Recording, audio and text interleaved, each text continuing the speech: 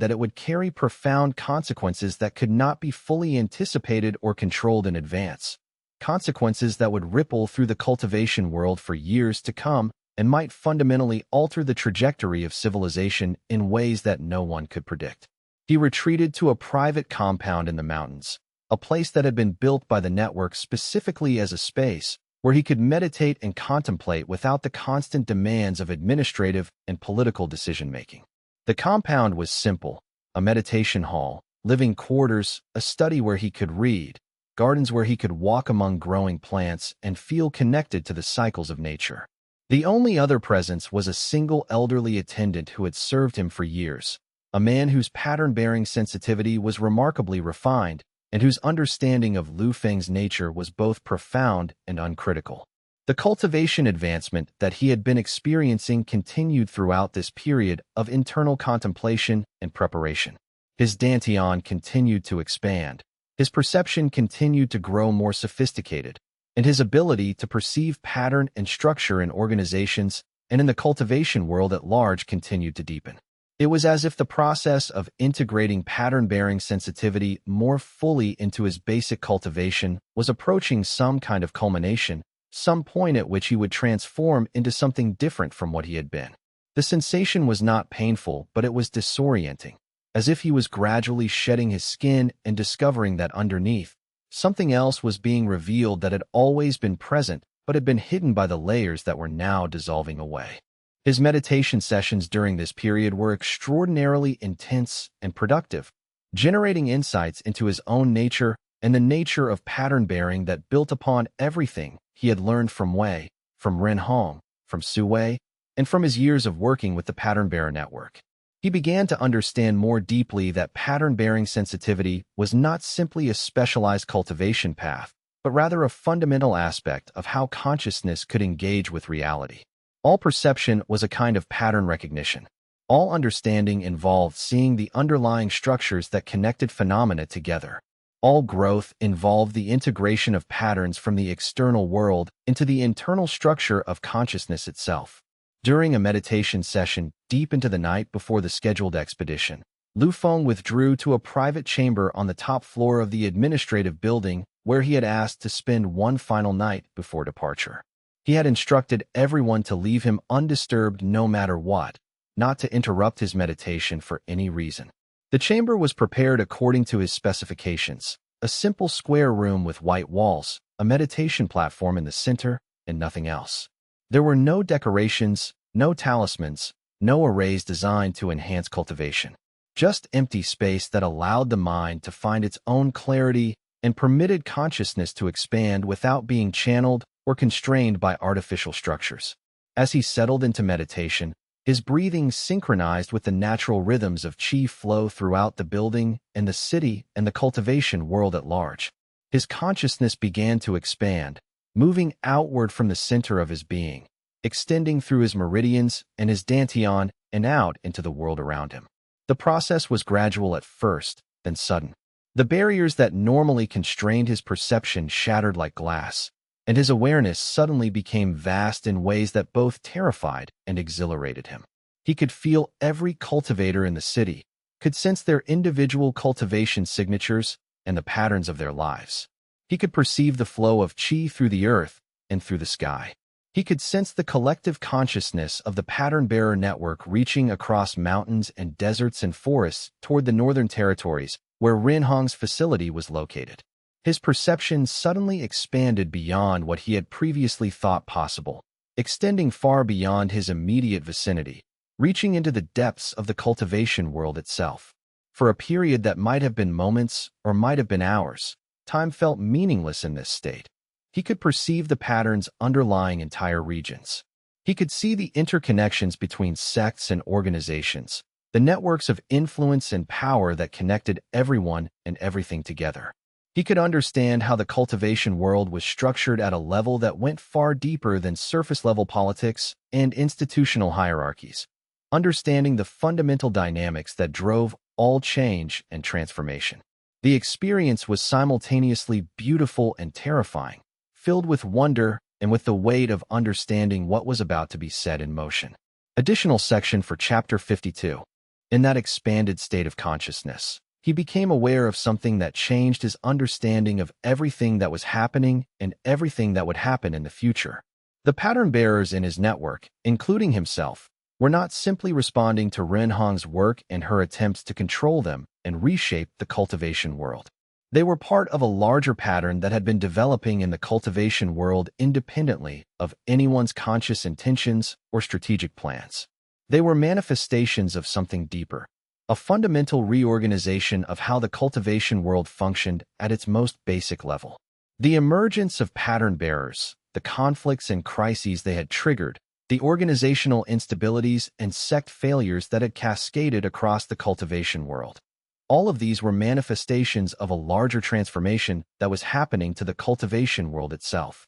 The cultivation world was evolving, and pattern bearers were the primary mechanism through which that evolution was occurring.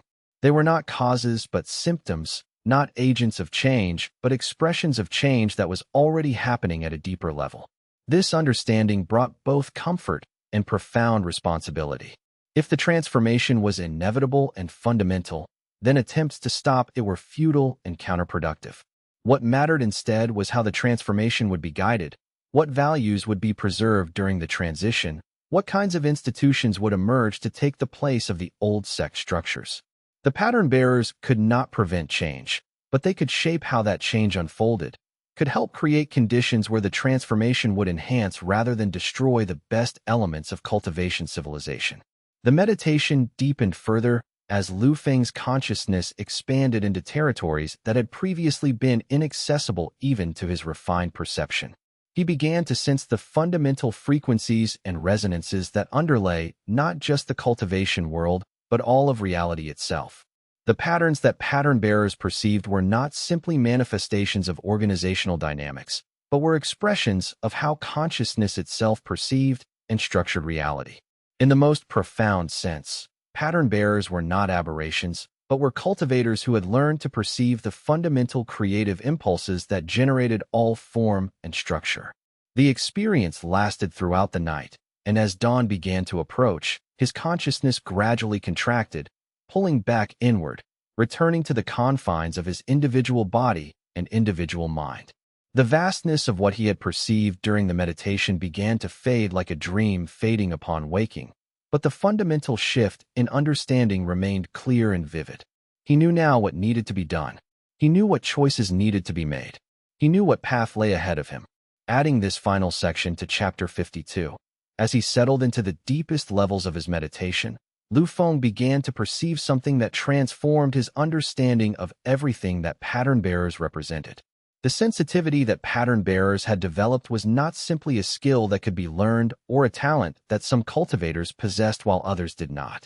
It was a capacity that all consciousness possessed to greater or lesser degrees, the ability to perceive the underlying patterns and structures that connected all things together. In this most profound state of meditation, he began to understand that the resistance to pattern bearers in the cultivation world came not from fear of what pattern bearers could do, but from fear of the fundamental reality that pattern-bearing sensitivity revealed. If all consciousness had access to pattern-bearing perception, then all cultivators had the potential to recognize the instabilities and inefficiencies in their sects, to see through the justifications and the rationalizations that sect leadership used to maintain their authority. The preservation of traditional sect structures depended on keeping most cultivators in a state of limited perception, in a condition where they could not see the fundamental problems with the institutions that governed them. This realization suggested that the transformation of the cultivation world was not something that could be prevented or delayed indefinitely. As more and more cultivators developed pattern-bearing sensitivity, whether naturally or through deliberate cultivation, the ability to maintain the old structures would gradually erode. The transformation was not just something that Renhong was trying to force, or that Lu Feng and the pattern-bearer network were trying to facilitate. It was a natural evolutionary impulse in consciousness itself, a development that would inevitably occur if the cultivation world continued to evolve. Understanding this fundamental reality brought both clarity and profound responsibility.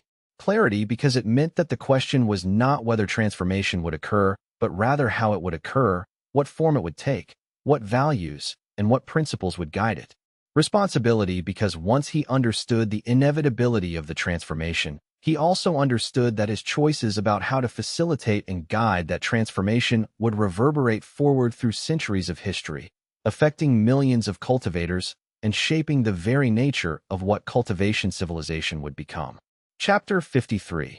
The final preparations. The expedition launched on a morning that was neither particularly auspicious nor particularly inauspicious according to the divination standards of the cultivation world. Simply an ordinary day that would become extraordinary through the actions that were about to occur. The force consisted of approximately 200 people, an impressive assembly of cultivators from across the cultivation world, representatives of different sects and different philosophical orientations, brought together by a common commitment to stopping Ren Hong and preventing her from continuing her project to reshape the cultivation world according to her vision. They gathered in the pre-dawn darkness outside the administrative building, their cultivation signatures glowing faintly in the night as they prepared their equipment and steeled their nerves for what was to come. The assembled cultivators included some of the most skilled fighters in the network, individuals trained in combat and capable of defending themselves against sophisticated defensive arrays. But the majority were not warriors in the traditional sense. They were pattern bearers and scholars, researchers and theorists, people whose contribution would be to understand what they encountered and to help interpret what Ren Hong had created. The force was organized into teams, each with specific responsibilities and each with multiple redundancies to ensure that if parts of the expedition were separated or lost, the overall mission could still proceed. Some teams were designated as advanced scouts, responsible for moving ahead of the main force to detect any traps or ambushes. Others were designated as specialists in cultivation arrays, experts who could analyze and potentially disable Ren Hong's defensive structures. Still others were designated as support personnel, responsible for maintaining supplies, treating injuries, and ensuring that the expedition could sustain itself for the weeks it might take to reach Ren Hong's facility and achieve the mission objectives.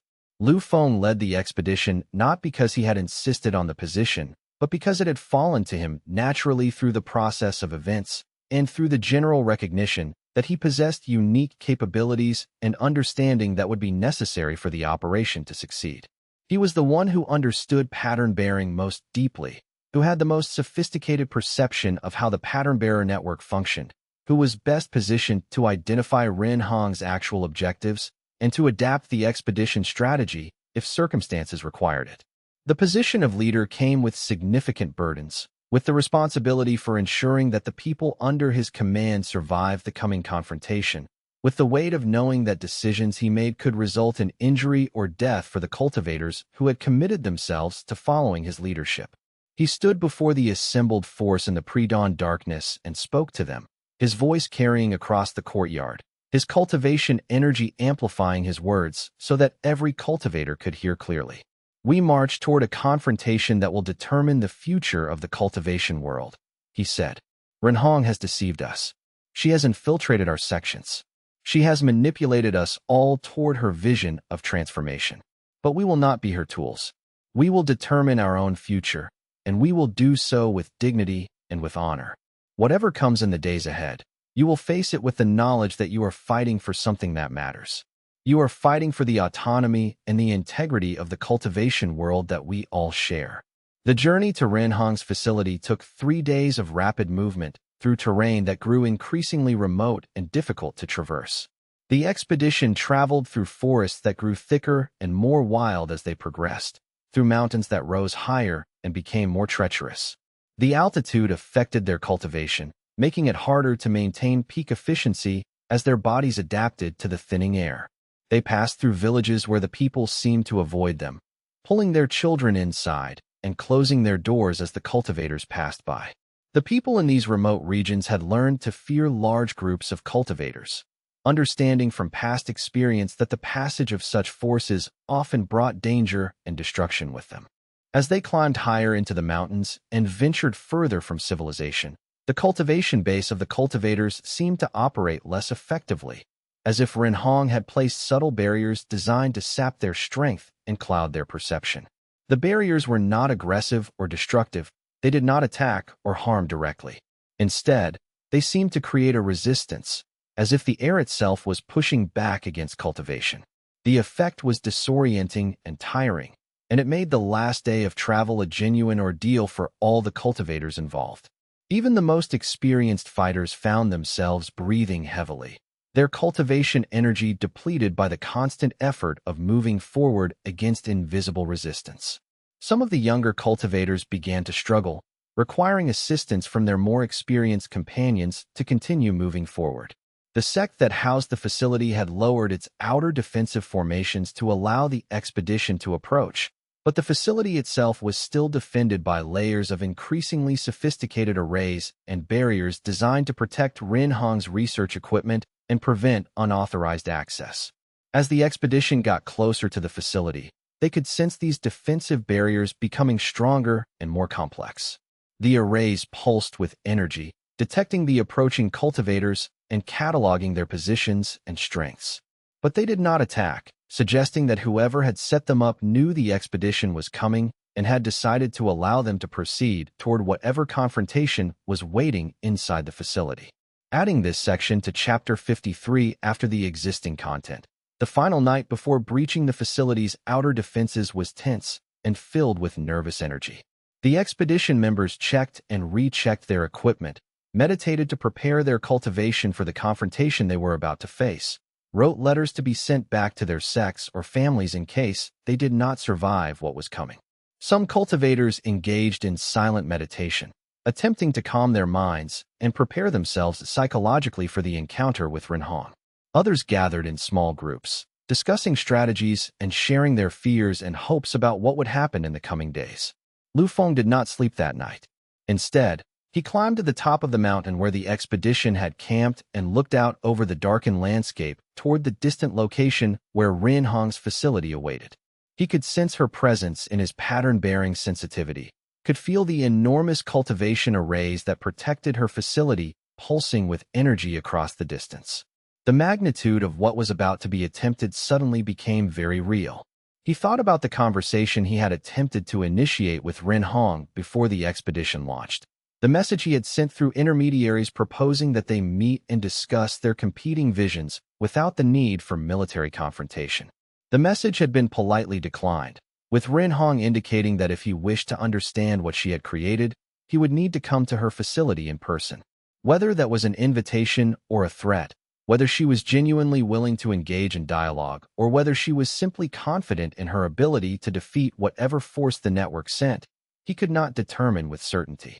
But as he stood on the mountain in the darkness, with the sleeping expedition members spread out below him in their carefully arranged camps, he felt the weight of the decision that had been made. There was no turning back now. The expedition would proceed. They would attempt to breach Rinhong's facility. Whatever happened in the confrontation that followed would reshape the cultivation world and would determine the future of pattern-bearing civilization for generations to come. Additional final section for Chapter 53. The final night before breaching the facility's outer defenses was marked by a kind of quiet intensity that came from all the cultivators in the expedition, understanding that they had reached the moment where contemplation had to give way to action.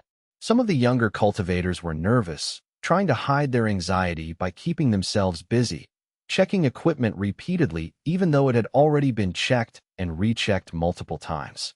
The more experienced warriors stood in quiet meditation, their cultivation signatures steady and controlled, demonstrating the kind of centered focus that came from years of facing danger and learning to manage fear. Lu Feng moved through the expedition's camps, speaking with the cultivators, offering words of encouragement and clarity about what they were attempting to accomplish. He spoke with the warriors about the importance of discipline and controlled response. He spoke with the scholars and researchers about the importance of observation and documentation. He spoke with the pattern bearers about their unique role, about how their sensitivity might be crucial to understanding what they encountered and to making strategic decisions in real time as circumstances unfolded. The atmosphere in the expedition camps was tense, but not chaotic. The cultivators understood the magnitude of what they were about to attempt. They understood that some of them might not survive what was coming. But they also understood that they were serving a purpose that extended far beyond themselves, that their actions in the coming days would ripple forward through generations of pattern-bearing civilization. That understanding gave their preparations a quality of meaning and purpose that transcended simple fear. As dawn began to break on the day of the assault, as the expedition members arose and began their final preparations, as scouts were sent ahead to assess the current status of the outer defensive barriers, Lu Feng stood alone on a high peak, looking out over the landscape toward Rin Hong's facility in the distance. He could feel her presence there, could sense the enormous concentration of cultivation energy that surrounded her laboratory. The moment of confrontation was finally at hand. Chapter 54. The confrontation with Rin Hong. When the expedition finally breached the facility's outer defenses after 3 days of careful approach through difficult mountain terrain, they found the way surprisingly clear and unobstructed. The defensive arrays that should have been formidable barriers had been partially deactivated, allowing passage for those with the knowledge to navigate them. It was as if someone had deliberately made the path easier for the expedition to follow, as if the defenders were expecting them and wanted them to arrive successfully at the inner chambers where the true confrontation would take place. As they made their way deeper into the facility, passing through chambers filled with research equipment and cultivation arrays and equipment that served purposes they could not immediately identify, the cultivators of the expedition exchanged nervous glances. The ease of their progress was not natural. It suggested that Rin Hong had already anticipated their arrival and had already prepared for whatever confrontation was about to occur. Some of the cultivators began to fear that they had walked into a trap, that Rin Hong had allowed them to approach for purposes of her own. They found Rin Hong waiting for them in what appeared to be her primary research laboratory, a vast chamber that was suspended above the ground through engineering that defied conventional understanding. The walls were lined with arrays that pulsed with energy, connected to each other through channels of qi that created a network of power flowing throughout the space. The arrays appeared to be simultaneously defensive and ornamental, serving purposes that extended beyond simple military protection. They seemed to be part of the research apparatus itself, part of the experimentation that Rin Hong had been conducting for decades. Rin Hong stood at the center of this space, surrounded by the physical manifestations of her life's work and her deepest ambitions for reshaping the cultivation world. She was not actively defending herself or trying to flee. She stood still, watching the expedition enter, her expression neutral and unreadable. She was dressed in simple robes, her hair bound up in a practical style, her appearance that of a scholar rather than a combatant. But there was an intensity to her presence, a sense of cultivated power that filled the chamber and made the expedition members acutely aware of her significance and her capability. When Lu Feng finally reached her, moving forward ahead of the rest of the expedition, Rin Hong greeted him with something that might have been expected resignation or might have been genuine welcome. Her eyes tracked his movement with apparent interest, studying him as if assessing changes that had occurred since she had last encountered him. It was impossible to determine her emotional state from her demeanor, which was calm and composed, and gave nothing away about her internal feelings regarding the confrontation that was about to occur. She seemed neither afraid nor angry, neither defensive nor aggressive. The moment hung suspended between them, filled with potential energy. Years of conflict and infiltration had led to this single moment. This meeting between two cultivators who understood pattern bearing in ways that few others in the cultivation world could comprehend. The expedition members spread out through the chamber, maintaining positions that would allow them to react quickly if Rin Hong attempted hostile action. But for the moment, there was only silence and the gentle pulsing of the arrays that surrounded them all. Additional section for Chapter 54, to be added after existing content. "You've finally arrived," Rin Hong said, addressing Lu Feng directly and with respect. Her voice was calm and carried a note of satisfaction, as if she had been waiting for this moment with anticipation rather than dread. "I was beginning to wonder how long it would take you to figure out where I was and to decide that confrontation was necessary. I've been waiting for this moment for quite some time. In many respects, this confrontation is the culmination of everything I've been working toward, the necessary step that will determine how the future unfolds." Lu Feng approached carefully, aware that there might be traps or defenses that would activate if he demonstrated aggression or made threatening movements. He kept his cultivation at a neutral state, not threatening, but also not passive. "Your infiltration of the sects has caused significant damage," he said, his voice measured and calm despite the tension surrounding the moment. The pattern bearers under your control have triggered organizational crises across the cultivation world. You've caused suffering and destruction in your pursuit of your vision for how the cultivation world should be organized. That has to stop. Ren Hong smiled, an expression that was genuinely warm and not at all condescending or dismissive. It was the smile of someone who had achieved something difficult and was satisfied with the result. "You still don't understand what I've actually been doing," she said, and her voice carried conviction and even a note of affection. "You're still looking at this as if it's about control and domination, as if I'm attempting to reshape the cultivation world according to my personal preferences and desires. But that's a fundamental misunderstanding of what my project actually represents." The laboratory around them seemed to pulse with energy as she spoke, the arrays that lined the walls responding to her cultivated presence, creating waves of light and color that reflected her emotional state and her cultivation power. The effect was beautiful and terrifying at the same time. Beautiful because it demonstrated the sophisticated control Ren Hong had achieved over cultivation theory and practice. Terrifying because it suggested that she possessed resources and capabilities that far exceeded what the network had anticipated. "Come with me," Ren Hong said, extending her hand in a gesture of invitation rather than compulsion. "Let me show you what I've actually created. Let me explain what I've been attempting to accomplish. Then you can judge whether what I've done is truly wrong, whether my methods have been unjustified, or whether you simply don't yet understand the profound necessity of what I've undertaken." Adding final dialogue section to Chapter 54. Ren Hong's smile broadened as she watched Lu Feng's expression, as if she could perceive something in his subtle shifts of emotion and energy that confirmed her analysis of what he would eventually understand and accept. "You see, even now, you cannot fully hide what you're feeling," she said. "Your pattern-bearing sensitivity is becoming so refined that your emotional states are becoming transparent to others with similar sensitivity. That is what I have been working toward. Cultivators so aware of themselves and each other that deception and manipulation become impossible, that organizations must function through genuine understanding and genuine agreement rather than through authority and control." The distinction she was making struck at the heart of what divided their perspectives. Lu Feng had been focused on the methods she had used, on the infiltration and the destruction that her actions had caused. But she was focused on the ultimate transformation that she believed those methods were serving. In her view, the suffering and the crises were necessary pangs of a civilization being transformed from one based on hierarchy and control to one based on genuine understanding and cooperation. "Come," she repeated, extending her hand again in that gesture of invitation. "Let me show you what I have created. Let me help you understand not just what I have done, but why I believe it is necessary. Then you can judge for yourself whether I am a villain deserving of punishment or a visionary attempting to guide the cultivation world towards something genuinely better." The moment hung suspended between them, filled with potential energy and significance. The choice Lu Feng made in the next few seconds would determine everything that followed.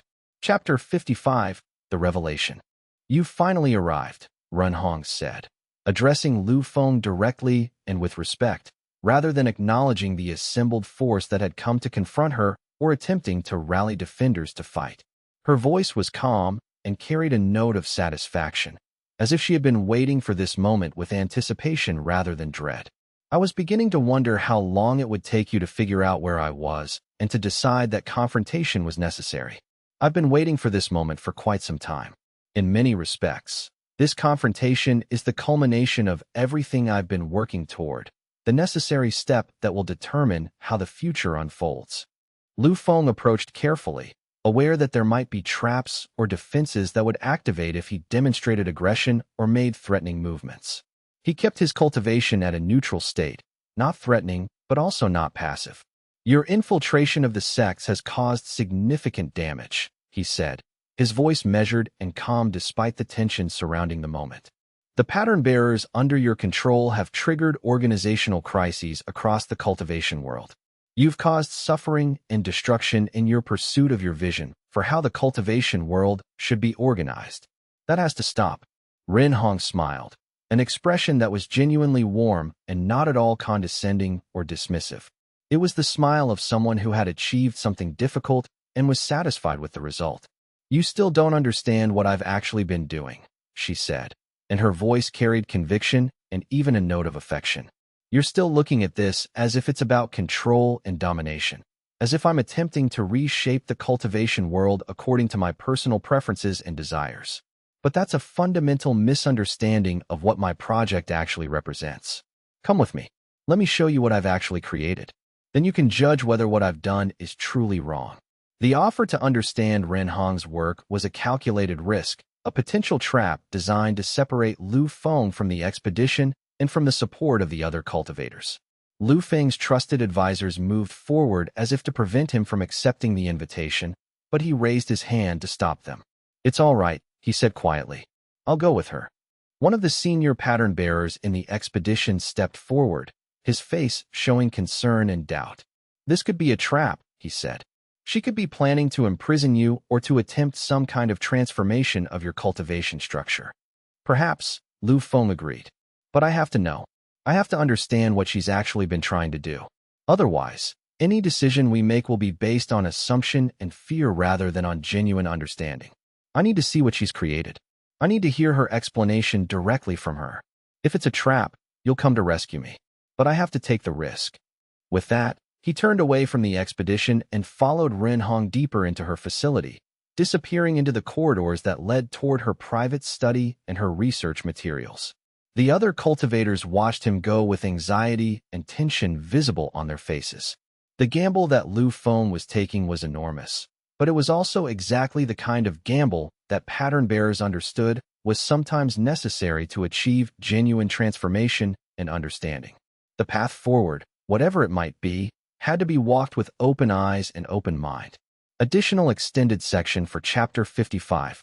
The offer to understand Ren Hong's work was a calculated risk, a potential trap designed to separate Lu Feng from the expedition and from the support of the other cultivators. The risks were obvious and significant.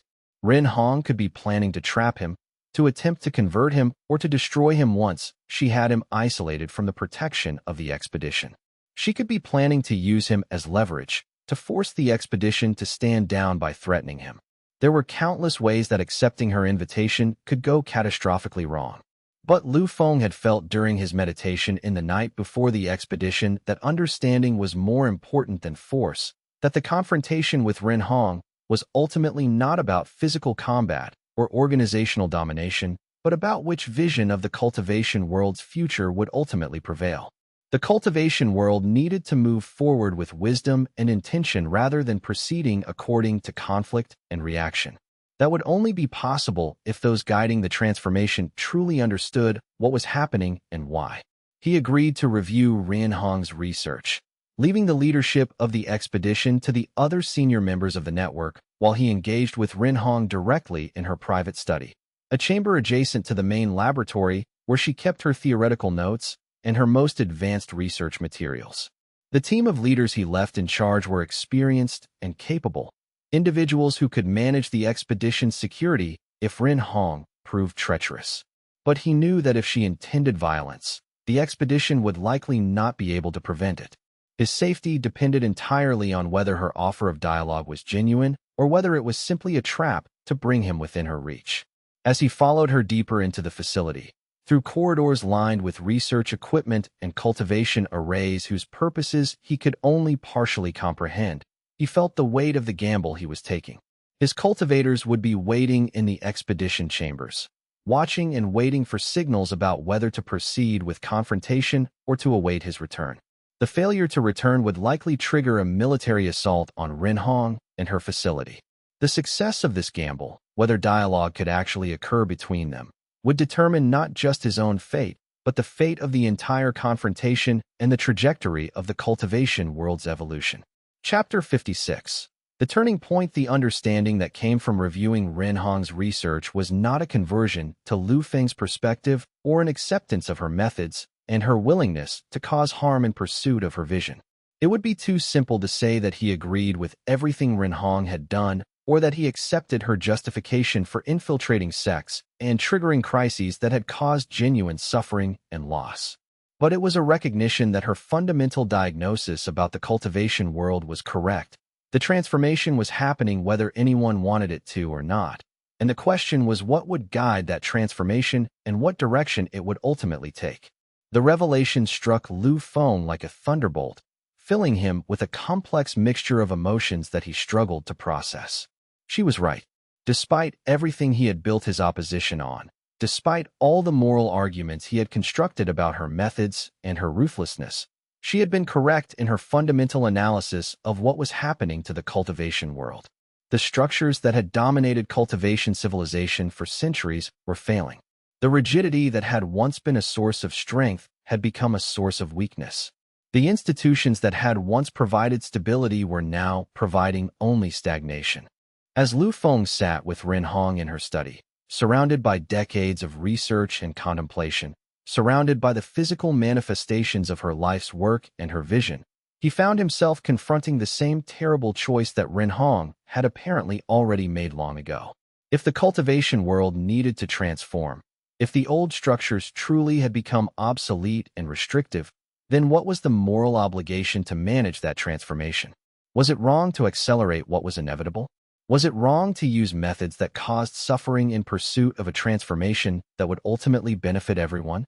These questions circled through his mind like birds with no safe place to land.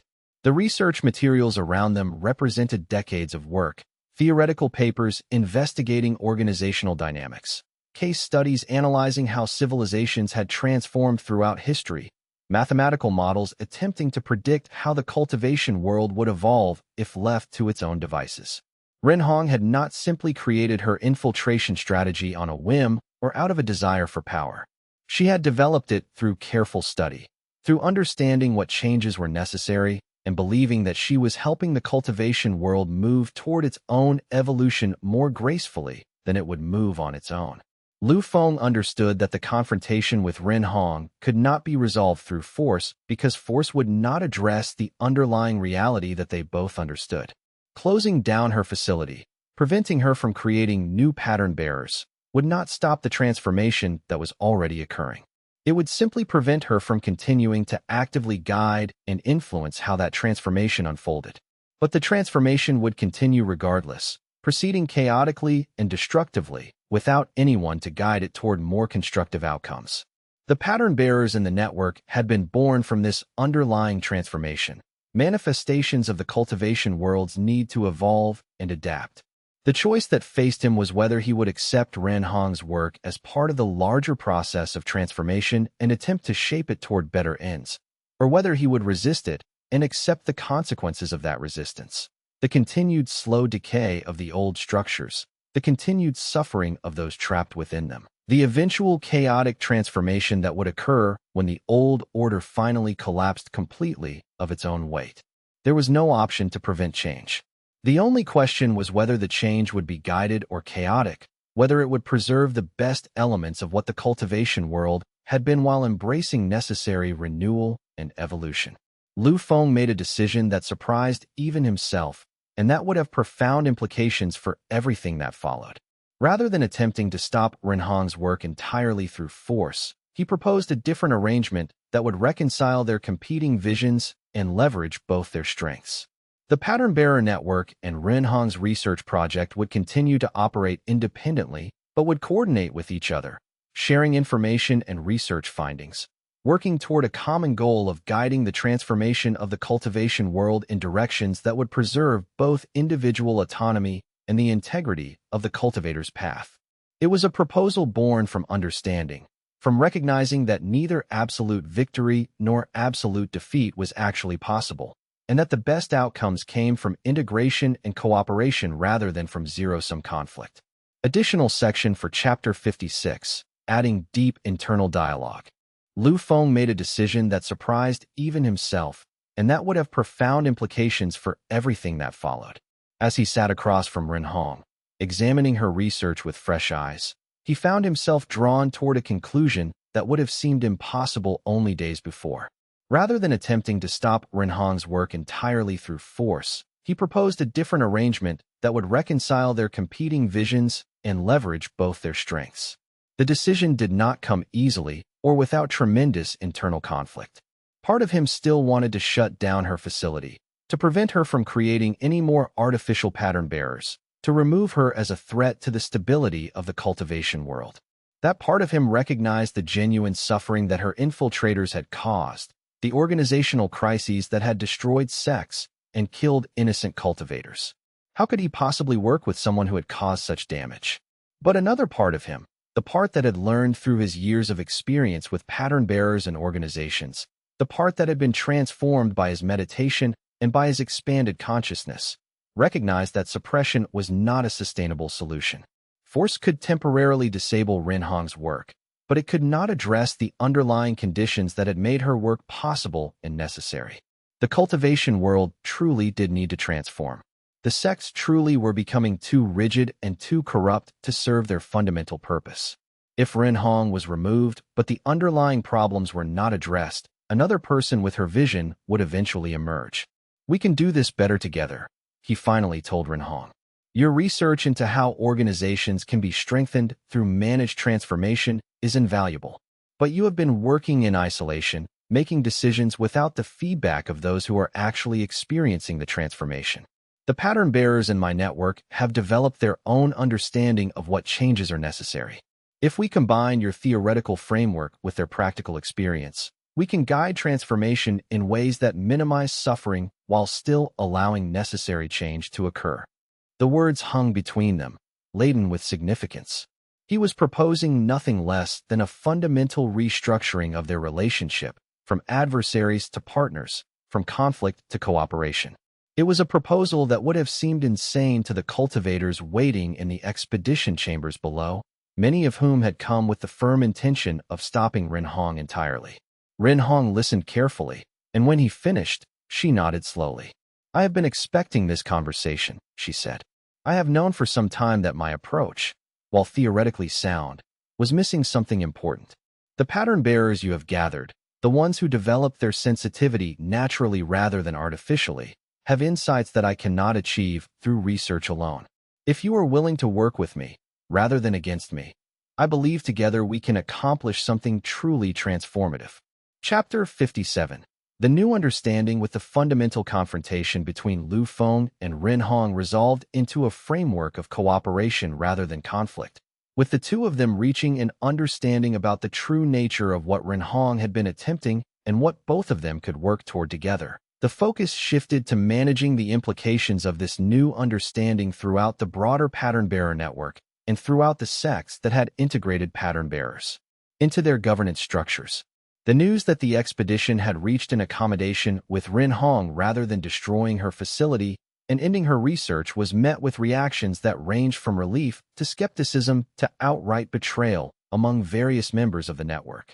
The pattern bearers who had traveled to Renhong's facility were deeply shocked by the turn of events. They had prepared themselves psychologically for combat, had readied themselves to face dangerous defensive arrays and potentially deadly confrontations. They had accepted the possibility that some of them might not return alive from the expedition. When they learned that instead of fighting, Lu Feng had spent days in negotiation and discussion with Renhong, many of them felt profound disorientation and a sense that their sacrifices and their willingness to risk their lives had been negated. Some pattern bearers who had committed their lives to opposing Renhong felt that the decision represented a betrayal of everything they had been working toward. They had seen Renhong's infiltrators cause genuine suffering, had watched sects collapse and thousands of people suffer as a result of the organizational crises that Renhong's agents had triggered. The idea that Lu Feng would reach some kind of understanding with Renhong and call off the confrontation seemed to many like a surrender of principle for the sake of philosophical agreement. How could you compromise with someone who had caused so much damage? How could you work together with someone who had used deception and infiltration as tools for reshaping civilization? Lu Feng spent the weeks and months following the confrontation traveling through the cultivation world, explaining the shift in understanding that had occurred, attempting to help cultivators and sects understand that the transformation of the cultivation world was not a threat to be fought, but a process to be guided and influenced.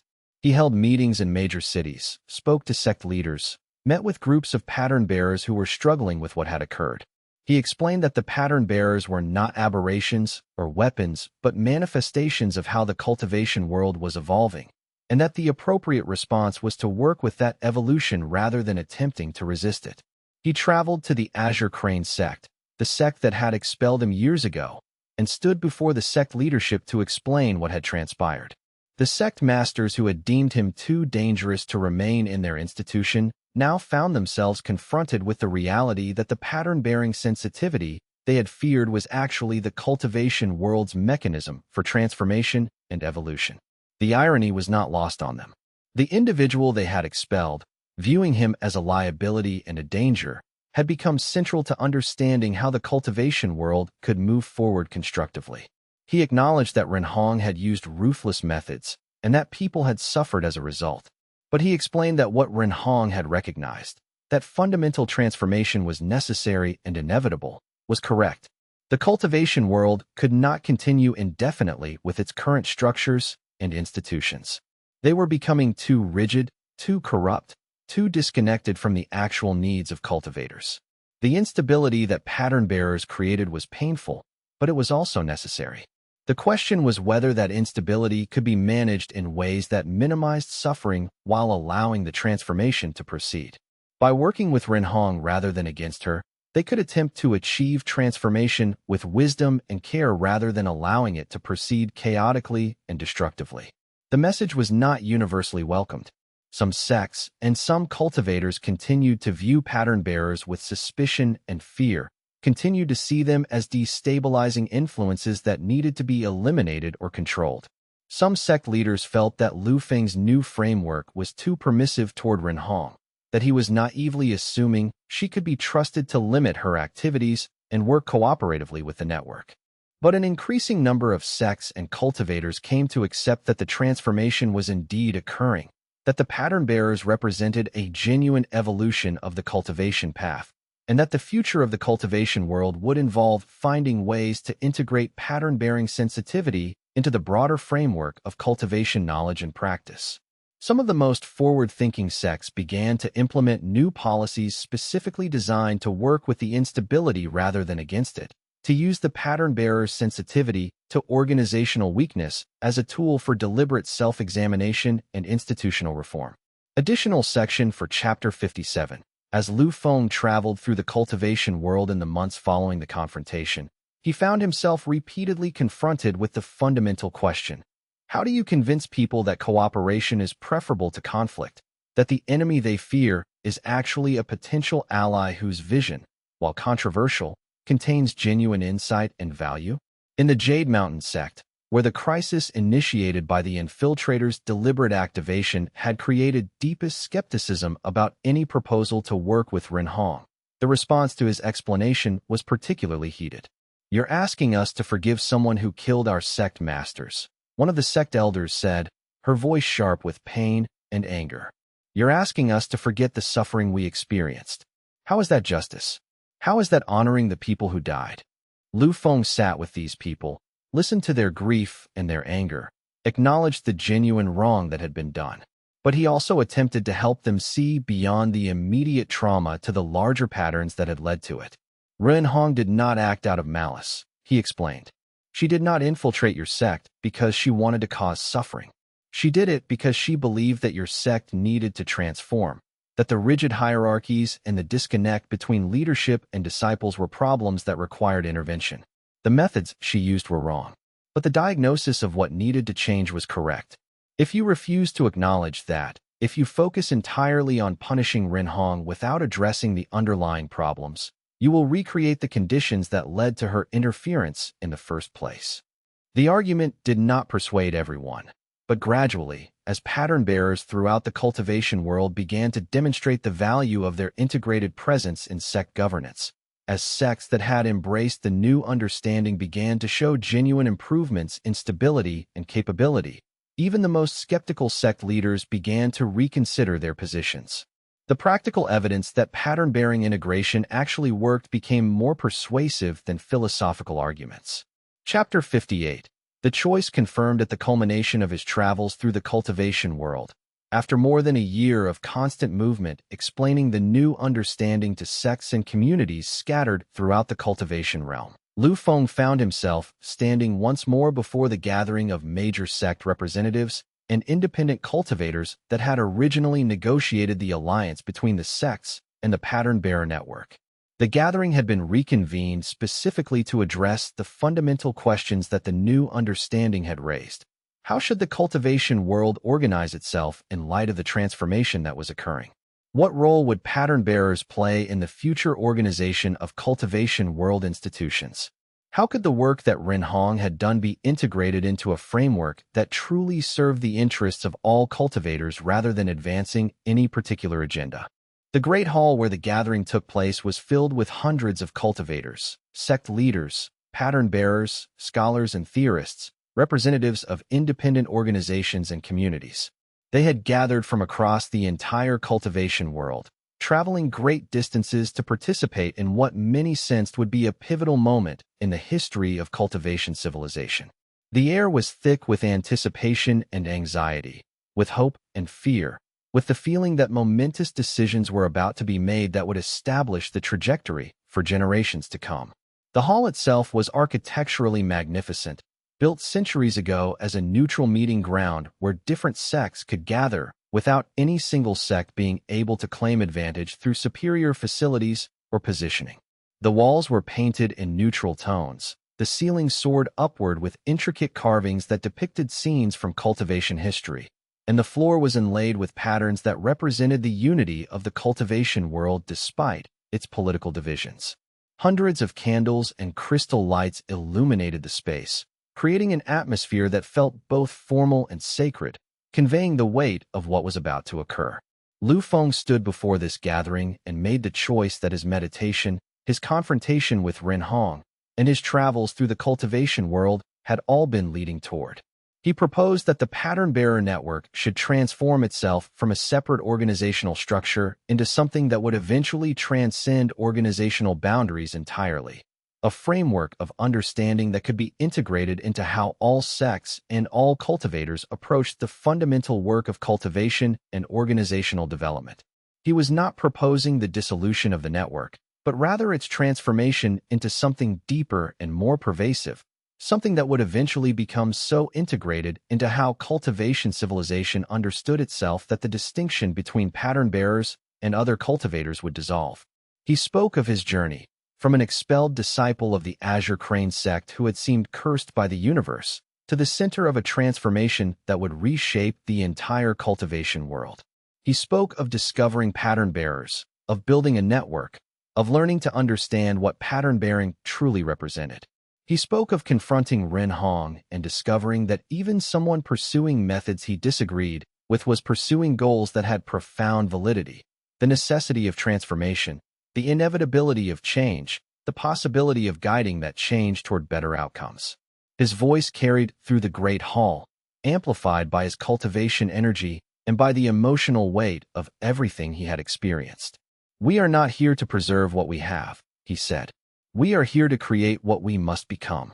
The pattern-bearers among us are not a separate class of cultivators, superior or inferior to those who do not bear this particular gift. They are the manifestation of the cultivation world's own evolutionary impulse, its own drive to transform and grow. By fully integrating this understanding into how we organize ourselves and how we approach cultivation, we honor that impulse and we ensure that the transformation proceeds with wisdom and care rather than proceeding chaotically. The choice represented the culmination of Lu Feng's personal transformation from an expelled outer disciple of the Azure Crane sect to a figure of genuine influence and significance within the broader cultivation world.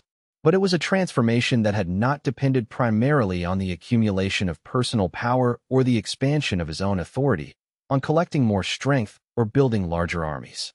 Instead, it had depended on understanding that the most profound kind of influence came through facilitating change at the level of fundamental consciousness and perception, through helping others understand what they were actually confronting and what genuine transformation would require. The proposal he made was not universally accepted. Some sect leaders remained skeptical of pattern-bearers, and concerned that they would lose authority if the network dissolved into the broader cultivation world.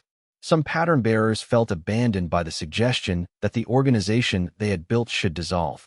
But a majority of those gathered recognized the wisdom in what Lu Feng was proposing, that the true victory would come not from the network maintaining itself as a separate institution, but from making pattern bearing such a fundamental part of cultivation practice that the network would no longer be necessary as a distinct organization. Additional section for Chapter 58. As Lu Feng presented his proposal to the gathered representatives, he became aware of how revolutionary the suggestion truly was. He was proposing nothing less than the dissolution of the network as a separate political entity, the integration of pattern-bearing understanding so deeply into mainstream cultivation that pattern bearers would eventually not be identified as a special category, but would simply be recognized as cultivators with a particular refined skill. It was a proposal that would ultimately mean the end of the network as an organization, though it would represent a victory in terms of the ideals that the network had been founded to serve. The proposal was met with mixed reactions. Many of the pattern bearers in the audience seemed to recognize its wisdom and nodded their agreement. The pattern bearers who had dedicated their lives to the network understood that what Lu Feng was proposing was the ultimate success. Not the maintenance of the network as an institution, but the integration of pattern bearing so thoroughly into cultivation civilization that the network would no longer be necessary. But some sect leaders seemed concerned by the implication that the network would eventually cease to exist. Without the network's formal structure, how would pattern bearers be coordinated? How would their activities be managed? How would conflicts between pattern bearers and sects be resolved? Lu Feng addressed these concerns by explaining that coordination could emerge naturally through the relationships that pattern bearers developed with their host sects and with each other.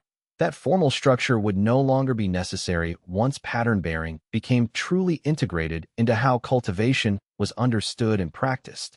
The Great Hall itself seemed to respond to the significance of the moment, the massive stones that composed its walls seeming to pulse with cultivation energy, as if the building itself understood that it was bearing witness to a moment of profound historical importance.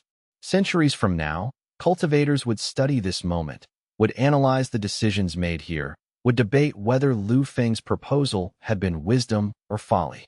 But in this moment, standing before the assembled representatives of the cultivation world, Lu Feng felt the weight of history and the responsibility of making decisions that would echo forward for generations to come. Chapter 59. Integration and Evolution. In the years that followed the resolution of the confrontation with Ren Hong and the establishment of the new framework for how pattern bearers would integrate themselves into the cultivation world, the transformation that both Lu Feng and Ren Hong had perceived as inevitable began to manifest increasingly openly and obviously throughout every corner of the cultivation world.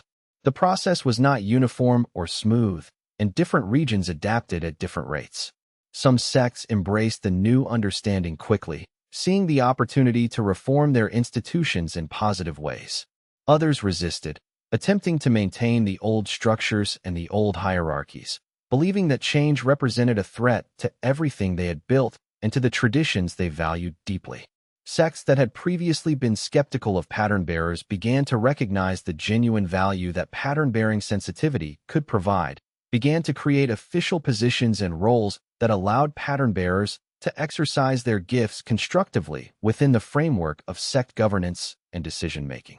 The Crimson Flame Sect, one of the most progressive institutions in the cultivation world, appointed 3 pattern bearers to its governing council and granted them authority to recommend structural changes. Within 2 years, the sect had implemented a new governance model that was more responsive to the needs of ordinary disciples and that had greater flexibility to adapt to changing circumstances. The transformation was not without cost. Some senior leaders who had benefited from the old rigid structure resisted the changes vehemently. But ultimately, the sect emerged stronger and more capable, with higher morale among the disciples and greater efficiency in responding to crises and opportunities. The Windswept Peak Sect, which had historically been one of the most traditional and hierarchical institutions, faced significant internal conflict when it attempted to integrate pattern bearers into its governing structure. The oldest of the sect masters threatened to resign rather than accept what they saw as the dilution of pure cultivation practice with what they called political games. But the younger sect members, seeing the results in the Crimson Flame sect and in other progressive institutions, pushed for similar reforms. The internal conflict eventually led to a generational transition of power, with the older masters gradually giving way to younger ones who had been trained to understand both traditional cultivation practice and the new framework of pattern-bearing integration. Young cultivators began to study pattern-bearing sensitivity as a deliberate cultivation focus, learning methods and techniques to develop their own sensitivity to organizational patterns and structural instabilities. Pattern-bearing academies were established in major cities, places where students could learn from experienced pattern-bearers who understood how to cultivate and refine the sensitivity. The cultivation schools that had previously focused exclusively on individual power development and hierarchical advancement began to expand their curriculum to include instruction in how to perceive and influence organizational dynamics. Teachers who had formerly believed that organizational governance was beneath the concern of real cultivators began to teach classes on how to apply pattern-bearing insight to sect leadership and community building. The transformation of cultivation education was profound and far-reaching. Where cultivation had once been primarily a vertical pursuit of individual power advancement, it began to develop a horizontal dimension, an understanding of how individual growth could be connected to collective growth and organizational health. Cultivation techniques were developed that allowed multiple cultivators to meditate together, to link their consciousnesses in ways that created feedback loops of mutual enhancement. Advanced students could attend seminars on how to diagnose organizational dysfunction using pattern-bearing sensitivity, how to recommend changes that would strengthen institutions without destabilizing them, how to balance the need for transformation with the need for stability. The understanding gradually spread throughout the cultivation world that cultivation was not simply an individual pursuit, but a collective endeavor, that the health and stability of organizations and communities was inseparable from the development of individual cultivators. This represented a fundamental shift in cultivation philosophy, a recognition that power in isolation was less valuable than power used constructively within a community or organization. The most advanced cultivators were no longer necessarily those who had accumulated the most raw power, but those who had developed the greatest sophistication in understanding how power could be deployed within complex social and organizational systems. Renhong's research facilities, now operating in cooperation with the pattern-bearer network rather than in opposition to it, became centers of learning and development where cultivators from across the cultivation world could come to study advanced techniques and theoretical frameworks related to pattern-bearing sensitivity. Where her work had once been conducted in secret and had been designed to create controlled pattern-bearers for her own purposes, it now became openly accessible knowledge, shared freely among all who wanted to develop their understanding of pattern-bearing. Her research papers were published in cultivation journals and debated in cultivation schools. Her theoretical frameworks became standard elements of the curriculum for advanced students of organizational dynamics. What neither Lu Feng nor Ren Hong could have fully anticipated was that the integration of pattern-bearing sensitivity into mainstream cultivation practice would itself trigger new developments and new possibilities that went far beyond what either of them had envisioned. As more cultivators learned to perceive and work with organizational patterns, as pattern-bearing sensitivity became increasingly distributed throughout the cultivation world, new forms of organization and new possibilities for coordination and cooperation began to emerge naturally from the collective experimentation. Sects that had previously been rivals began to cooperate on projects that benefited the broader cultivation world. Independent cultivators organized themselves into networks that could accomplish together what no individual could accomplish alone. The entire institutional structure of the cultivation world began a slow transformation toward greater complexity and greater interconnection. Additional section for Chapter 59. The integration of pattern-bearing sensitivity into mainstream cultivation practice created new challenges that no one had fully anticipated. Some cultivators who had not spent years developing pattern-bearing sensitivity found it difficult to even perceive the patterns that experienced pattern-bearers described so easily. The cultivation academies discovered that they needed to develop entirely new teaching methods, approaches that would allow beginners to gradually develop sensitivity rather than attempting to achieve full perception immediately. The research communities and sects that had integrated pattern bearers began to produce extraordinary results. With pattern bearers able to diagnose organizational weaknesses and recommend structural changes, sects could adapt and evolve far more rapidly than had previously been possible. Some of the most innovative sects began to implement changes quarterly, deliberately seeking out and acting on the recommendations of their pattern bearers before crises could build. But not all sects adapted well to the transformation. Some sect leaders who had spent decades building authority within rigid hierarchies found themselves actively resisting the changes that pattern bearers recommended. These leaders often argued that the changes were being implemented too rapidly, that traditions were being discarded without sufficient respect for their historical importance, that the new organizational approaches were untested and risky. In some cases, these leaders attempted to expel their pattern bearers or to suppress their recommendations, creating new conflicts that had to be mediated by the broader cultivation community. The first major transformation crisis emerged in what had been one of the most prestigious and ancient sects in the cultivation world, the Eternal Mountain Sect, which had existed in essentially unchanged form for over 2,000 years.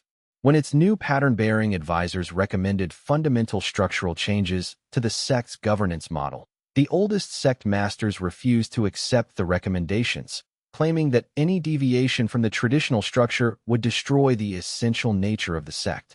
The confrontation escalated until the younger disciples and the pattern-bearers within the sect, seeing the value in the proposed changes, staged a peaceful protest, refusing to participate in cultivation sessions or sect activities until the leadership agreed to at least pilot test the new organizational structure on a limited basis. Within weeks, the sect was fundamentally divided, with the younger members pushing for transformation and the older leadership defending tradition. The situation at Eternal Mountain Sect became a test case for how the cultivation world would handle the friction between old and new understanding. Would transformation be allowed to proceed, even when it required forcing change on reluctant institutions? Or would respect for tradition and for the autonomy of individual sects take priority over the pressure for universal adoption of pattern-bearing methodology? The answers that emerged would help shape how the transformation would proceed in other sects and other regions. Chapter 60. The path forward. Lu Feng found himself in a new phase of his life and his cultivation, no longer primarily occupied with organizational management or strategic coordination, but rather focused on his own continued development and on attempting to understand the larger implications of the transformation that was occurring to the cultivation world. His cultivation base had continued to advance to levels that were remarkable and unprecedented, pushing the boundaries of what was theoretically possible for a cultivator operating within the established parameters of cultivation development. His dantian had expanded to a size that was genuinely extraordinary, capable of holding and sustaining cultivation energy at levels that would have been unimaginable when he was first expelled from the Azure Crane sect. The expansion of his dantian was not simply a matter of size, but of structural complexity. The arrays and formations that had been artificially constructed within his meridians had begun to integrate more deeply with his natural cultivation pathways, creating hybrid structures that combined the best elements of both artificial and natural pattern-bearing sensitivity. The integration process had been gradual and occasionally painful, requiring constant meditation and adjustment as his cultivation essence adapted to the new configurations. But the result had been transformative. He could now perceive patterns with a clarity and sophistication that far exceeded what he had been capable of before, and he could maintain that perception without the constant effort and focus that had previously been required. What was perhaps most surprising was that his advancement did not come through the pursuit of conventional cultivation breakthroughs or the accumulation of power in traditional ways. He had not engaged in the kind of intense individual cultivation that sect disciples pursued, had not attempted to achieve higher cultivation stages through isolated effort and meditation. Instead, his advancement came through his integration with other pattern bearers and through the complex feedback loops that emerged from their collective work. His growth was intertwined with the growth of the broader network. His development could not be separated from the development of the cultivation world as a whole. The cultivation theorists in the network eventually concluded that Lu Feng was not simply advancing as an individual, but was participating in a fundamentally new form of cultivation, network cultivation, where multiple cultivators advance together as a unified system rather than as isolated individuals. His cultivation could not be separated from the cultivation of the pattern bearers around him. His advancement enabled their advancement, which in turn enabled his further advancement. It was a virtuous cycle of mutual cultivation and mutual growth that produced results that exceeded what any individual could achieve alone. This realization transformed how the network understood cultivation itself and opened up entirely new possibilities for how cultivators could approach their own development. He was becoming something that had never existed in the cultivation world before, not a sect master or a cultivation genius in the traditional sense, but rather a kind of focal point or nexus through which the transformation of the cultivation world was actively occurring. He was not ruling or directing the transformation, but rather facilitating it, enabling others to make their own contributions to the process of change. The pattern bearers who worked with him reported that his presence seemed to amplify their own capabilities, to allow them to perceive more deeply and to act more effectively in service of organizational transformation. Some of the theorists suggested that he was functioning as a living array, a cultivation structure that linked all the individual pattern bearers together into a larger unified system. The conflicts and tensions that had once seemed so urgent and so important, the struggle against Ren Hong's infiltration, the battle to prevent sect collapse, the effort to establish pattern-bearer legitimacy within cultivation society, had all been transformed through understanding into what they actually were: manifestations of the cultivation world's evolution, necessary conflicts through which the old structures broke down and new possibilities emerged. What had seemed like failure and disaster at the time had actually been the necessary process of transformation, the breaking down of old patterns so that new ones could form. The crisis at Jade Mountain Sect that had seemed so catastrophic at the time had actually been the turning point that forced the cultivation world to take pattern-bearing seriously and to begin the process of integration. Years passed, and the cultivation world continued to transform at an accelerating pace. The old sect-based hierarchies persisted, but they became increasingly flexible and increasingly responsive to the insights provided by pattern bearers. New forms of organization emerged, networks of cultivators who worked together without the traditional sect structure. Some sects embraced transformation and emerged stronger and more capable. Others resisted too long and eventually collapsed, their rigidity preventing them from adapting to new circumstances.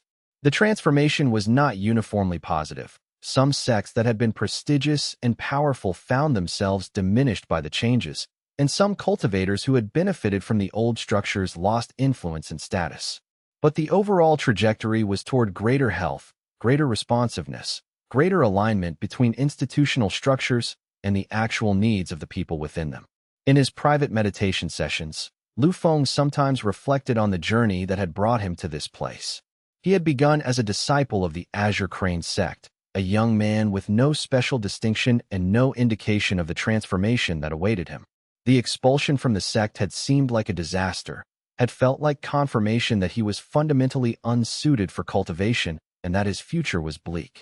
But the rejection had freed him to discover who he really was, to develop his sensitivity to pattern bearing without the constraints of sect ideology, to build relationships with others who shared his gift and who understood his nature as something valuable rather than something to be feared or controlled.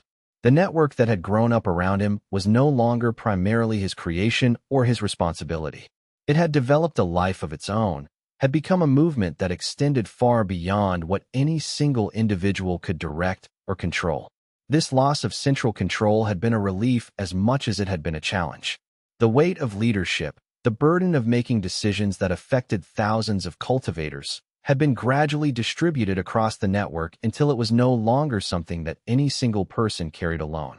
The pattern bearers who participated in the network had learned to trust their own judgment, to make decisions collectively rather than looking to him for guidance and direction. As Lu Feng looked forward toward the future and toward whatever new challenges and opportunities might emerge, he understood that his journey was far from complete. The transformation of the cultivation world was only beginning. The integration of pattern-bearing sensitivity into mainstream cultivation practice would continue to produce unexpected developments and consequences that no one could fully predict. The cultivation schools would continue to evolve. New understanding would emerge about how cultivation could be practiced, about what it meant to be a cultivator, about how individuals and organizations could work together to achieve greater heights than either could achieve alone. New challenges would arise.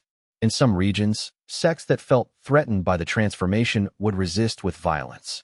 In others, pattern bearers would go too far in pushing for change, creating crises more severe than necessary. Renhong would sometimes push the boundaries of what had been agreed to, attempting to deploy new infiltrators or implement strategies that went beyond their understanding. The cultivation world would continue to evolve in directions that no one could fully predict or control in advance. But he also understood something profound that had emerged from his journey. The pattern-bearing sensitivity that had initially seemed like a curse, that had been used as justification for his expulsion from the Azure Crane sect years ago, that had nearly been weaponized as an instrument of domination by Renhong, was actually the cultivation world's own mechanism for transformation and evolution. The instabilities that pattern bearers triggered were not bugs in the system, but features, expressions of the cultivation world's need to transform and grow. Societies that became too rigid inevitably collapsed under their own weight, unless something could introduce flexibility and force adaptation. Pattern bearers provided that necessary function, and in doing so, they were serving a role that was fundamental and essential to the continuation of civilization itself. And his role, which had started as that of an expelled disciple struggling to survive in the wilderness beyond the sect walls, had evolved into something far more significant and far more profound. He had become a conscious participant in the cultivation world's own emergence and evolution toward new forms of understanding and new possibilities for what cultivation could mean. He had not sought this role, had not planned to become the focal point of a transformation that would reshape the entire cultivation world. But through his struggles, his growth, his willingness to learn from those he confronted, he had become exactly that. The path that had begun with expulsion and destruction had led him to the center of creation and renewal. The future stretched ahead, full of possibility and uncertainty. The cultivation world would continue to change, continue to grow, continue to discover new ways of organizing itself and new ways of approaching the fundamental work of cultivation. And Lu Feng would continue to evolve alongside it, no longer as a leader directing the change, but as a participant in the change, contributing to the transformation while being transformed by it. The story of the pattern bearers was not ending, but was beginning again at a new level, opening up new chapters that had yet to be written, new adventures that awaited those with the vision and courage to pursue them. The sect expelled me and got destroyed the next day. Step 4. Chapters 61 to 80. Chapter 61. The Alliance rises. The prosperity of the transformation was not universal. While forward-thinking sects embraced the integration of pattern-bearer knowledge and grew stronger as a result, a darker and more organized opposition was taking shape in the shadows of the cultivation world. The Eternal Coalition, a formal alliance of sects that had banded together centuries ago to resist what they viewed as destabilizing forces, had been watching the spread of pattern-bearer influence with increasing alarm. What had begun as scattered skepticism and individual resistance was now crystallizing into coordinated opposition. The coalition's perspective on the transformation was not entirely unreasonable. From their vantage point, they saw young disciples abandoning sect loyalty, saw hierarchies that had provided stability for centuries being questioned and dismantled, saw the very foundations of cultivation civilization being picked apart by people who claimed only to want to improve things. To the coalition leaders, improvement that came through destruction of tradition was not improvement at all. It was catastrophe dressed in the language of reform. The Alliance's Council of Seven met for the first time in 3 decades at the Fortress of Eternal Truth, a fortress that was not merely military, but was also intellectual, a center of learning where the oldest cultivation theories and the most ancient cultivation wisdom had been preserved and continuously refined over centuries. The meeting place itself, a vast amphitheater carved directly from living mountain stone by ancient sect founders, seemed to carry the weight of that history, seemed to demand that any decisions made within it must be worthy of everything that had come before. The Eternal Coalition comprised 37 major sects and numerous smaller cultivation communities scattered across the known world. These were not marginal institutions, but some of the most powerful and influential organizations in cultivation society. The demon-quelling sect, the immutable way, the fortress of eternal truth. Each one had maintained its fundamental structure and ideology unchanged for centuries or even millennia. Each one viewed the rapid transformation driven by pattern-bearers as not merely problematic but existentially threatening. The process of organizing the coalition had taken months. Different sects had different concerns and different perspectives on exactly what the threat was and what should be done about it. Some wanted immediate military action. Others urged a more measured approach. The debate about how to respond had consumed countless council sessions, had generated enormous volumes of correspondence between coalition members, had tested the very bonds that held the alliance together. What had ultimately united them was not a shared sense of purpose, but a shared sense of fear. Fear of losing control, fear of irrelevance, fear of a future where the institutional structures they had maintained and believed in for centuries would no longer matter. The alliance's leadership had concluded something that terrified them even more than the pattern-bearers themselves.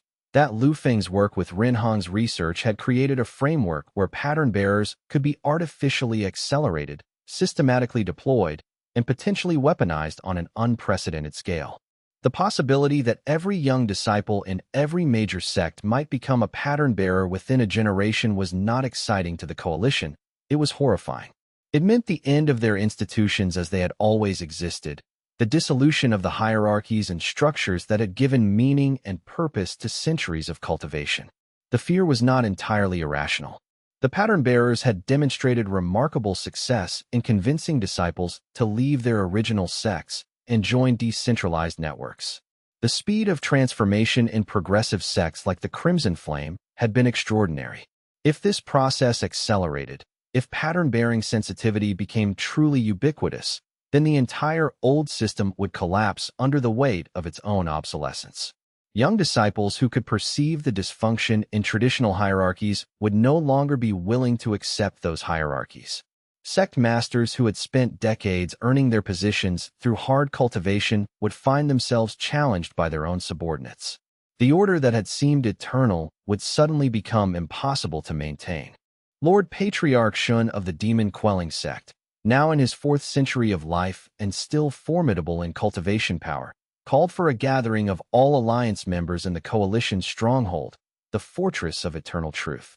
He was a man who had personally witnessed the previous major transformation in the cultivation world 300 years ago, when a movement toward democratic governance had threatened to overturn the sect system itself. That transformation had been stopped through coordinated military action, through the alliance mobilizing its combined power to crush the reformist movement and execute its leaders. The cultivation world had returned to rigid hierarchy, and the alliance had grown even stronger. Shen had been a different man 3 centuries ago, younger, more idealistic, more convinced that the maintenance of traditional hierarchy was the highest good. He had participated in the suppression of the democratic movement not with reluctance, but with enthusiasm, believing absolutely that he was protecting civilization from chaos. In the centuries since, he had come to understand the question more deeply. The democratic movement had failed, but its failure had not been inevitable. It had failed because the alliance had possessed superior military power and the will to use it. But the desire for change, the sense that traditional hierarchies were inefficient and unresponsive to genuine needs, had not been eliminated by the military victory. It had simply gone underground, waiting for new circumstances that would allow it to emerge again. The pattern-bearer movement was different from the democratic movement of 3 centuries ago. It was less overtly political, less concerned with formal structures of governance, more focused on the perception of organizational dysfunction and the individual choice to work toward transformation. In some ways, it was more dangerous because it was harder to suppress through direct force. You could kill democratic leaders and break their movement. But how did you suppress something that was emerging spontaneously through the changed perception of thousands of individual cultivators? You could not kill everyone who had gained pattern-bearing sensitivity. You could only prevent new people from developing it, could only suppress the knowledge and techniques through which it emerged. And that suppression would have to be continuous and comprehensive, or it would inevitably fail. Shen believed that the same approach would work again, but he harbored private doubts about whether the confidence was justified. The pattern-bearer movement was more insidious this time, less centrally organized, and therefore harder to kill in a single decisive strike. But Shen had studied the structure of the network carefully, had commissioned his intelligence officials to map every known pattern-bearer and every known connection between them. What his analysis revealed was that the network depended fundamentally on one thing: Lu Feng himself. Remove Lu Feng, disrupt the focal point through which the pattern-bearers coordinated and amplified their power, and the entire system would collapse into incoherence. This theory had a logical appeal. Shen's intelligence community had gathered data suggesting that pattern-bearers seemed to make better decisions when consulting with Lu Feng, that major strategic initiatives often originated with him or received his blessing before being implemented. The pattern-bearers spoke of him with a kind of reverence that went beyond what would be expected for someone who claimed to be merely one voice among many in a decentralized network. But Shen had lived long enough to understand that logical theories about how human organizations actually functioned often turned out to be wrong. He had made the decision to attack Lu Feng directly, to stake the entire coalition's response on the theory that removing him would collapse the network. If that theory was wrong, if the network was actually more decentralized than his analysis suggested, then the coalition would have spent its military resources on an attack that would fail to achieve its objective and would instead trigger a devastating response. The calculation was not simple, and Shen was not entirely confident in his intelligence assessment. The network is a weapon, Shen declared to the assembled leaders of the coalition. We allow it to develop unchecked, and within a generation every sect will be destabilized from within. Our young disciples will be convinced that the hierarchies that have sustained civilization for millennia are oppressive and corrupt. They will tear down the structures that protect them.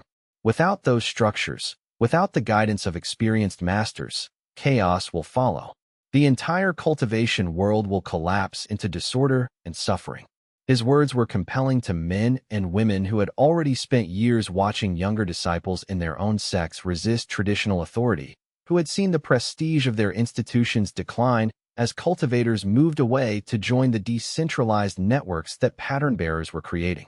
Many of them had received intelligence that some of their own disciples were secretly meeting with pattern-bearers, receiving instruction in organizational transformation theory, preparing to advocate for structural reforms within their sections. Sect leader Huang of the Immutable Way stood to speak in response to Shen's argument. Huang was ancient beyond ancient, possibly older than even Shen, with cultivation power that had become almost abstract in its magnitude. I have watched patterns emerge and dissolve for centuries, Huang said slowly. Every generation believes that the challenges it faces are unique, that the specific threats and opportunities it encounters are unprecedented. But transformation is like the seasons, it comes in cycles. We have suppressed transformation before. The suppression held for a time, then failed when circumstances changed. We cannot prevent change indefinitely. We can only manage it, direct it, perhaps slow it enough that the institutional damage is minimized. Are you suggesting we should accept the pattern-bearer's vision? Demanded another voice, belonging to Sect Master Chun of the Tower of Eternal Silence. Are you suggesting we simply surrender everything we have built? I am suggesting that resistance alone will be insufficient, Huang said. But Shen's proposal has merit. If we understand the network structure correctly, if Lu Feng truly is the focal point, then there may be an opportunity to negotiate from a position of strength. We eliminate their central figure. We demonstrate that we have the capability to strike at them with devastating force. Then, from that position of demonstrated power, we negotiate the terms of the coexistence that Shen fears may be inevitable anyway. The Alliance commissioned weapons of its own. If pattern-bearers could be created through Renhong's methodology, the coalition reasoned, then perhaps counter-pattern-bearers could be created as well. Cultivators trained to perceive organizational patterns and to actively resist the recommendations that pattern-bearers made, to maintain the old structures against the pressure of transformation. The fortress of eternal truth became a fortress in truth, its laboratories devoted to reverse engineering Rin Hong's techniques and creating cultivators who were immune to pattern-bearer influence. What Lord Patriarch Shen did not yet understand was that his concern about Rin Hong's research was not entirely misplaced, but he was misinterpreting the true threat. Rin Hong had indeed expanded her program, but not in the direction that Shen imagined. But Lu Feng had been expecting this. Not in the specific form that Shun had chosen, not with these exact methods and tactics, but he had always known that the coalition would eventually feel threatened enough to attempt something drastic. The transformation that the pattern bearers had been catalyzing was genuinely existential to the coalition's way of life. From their perspective, the attempt to stop it through military force was not merely justified. It was necessary, was the only rational response to a threat that was fundamentally incompatible with their continued existence. Lu Feng listened to this information in a quiet meditation chamber deep in the compound where the pattern bearers had established their primary research and coordination center. The chamber itself was one of the most remarkable spaces in the cultivator world, constructed with careful attention to the amplification of organizational patterns. It allowed pattern bearers to perceive organizational dynamics from across the entire network with unusual clarity. The walls were constructed from crystal stone that had been slowly cultivated over decades to enhance its natural pattern sensitivity. The floor was arranged in an intricate array of formation stones that created channels for cultivators' perception to flow along. He had known that opposition would come eventually. In some ways, he had been waiting for it. The transformation had been proceeding too smoothly, too quietly. The traditional structures had been declining too rapidly. Somewhere, he had known, there would be a point at which the old order recognized the existential threat and chose to fight rather than to evolve. Every genuine transformation that he had studied in cultivation history had eventually triggered violent response from those who had benefited from the old structures. This was no different.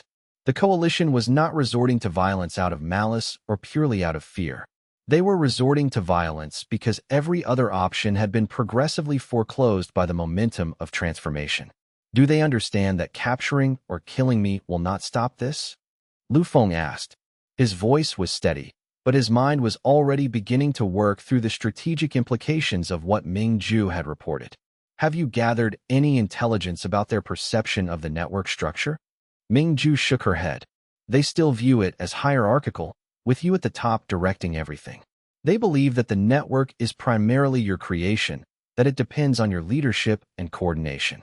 They have not yet perceived that the network is far more decentralized than that the power flows through thousands of connections and relationships, that it has developed something closer to a collective consciousness than a hierarchical command structure. The intelligence officers in the coalition sects are highly skilled, but they are working from a fundamentally incorrect model of how the pattern-bearer network actually functions. Good, Lu Feng said quietly. Let them continue to believe that. When they strike and they fail to achieve what they expect, the shock will teach them something they need to understand. But we must prepare, and we must reach out to Rin Hong. If the Alliance is willing to destroy the pattern-bearers, they will certainly be willing to destroy Rin Hong and her research facilities as well. We need to bring her into our planning. She understands the coalition's strategic thinking better than anyone. If we can coordinate with her, we might be able to achieve something beyond mere defense. Rin Hong, when contacted through secure channels, responded with characteristic directness. She was no longer the woman who had tried to infiltrate and control the pattern-bearer network, though the scars of that conflict remained. She had integrated herself into the broader research community and had become genuinely invested in the question of how pattern-bearing sensitivity could be developed and refined. But she had never fully integrated into the decision-making structures of the network, had maintained a degree of independence and autonomy that reflected the profound distrust that still existed between her and many of the pattern-bearers. They met in a location midway between the pattern-bearer compound and Rin Hong's research facility, a neutral area in the mountains where neither organization had significant presence. Rin Hong arrived with minimal security. She had come to trust Lu Feng's commitment to their agreement not to attempt to capture or control her, though she maintained careful awareness of where all available exit routes were located. She was older than when they had last met in person, though her cultivation power had continued to advance. The lines in her face had deepened, and her hair, which she had always worn long, had developed streaks of silver that she made no apparent effort to dye or cultivate away. The Coalition's counter-pattern bearer program is crude, she said when the preliminary courtesies had been concluded. I have been following their research through contacts in several of their sections. They are approaching the problem from a fundamentally flawed perspective. They believe that pattern-bearer perception is a skill that can be trained out of someone through counter-training, that you can teach cultivators to resist pattern perception the way you teach a soldier to resist interrogation. But that is not how it works. Pattern-bearing sensitivity is a fundamental aspect of how certain people's consciousness relates to organizational structures. You cannot train someone not to be a pattern-bearer any more than you can train someone not to be a genius at mathematics. She paused to allow him to absorb what she had said.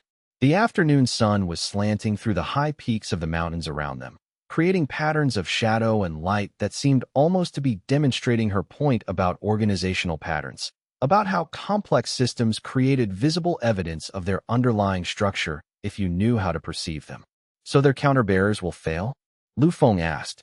The question was simple, but both of them understood that the answer would have profound implications for how the pattern-bearer network should prepare for the Coalition's assault.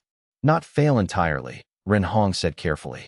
They will create cultivators with unusual resistance to pattern-bearer recommendations, with the ability to actively suppress pattern-bearing insights, and continue to advocate for traditional structures even when those structures are demonstrably dysfunctional. It is a kind of willful blindness, systematically cultivated. They will not perceive patterns as well as genuine pattern-bearers, but they might be effective enough to slow down the transformation in the sects they operate within.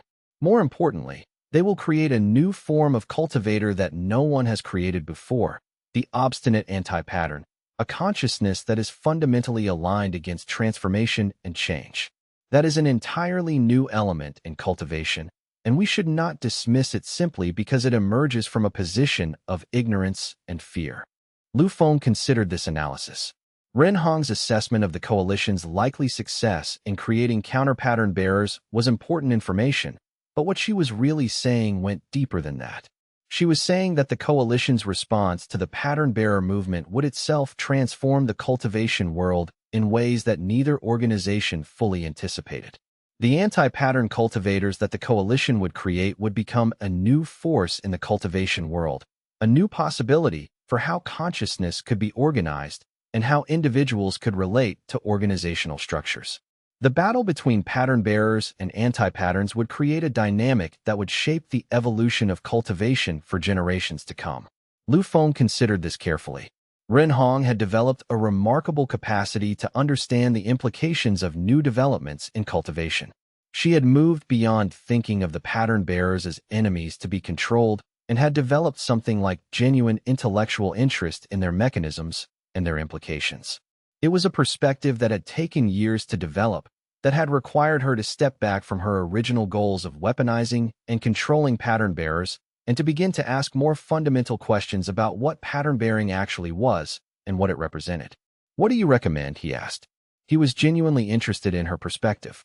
Over the years, Ren Hong had proven her ability to perceive strategic realities that others missed, had demonstrated an understanding of how large-scale social systems actually functioned that went beyond simple ideology or preference. "I recommend that we do not attempt to defeat them through direct confrontation," Ren Hong said. "The alliance is militarily more powerful than the network. If we fight them directly, we may lose. But I also recommend that we do not flee or hide. Do not attempt to preserve ourselves in isolation while the wider cultivation world is transformed through conflict. Instead, I recommend that we gather everyone we can, pattern bearers, progressive sect leaders, even cultivators who have no special sensitivity, but who understand that the old structures are becoming obsolete, and we propose something that the Alliance has never considered. Something that seems impossible to them because they have never even imagined it as a possibility." "What?" Lu Feng asked. "Coexistence," Ren Hong said firmly. "Show them that the pattern bearers do not require the dissolution of the old sects, do not require the destruction of the hierarchies that they have built. Show them that both can exist simultaneously, that traditional sects and decentralized pattern-bearer networks can operate in parallel, each serving the needs of cultivators who are drawn to different forms of organization and different approaches to cultivation. Do not make this into a war where one side must win and the other must be destroyed. Make it into a choice, available to every cultivator, about which way of organizing cultivation speaks most deeply to their nature and their purpose. It was a profound suggestion, and Lu Feng recognized its wisdom even as he recognized the difficulty it would present.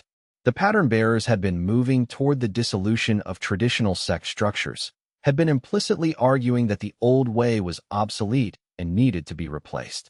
Proposing coexistence would mean reversing that implicit argument, accepting that both approaches had value, that both could continue indefinitely.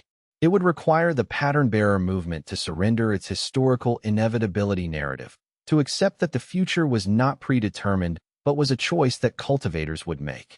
Chapter 63, Preparations for Conflict. The Council of Pattern-Bearers convened for the first time in months, gathering representatives from all the major networks and from the individual pattern-bearers who had integrated into various sects across the cultivation world. They met in the Great Assembly Hall, a space that had been deliberately constructed to facilitate pattern-bearing perception. The hall's architecture incorporated subtle patterns that helped pattern-bearers to maintain connection and coherence even when physically distant from each other. The ceiling was a massive geometric structure of interlocking meridian channels. The walls were covered with intricate arrays of formations that served no practical purpose but helped to maintain the psychological sense of unified consciousness that the pattern-bearer network cultivated. The atmosphere was different from previous gatherings. There was an edge of anxiety, a sense that the comfortable period of steady transformation and growth might be coming to an end, that the cultivation world was approaching a point where fundamental choices would have to be made. Pattern-bearers who had been focusing on purely intellectual and spiritual development would now have to confront the possibility that their work might need to be defended through conflict. Cultivators who had committed themselves to the principle of nonviolent transformation would now face the question of whether that commitment could be maintained when confronted with determined military opposition. Lu Feng presented Ren Hong's proposal and the intelligence about the coalition's timeline. He spoke carefully, aware that his words would carry significant weight in shaping the network's response. The response to his presentation was mixed from the beginning. Some pattern-bearers were angered by the suggestion of coexistence, viewing it as a betrayal of the movement's fundamental principles. If traditional sect structures were truly dysfunctional, they argued, why should the pattern-bearers accept their continued existence? If reform and transformation were possible and necessary, why should they compromise with those who resisted change? Would not accepting coexistence mean accepting the indefinite perpetuation of institutions that caused genuine suffering?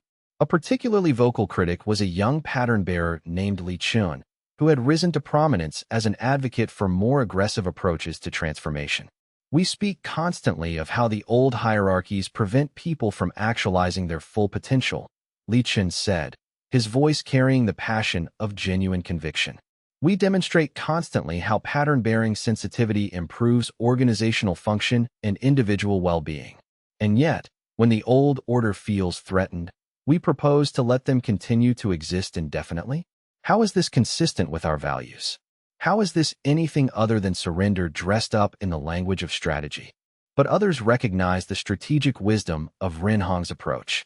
They understood that attempting to destroy the coalition militarily would be a disaster, that the pattern-bearers' true strength lay not in their ability to fight, but in their ability to convince, to inspire transformation through the demonstration of superior wisdom and organizational capability.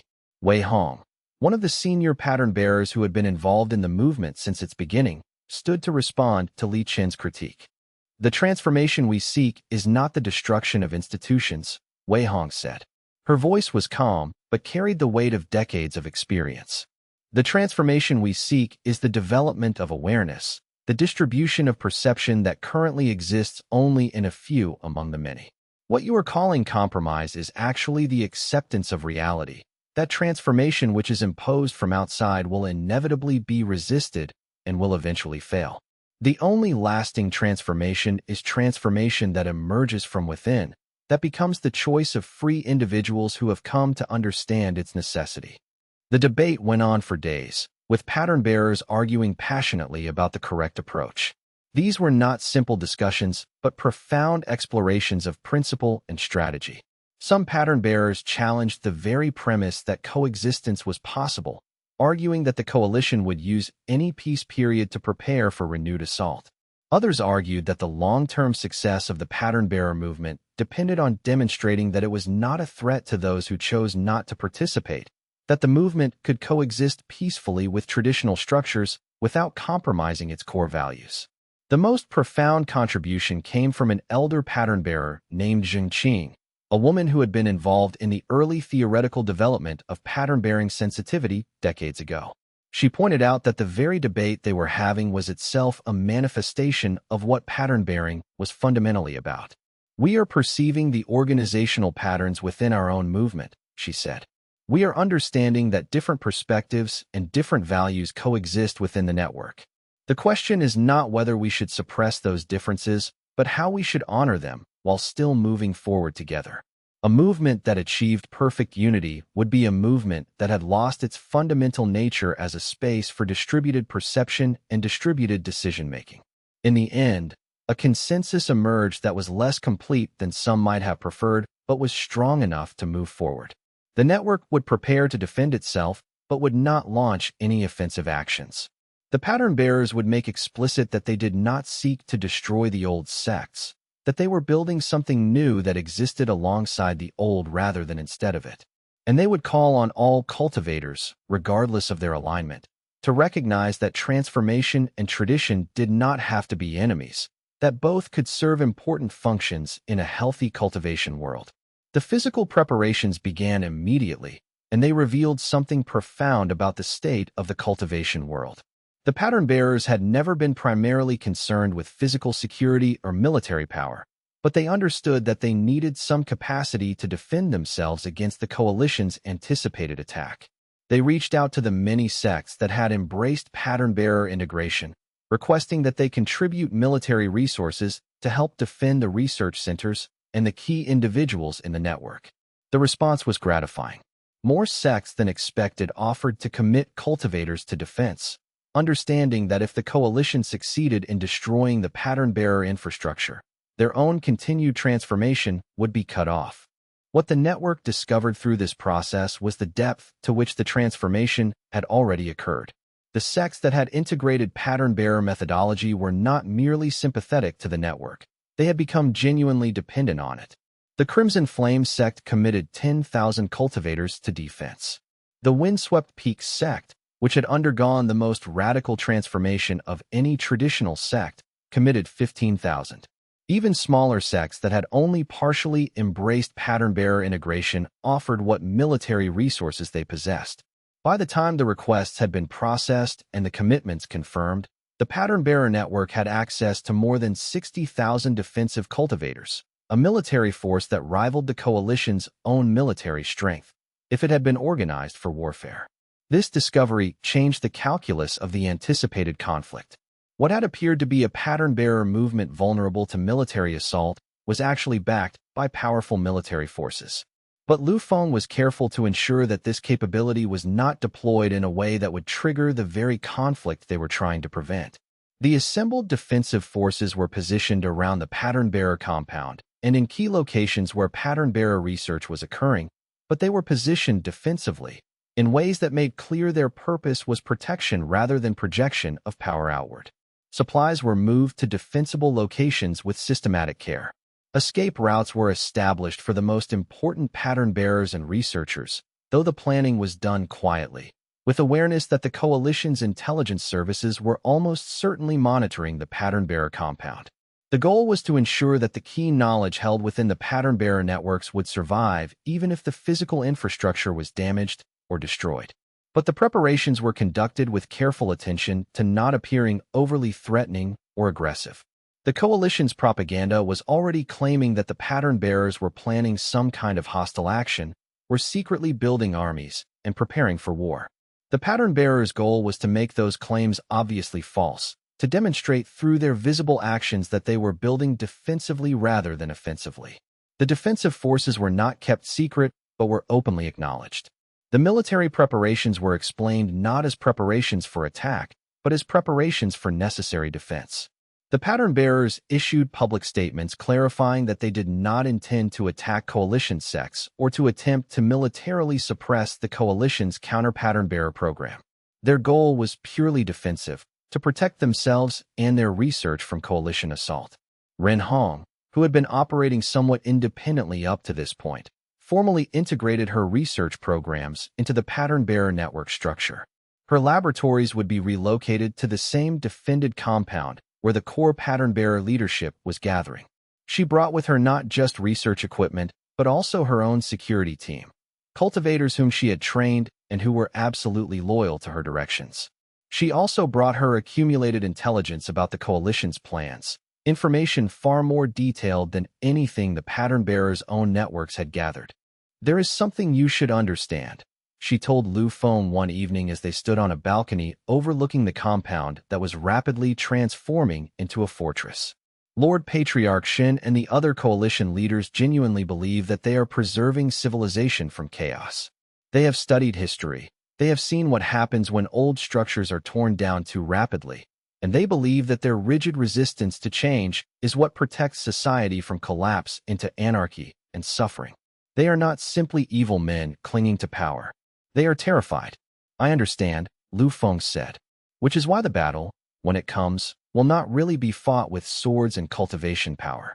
It will be fought with understanding. We need to show them that transformation does not have to mean the destruction of everything they value. We need to show them that there is a way forward that preserves what is genuinely valuable while allowing what needs to change. And if they will not accept that message?" Renhong asked. "If they are so frightened that they can only respond with violence, then we respond with enough force to defend ourselves," Lu Feng said. "And we rely on the cultivators within their own sects to eventually ask questions about why their leaders chose violence over dialogue, about what they were so afraid of that dialogue itself became intolerable." The period of waiting was the most difficult. The coalition's timeline had been set, but delays and complications in their counter-pattern-bearer program pushed back their strike repeatedly. The pattern-bearers maintained their readiness, but found the constant state of alert exhausting. Some of the younger cultivators in the network became frustrated with the waiting, wanted to strike preemptively, wanted to force the issue rather than waiting for the coalition to act. It was Ren Hong who urged patience.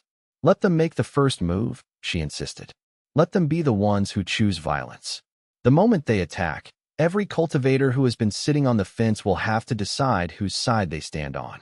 Neutrals will be forced to commit. The coalition's attack will either break your movement or it will crystallize it into something far more powerful than it currently is. By forcing them to attack first, you ensure that if you survive the attack, you will emerge far stronger than you would have if you had attacked them." It was advice that Lu Feng had come to trust, hard-earned through the conflict with Ren Hong herself. She understood the dynamics of power and conflict in ways that pure idealism sometimes missed. And her counsel proved wise when, 3 weeks into the period of waiting, scouts from the pattern-bearer network brought word that the coalition forces were finally gathering, that the attack was days away rather than weeks. Chapter 64. The attack begins. The assault came at dawn on a day when the sky was dark with clouds that seemed to have been summoned specifically for warfare. More than 500 coalition cultivators, led by Lord Patriarch Shen himself, surrounded the primary pattern-bearer compound. The force was overwhelming in its raw power. Every cultivator present had decades or centuries of cultivation advancement, cultivation power that far exceeded what most individual human beings could achieve in 1,000 years of practice. The sight of such concentrated power descending upon the compound should have been terrifying. It should have demoralized the defenders and convinced them that resistance was futile. They did not strike immediately, but instead issued a formal demand that Lu Feng surrender himself to coalition custody, that all of Ren Hong's research materials be submitted for coalition inspection, and that the pattern-bearers cease all activities attempting to influence the internal affairs of coalition sections. The demand was theatrical, designed to establish a formal record that the coalition had given the pattern-bearers a chance to surrender peacefully before resorting to violence. It was a strategic choice designed to strengthen the coalition's moral position in the eyes of neutral cultivators who might otherwise view the assault as unprovoked aggression. The demand was indeed theatrical, and Lu Feng had known it would be impossible to meet. had prepared his response in advance. He had spent hours crafting his reply, aware that his words would be transmitted throughout the cultivation world, would be studied by cultivators on both sides of the emerging divide between traditional and transformative forces. The pattern-bearer movement does not exist to be controlled or suppressed. He sent back through formal channels. We do not seek conflict with the coalition, nor do we seek the destruction of traditional sections. We seek only to allow cultivators to understand the patterns of organizational dysfunction and to make informed choices about whether to work toward transformation. The coalition is welcome to continue its traditional practices. We only ask that you allow others to pursue a different path. The coalition's response was immediate, but not instantaneous. Lord Patriarch Xian appeared to consider Lu Feng's response for a moment, appeared to be wrestling with something internally before giving the command to attack. When he finally did move, it was with the certain knowledge that he was making a choice that would trigger events beyond his control, that would set in motion forces that even his vast power could not direct or suppress. Lord Patriarch Xian, powerful beyond ordinary comprehension, descended toward the compound's walls, his cultivation energy so intense that the stones themselves began to crack and buckle under the pressure. The energy that he was channeling was not merely power, but was consciousness itself, refined and hardened through centuries of cultivation until his individual will had become a force capable of reshaping the physical world. Behind him came the counter-pattern bearers, the cultivators who had been trained to resist and suppress pattern-bearing influence. They moved with coordinated precision, moving as units rather than as individuals, suggesting that the coalition had succeeded in creating a kind of anti-network, a collective consciousness organized around resistance and stasis rather than around perception and change. The counter-pattern bearers were remarkable to observe. They were not individually as powerful as some of the fully realized pattern bearers, did not seem to possess the same depth of understanding or the same sophistication of technique. But what they possessed instead was a kind of unified purpose, an organizational coherence that allowed them to function as a single being despite being composed of hundreds of separate individuals. Their movements were synchronized, their tactics coordinated with a precision that suggested perfect communication and perfect mutual understanding. The defense of the compound depended not on the pattern bearers themselves, who had little military training and even less cultivation power in the conventional sense, but on the allied sects who had committed defenders. Cultivators from the Crimson Flame Sect, from the Windswept Peak Sect, and from dozens of other progressive institutions moved to intercept the coalition forces. The battle that erupted was fierce and chaotic, power levels that had never been directly confronted before crashing against each other, decades of cultivation advancement being spent in minutes of intense conflict. But what distinguished this battle from previous conflicts in the cultivation world was the role that pattern-bearing played.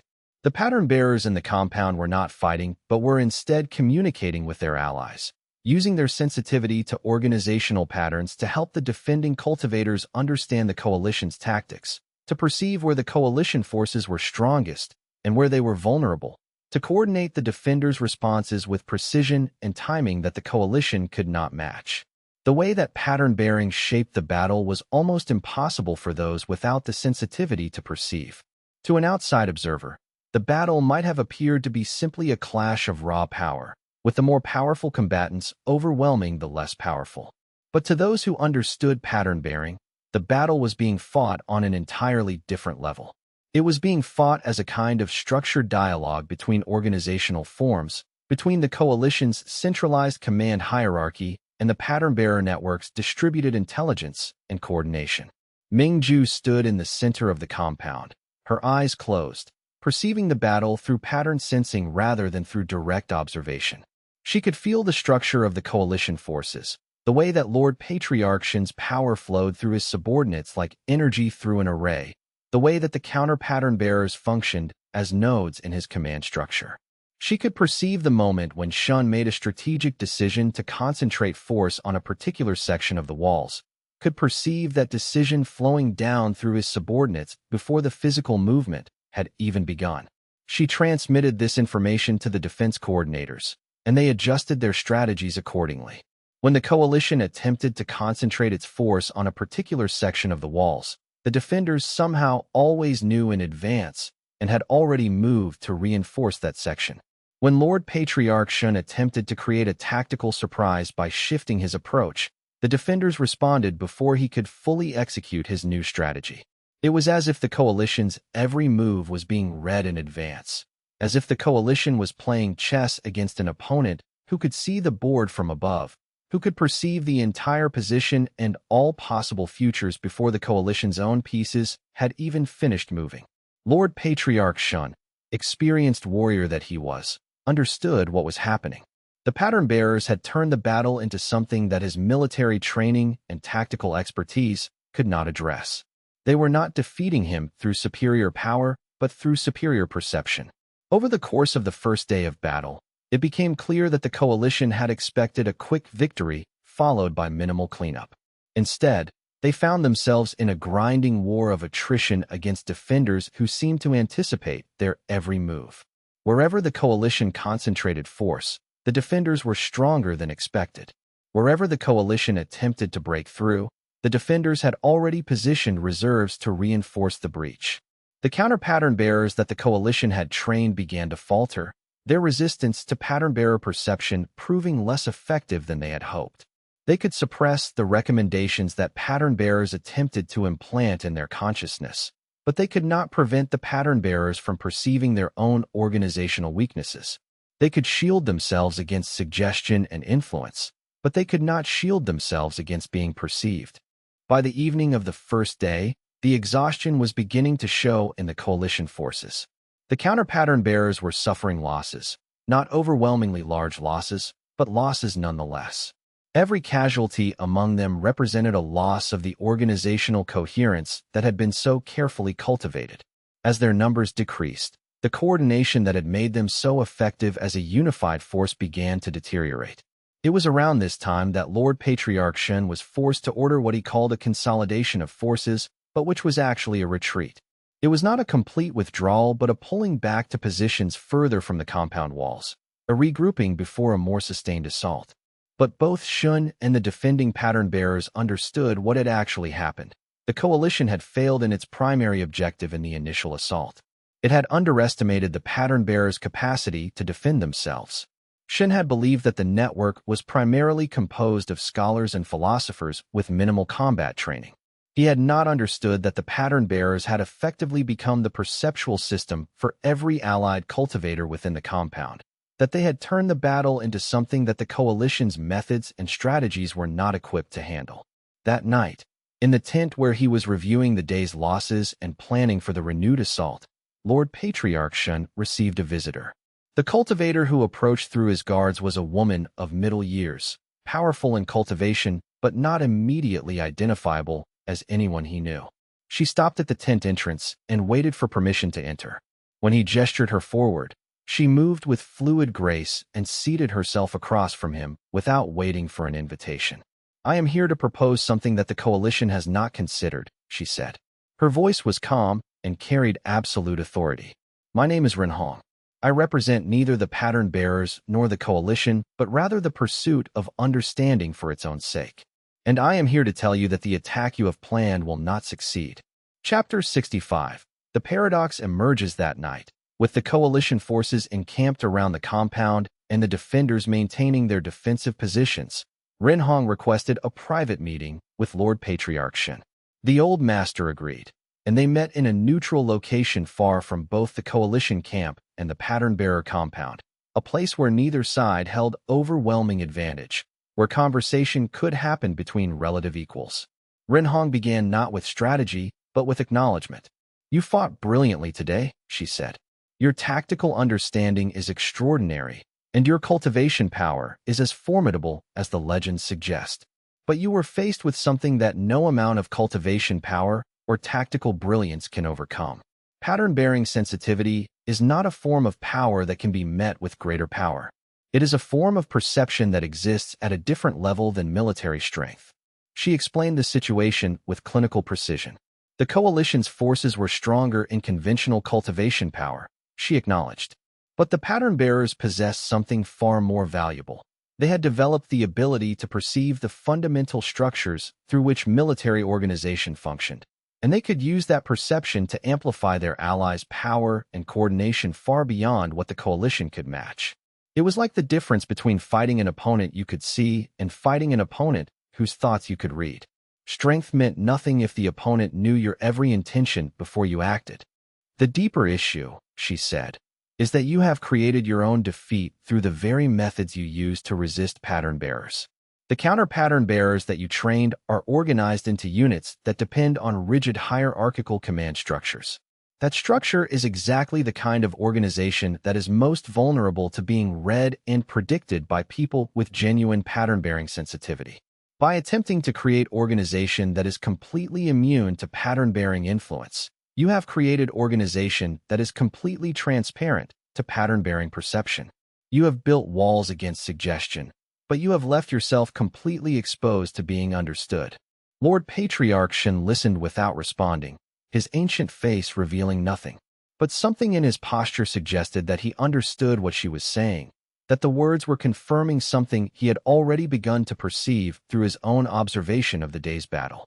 There is another way, Ren Hong continued, her voice growing stronger with conviction. The pattern bearers do not need to destroy you. They do not need to disband the coalition or dissolve the traditional structures that your sects have maintained. What they require is that you allow them to exist, that you permit cultivators who are drawn to transformation and integration to pursue that path, while permitting those who prefer traditional structures to remain within those structures. It is not collapse or victory. It is coexistence. The pattern bearers have demonstrated they cannot coexist with traditional hierarchy, Lord Patriarch Shen said, his voice heavy with the weight of centuries. They continuously work to undermine the structures that they claim to respect. They recruit our young disciples. They spread their ideology. They convince our most talented cultivators to abandon their sects and join decentralized networks. If we allow them to exist, we seal the death warrant of the coalition and everything that it represents. That is true, Ren Hong acknowledged, and the honesty in her admission seemed to hit Shen harder than any argument could have. But the coalition is dying anyway. The real question is whether it dies through violent conflict that will damage the entire cultivation world, or whether it dies through gradual transformation, with some of your sects choosing to evolve while others choose to remain as they are. Some of your members will join the pattern-bearer networks. That is inevitable. But if you accept this as inevitable rather than fighting it desperately, you will preserve many of your sects in forms that they can choose themselves rather than having those forms imposed on them by the logic of transformation. She paused, allowing him to absorb what she had said. The night around them was profound and still. The mountains seemed to listen to their conversation, seemed to understand that something momentous was being decided in this quiet dialogue between two ancient and powerful beings. And there is something else that the coalition has not considered, she added, her voice dropping lower. The pattern bearers are not your only threat. My research into temporal patterns is advancing rapidly. Within the next few years, there will be cultivators who can perceive not merely the organizational patterns of the present, but the deep patterns of historical transformation, who can understand the exact trajectory along which the cultivation world is moving. When such cultivators emerge, they will make the pattern bearers' current abilities seem like crude perception. If you have been fighting the pattern bearers, what do you imagine you will do when cultivators emerge who can see centuries ahead? This was the true threat that had terrified Lord Patriarch Shen more than anything else, though he had not consciously articulated it until Ren Hong spoke it aloud. The idea that the pattern bearers' current movement might be just the first wave of something even more transformative and harder to resist. The idea that time itself was conspiring against the old ways, that the future was not something that could be preserved through military power, but was something that had to be adapted to or be destroyed by. The possibility that all his centuries of cultivation and all his strategic wisdom were insufficient to address transformations that were fundamentally embedded in the nature of reality itself. What do you propose? He asked finally. Call off the attack, Ren Hong said simply. Return to your coalition territories. Allow us to propose, formally and through official channels, that the cultivation world accept a new framework. The coalition will retain its traditional sects, its hierarchies, its practices. The pattern bearers will develop their networks and their integrated approaches. And both will exist together, competing for followers, competing for prestige, but not seeking to destroy each other. The strongest and most vital forms of organization will survive. The others will gradually fade. Let the cultivators themselves choose which forms appeal most to them. Lord Patriarch closed his eyes and was silent for a long time. Minutes stretched into what felt like hours, though the night had not visibly advanced. When he opened his eyes again, it was clear that a profound transformation of understanding had occurred within him. Not a change in belief, but a reorganization of his entire understanding of what was possible and what was necessary. "Very well," he said quietly. "I will propose this to the coalition leadership, but you should understand that many of them will not accept it. They would prefer to die fighting for tradition than to accept this kind of coexistence. You have not truly ended this conflict. You have merely delayed it." "No," Renhong said, standing to leave. "You have delayed it. When you call off the attack and you explain to the coalition leadership why, you will force them to confront the choice that they have been avoiding. And in forcing them to confront that choice, you will have taken the first step toward the kind of coexistence that is the only alternative to mutual destruction." Chapter 66. The unexpected resolution. The coalition's withdrawal from the compound came as a shock to everyone. Pattern bearers who had been preparing for a prolonged siege suddenly found themselves with the coalition forces retreating, pulling back to positions outside the compound, but clearly abandoning any attempt to assault the walls. Messages began flowing from the coalition leadership demanding an explanation for Lord Patriarch's decision. Some of the younger coalition leaders demanded that he defend his decision, suggested that he was betraying the coalition's principles and its centuries of tradition. When Lord Patriarch finally addressed the Coalition Council, his explanation was not one that many had expected. He did not argue that the assault had been a tactical failure, though it had been. He did not claim that the coalition was too weak to continue the fight, though that was arguably true. Instead, he explained the fundamental paradox that Renhong had laid out for him, that the coalition's own methods of resisting pattern bearers had created organizational structures that were completely vulnerable to pattern bearer perception. That the wall of resistance the coalition had built was simultaneously a completely transparent target for those with pattern-bearing sensitivity. "We sought to create an organization that could not be influenced by pattern bearers," Shin said to the assembled coalition leaders. "We believed that if we could shield our minds and our organizational structure against their suggestions, we could resist their influence. But what we have discovered is that shielding ourselves against influence does not protect us from being understood. The pattern bearers do not need to convince us or to implant suggestions in our minds. They only need to perceive our organizational structure, and once they perceive it, they can anticipate our every move, counter our every strategy, predict our actions before we have even fully formulated them." The debate that erupted within the coalition was precisely what Renhong had predicted. The organization that had been unified by the external threat began to fracture the moment that threat was removed. Some sects within the coalition argued that Shun's decision represented a betrayal of everything they had built, that accepting Renhong's proposal for coexistence was equivalent to accepting slow-motion defeat. These traditionalists argued that coexistence would be temporary at best, that the pattern bearers would use any period of peace to consolidate their strength and to prepare for the final assault that would destroy the coalition entirely.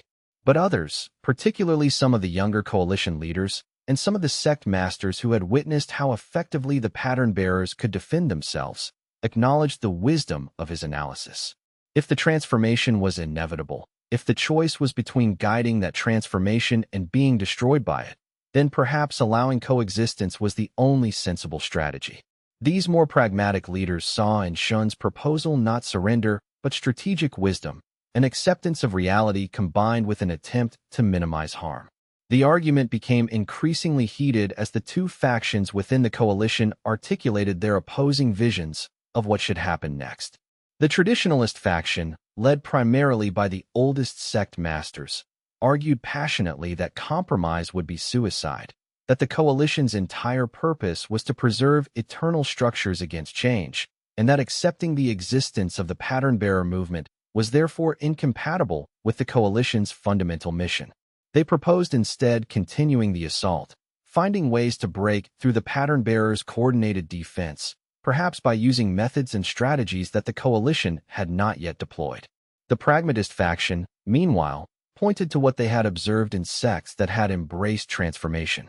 The Crimson Flame sect, which had been relatively traditional and hierarchical before integrating pattern-bearer methodology, had undergone profound transformation, but it had not collapsed or descended into chaos. It had simply restructured itself in ways that were more responsive to genuine needs, more efficient in its decision-making, more capable in its response to challenges. The question was not whether transformation would occur, but whether the coalition could guide that transformation rather than having it imposed by force. As the debate continued, the coalition's internal cohesion began to deteriorate visibly. Individual sects began to declare their own positions. The smaller sects, which felt more vulnerable to coalition control than they felt protected by coalition membership, began to signal interest in exploring what coexistence with the pattern-bearers might actually look like. Several medium-sized sects declared their neutrality in the dispute, unwilling to commit to either the traditionalist or pragmatist faction. The moment of decision came when Wei Jian, one of the younger sect masters, and someone who had been designated to eventually assume greater leadership responsibilities in the coalition, made a formal statement that he would leave the coalition if Shun's proposal for coexistence was not accepted.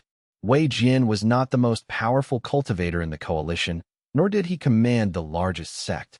But he had credibility and respect across many factions, was seen as someone who understood both the traditional values that the coalition had been founded to preserve and the genuine needs for adaptation that the pattern-bearers had articulated. I will not continue to serve an institution that has become so afraid of change that it would rather die than evolve, Wei Jian declared. The coalition was founded to preserve what is genuinely valuable. But an institution that cannot itself adapt, that cannot itself learn and grow, ceases to preserve anything valuable. It only perpetuates dysfunction. I choose to follow Lord Patriarch Shen's leadership toward coexistence, and I will withdraw from the coalition if this choice is not respected. It was in the midst of this internal conflict that Lu Feng made a move that surprised everyone, including Ren Hong. He proposed that a formal dialogue take place between the coalition leadership and the pattern-bearer network, a conversation that would take place not as enemies or as victors and vanquished, but as equal parties attempting to understand each other and to find a path forward that all could accept. The proposal was controversial. Many of the younger pattern-bearers felt that the coalition did not deserve dialogue, that after their violent assault, they deserved only suppression and disarmament.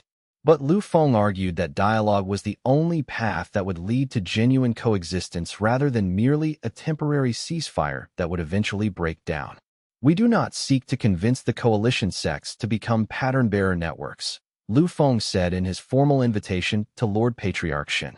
We only seek for you to understand that transformation is not destruction, that change does not require the erasure of tradition, that the future can contain both the old and the new in forms that both can accept.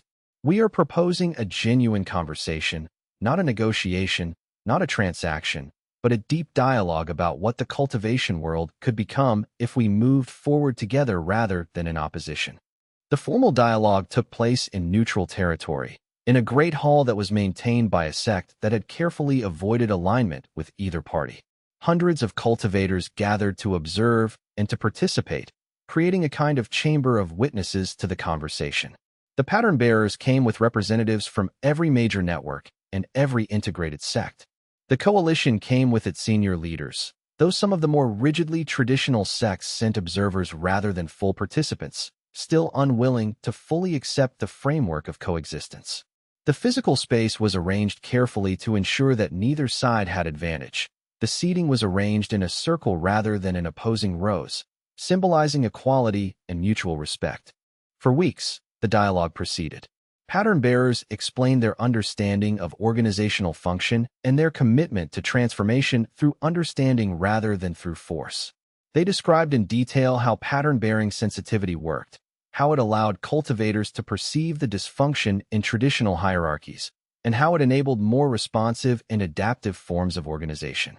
Coalition leaders, in turn, explained their centuries of experience maintaining stability and preserving valuable traditions.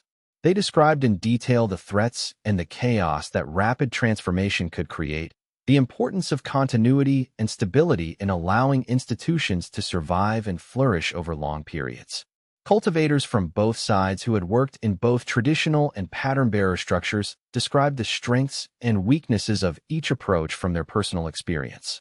A woman from the Crimson Flame sect who had lived her first 100 years in a traditional hierarchy and her second 100 years in a pattern-bearer network described how the transformation had improved her life and her work, but also acknowledged the discomfort of the transition, the uncertainty that came with structures that were constantly evolving rather than stable and predictable.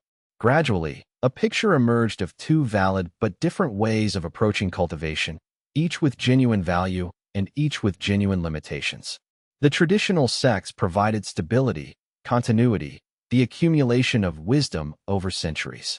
The pattern-bearer networks provided adaptability, responsiveness, the ability to evolve in response to changing circumstances and new understanding. Neither approach was inherently superior. Both served important functions in a healthy cultivation world. The breakthrough came not from any single dramatic speech, but from a gradual recognition that the dichotomy that both sides had been assuming, that one approach must win and the other must lose, was false. Cultivation was not a zero-sum game, where victory for pattern-bearers meant defeat for traditional sections. The cultivation world was vast enough to contain many different approaches simultaneously. Different cultivators, with different temperaments and different values, naturally gravitated toward different forms of organization and different approaches to practice. The formal agreement that emerged from the dialogue was not a peace treaty in the traditional sense. It was more like a mutual recognition of legitimacy. The coalition agreed to cease active opposition to the pattern-bearer movement and to allow their own members to migrate to pattern-bearer networks if they wished without punishment or attempted recovery. The pattern-bearers agreed to cease any active attempts to infiltrate coalition sects, agreed to focus their efforts on serving cultivators who had already chosen the transformation path rather than attempting to convert those who had not. Most importantly, the agreement recognized that both forms of cultivation organization would continue to exist indefinitely, that the cultivation world would become increasingly diverse, with traditional hierarchical structures and decentralized pattern-bearing networks coexisting and both continuing to attract followers. The future of cultivation would not be determined by military victory or by which ideology proved more persuasive, but by the choices that individual cultivators made about how they wanted to organize their own practice and their own communities. The agreement was formalized in a document that was circulated throughout the cultivation world, declaring that the Eternal Coalition and the Pattern-Bearer Network would henceforth operate in a framework of coexistence and mutual respect. Neither organization would attempt to suppress or destroy the other. Both would be free to pursue their own vision of what cultivation should mean. And the cultivation world would evolve not through the victory of one vision over another, but through the continuous dialogue and interaction between these different approaches as they competed for followers and tested their theories against the realities of how cultivation actually functioned in the world. Chapter 67. Internal betrayal. The agreement was not universally celebrated within the pattern-bearer network. When Lu Feng announced the terms of the accord to the assembled pattern-bearers, he was met with a mixed response. Many recognized the wisdom of the approach, understood that coexistence was infinitely preferable to the kind of destructive war that the coalition would have waged if he had not negotiated the agreement.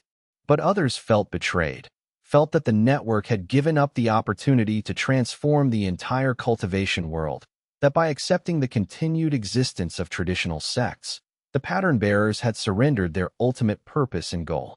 The sense of betrayal ran particularly deep among the younger pattern-bearers and among those who had experienced the most severe forms of suffering within traditional hierarchical structures. For them, the pattern-bearer movement represented not merely a way of improving organizational function, but was a liberation movement, a path to freedom from oppressive structures. To suggest that they should accept the continued existence of those structures, should allow them to persist indefinitely, felt like a deep betrayal of everything they had worked for. One of the most articulate expressions of this betrayal came from a pattern-bearer named Li Chun, who had been particularly instrumental in helping disciples escape from what he saw as the oppressive environment of coalition sections. The structures that the coalition maintains are genuinely harmful. Li Chen said passionately in one of the assembly meetings where the agreement was being debated. They limit human potential. They prevent individuals from actualizing what they could become. They create suffering and dysfunction. And you are asking us to accept that these structures should continue to exist indefinitely? You are asking us to be satisfied with coexistence with structures that we know are causing real harm to real people?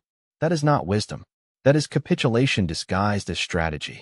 The criticism came primarily from the younger pattern bearers and from those who had been most energized by the expansion of the movement.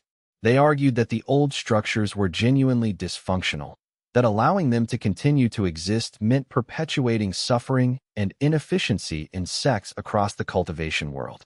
They questioned whether Lu Feng had been compromised by his alliance with Ren Hong, whether he had allowed his personal relationship with her to cloud his judgment about what was truly in the interest of the pattern-bearer movement. Some of the older pattern-bearers who had supported Lu Feng's negotiation found themselves in the uncomfortable position of defending a choice they believed in while acknowledging the legitimacy of the criticisms being raised. "We are not abandoning those who suffer in traditional structures," one elder said in response to Li Chen's accusation. "We are accepting that transformation cannot be imposed from outside, that it must emerge from the choices of individuals within those structures. If we attempt to force transformation, we simply replicate the authoritarianism that we claim to oppose." But this response satisfied no one fully. The younger pattern-bearers felt that it was inadequate, that accepting the continued existence of oppressive structures was itself a form of complicity with that oppression. The traditional sects that heard of this internal debate within the network became more confident that they could resist the transformation that the pattern-bearers represented, that the network's own internal divisions made it too weak to fundamentally threaten the established order. The confrontation came to a head when a group of pattern-bearers, led by a charismatic young cultivator named Wei Xiao, directly challenged Lu Feng's authority. Wei Xiao was himself a powerful pattern-bearer, trained in the network's most advanced techniques, and he had developed a following among the younger members of the network.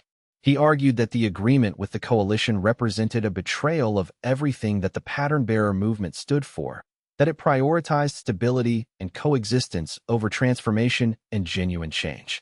"We were winning," Wei Xiao declared in front of the assembled pattern-bearers.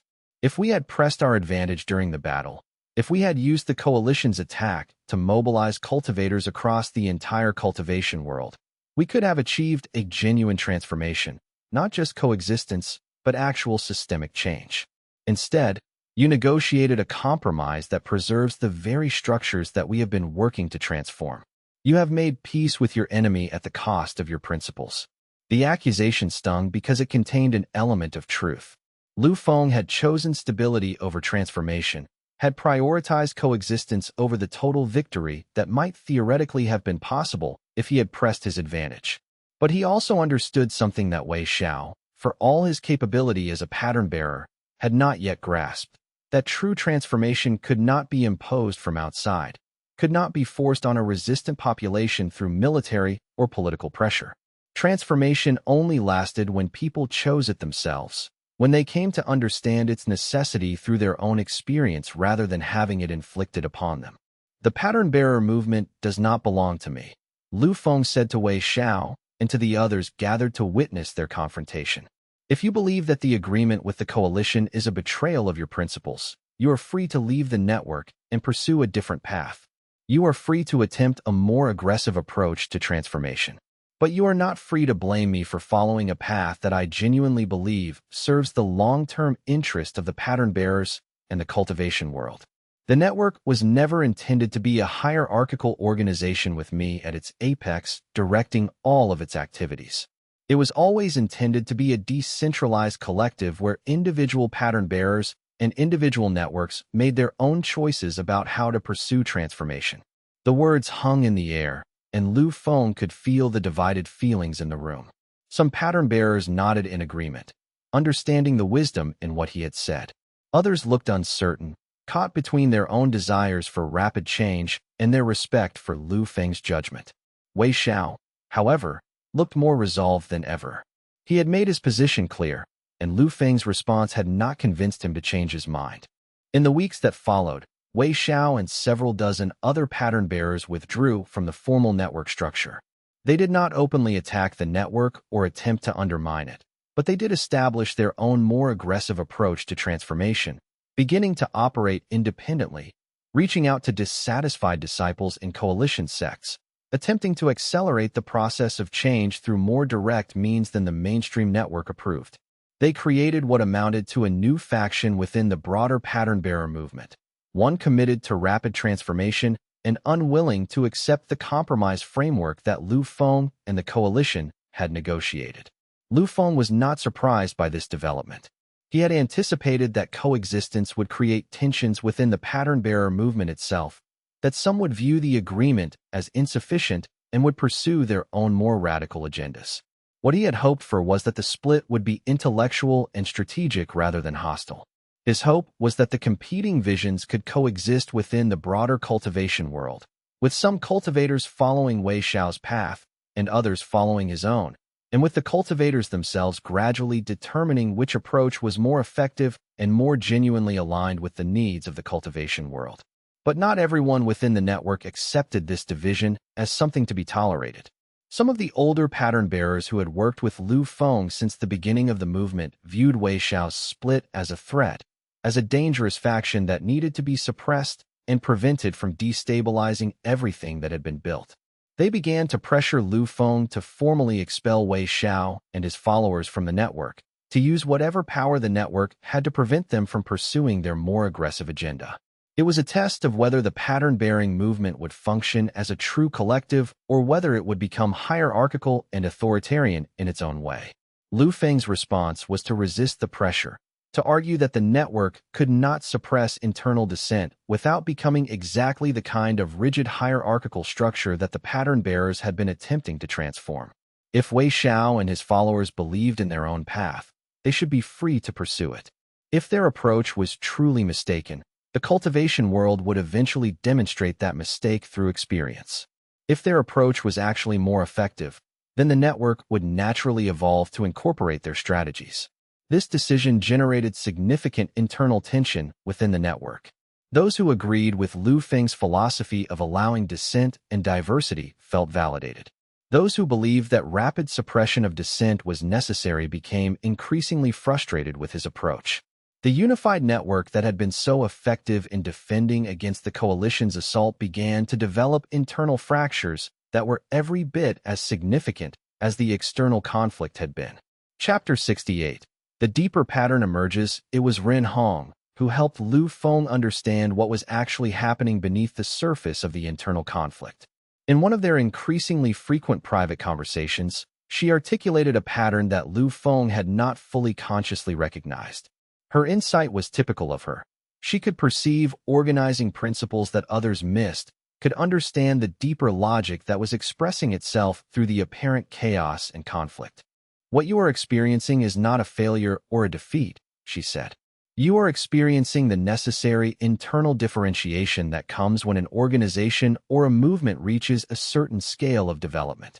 The pattern-bearer movement was unified when it was small and when it was responding to an external threat. Now that both of those conditions have changed, the internal differences in vision and approach are naturally emerging. This is not something to be suppressed or regretted. This is something to be welcomed and understood as a sign that the movement has achieved sufficient scale and sophistication that it can sustain multiple approaches and multiple perspectives simultaneously. Are you saying this is healthy? Lu Feng asked. Because it does not feel healthy. It feels like the movement is fragmenting, like everything we have built together is coming apart. It is fragmenting, Ren Hong agreed. But fragmentation is not the same as failure. When a single unified stream of water encounters an obstacle, it either flows around the obstacle or it divides into multiple smaller streams. Once it divides, each stream can pursue its own path and reach its own destinations. Some of those destinations will be the same, and the streams will rejoin. Others will be different, and the streams will remain separate. What matters is whether the water is moving forward or whether it is stagnating. Is the pattern-bearer movement moving forward, or is it stagnating? Lu Feng sat with this question for a long time, letting it penetrate into his consciousness. He thought about Wei Xiao's aggressive faction, about the mainstream network's more measured approach, about all the individual pattern bearers throughout the cultivation world pursuing their own interpretations of what transformation should mean and how it should be implemented. It is moving forward, Lu Feng said after a moment. Wei Xiao and his faction are pursuing their vision of rapid transformation in coalition sections. The mainstream network is pursuing the vision of coexistence and long-term integration. Both movements are advancing, exploring different possibilities, discovering different truths about what transformation can achieve. The movement as a whole is more complex now than it was when we were unified against external threat, but that complexity is not weakness. It is strength. It represents the cultivation world discovering that there are many valid ways to approach transformation, that no single vision can contain all of the possible approaches and all of the possible futures. Exactly, Renhong said, and there was something like approval in her voice. You are beginning to understand something that takes most people centuries to grasp, that unity and coherence do not require uniformity, that a movement can remain coherent even when composed of diverse and sometimes competing visions and approaches. That is the true power of distributed intelligence and distributed leadership. Exactly, Renhong said. What you are confronting is the reality that the pattern-bearer movement was always going to fragment once it reached this scale. Unified resistance to external threat can hold together very different visions of what the movement should ultimately become. But once that external pressure is removed, the different visions can no longer be contained within a single organization. They must pursue their own development. This is not a failure of leadership on your part. This is an inevitable expression of the diversity of thought and desire that has always existed within the movement, but could not be expressed while the movement was fighting for its survival. Lu Feng absorbed this perspective and found it profoundly clarifying. What he had been interpreting as a crisis was actually a transformation. The pattern-bearer movement was not collapsing. It was evolving into something more complex and more diverse. Different approaches to transformation would be tested simultaneously. The cultivation world would see which approaches generated the most lasting benefits and which approaches generated unexpected negative consequences that required course correction. This understanding allowed Lu Feng to shift his own stance toward the internal divisions. Rather than viewing Wei Xiao's faction as a threat that needed to be suppressed or managed, he began to view them as part of the movement's natural evolution, as a necessary exploration of more aggressive approaches to transformation that would ultimately provide valuable information about what was and was not possible. He made a formal statement to the assembled pattern bearers acknowledging that the movement had entered a new phase, that it would now contain multiple approaches and multiple strategies, and that this diversity was not something to be lamented, but something to be welcomed. He explicitly acknowledged Wei Xiao's faction as part of the broader pattern-bearer movement, even though they were pursuing a distinct strategic direction. He invited cultivators to move between the different factions, to support whichever approach seemed most aligned with their own vision and values. This statement generated further controversy. Some pattern-bearers felt that Lu Feng was being too permissive, too accepting of approaches that would undermine the stability that had been carefully constructed. Others felt that he was finally acknowledging the reality of what was actually happening. Renhong, hearing the response, simply nodded with satisfaction. The movement was maturing, developing the internal complexity that any large-scale human organization needed to survive and flourish over the long term. Chapter 69. The cultivation pattern transformation, the most surprising development, came not from the external conflict or the internal divisions, but from Lu Feng's own continued cultivation advancement. The theorists in Renhong's research community had been correct in their earlier assessment.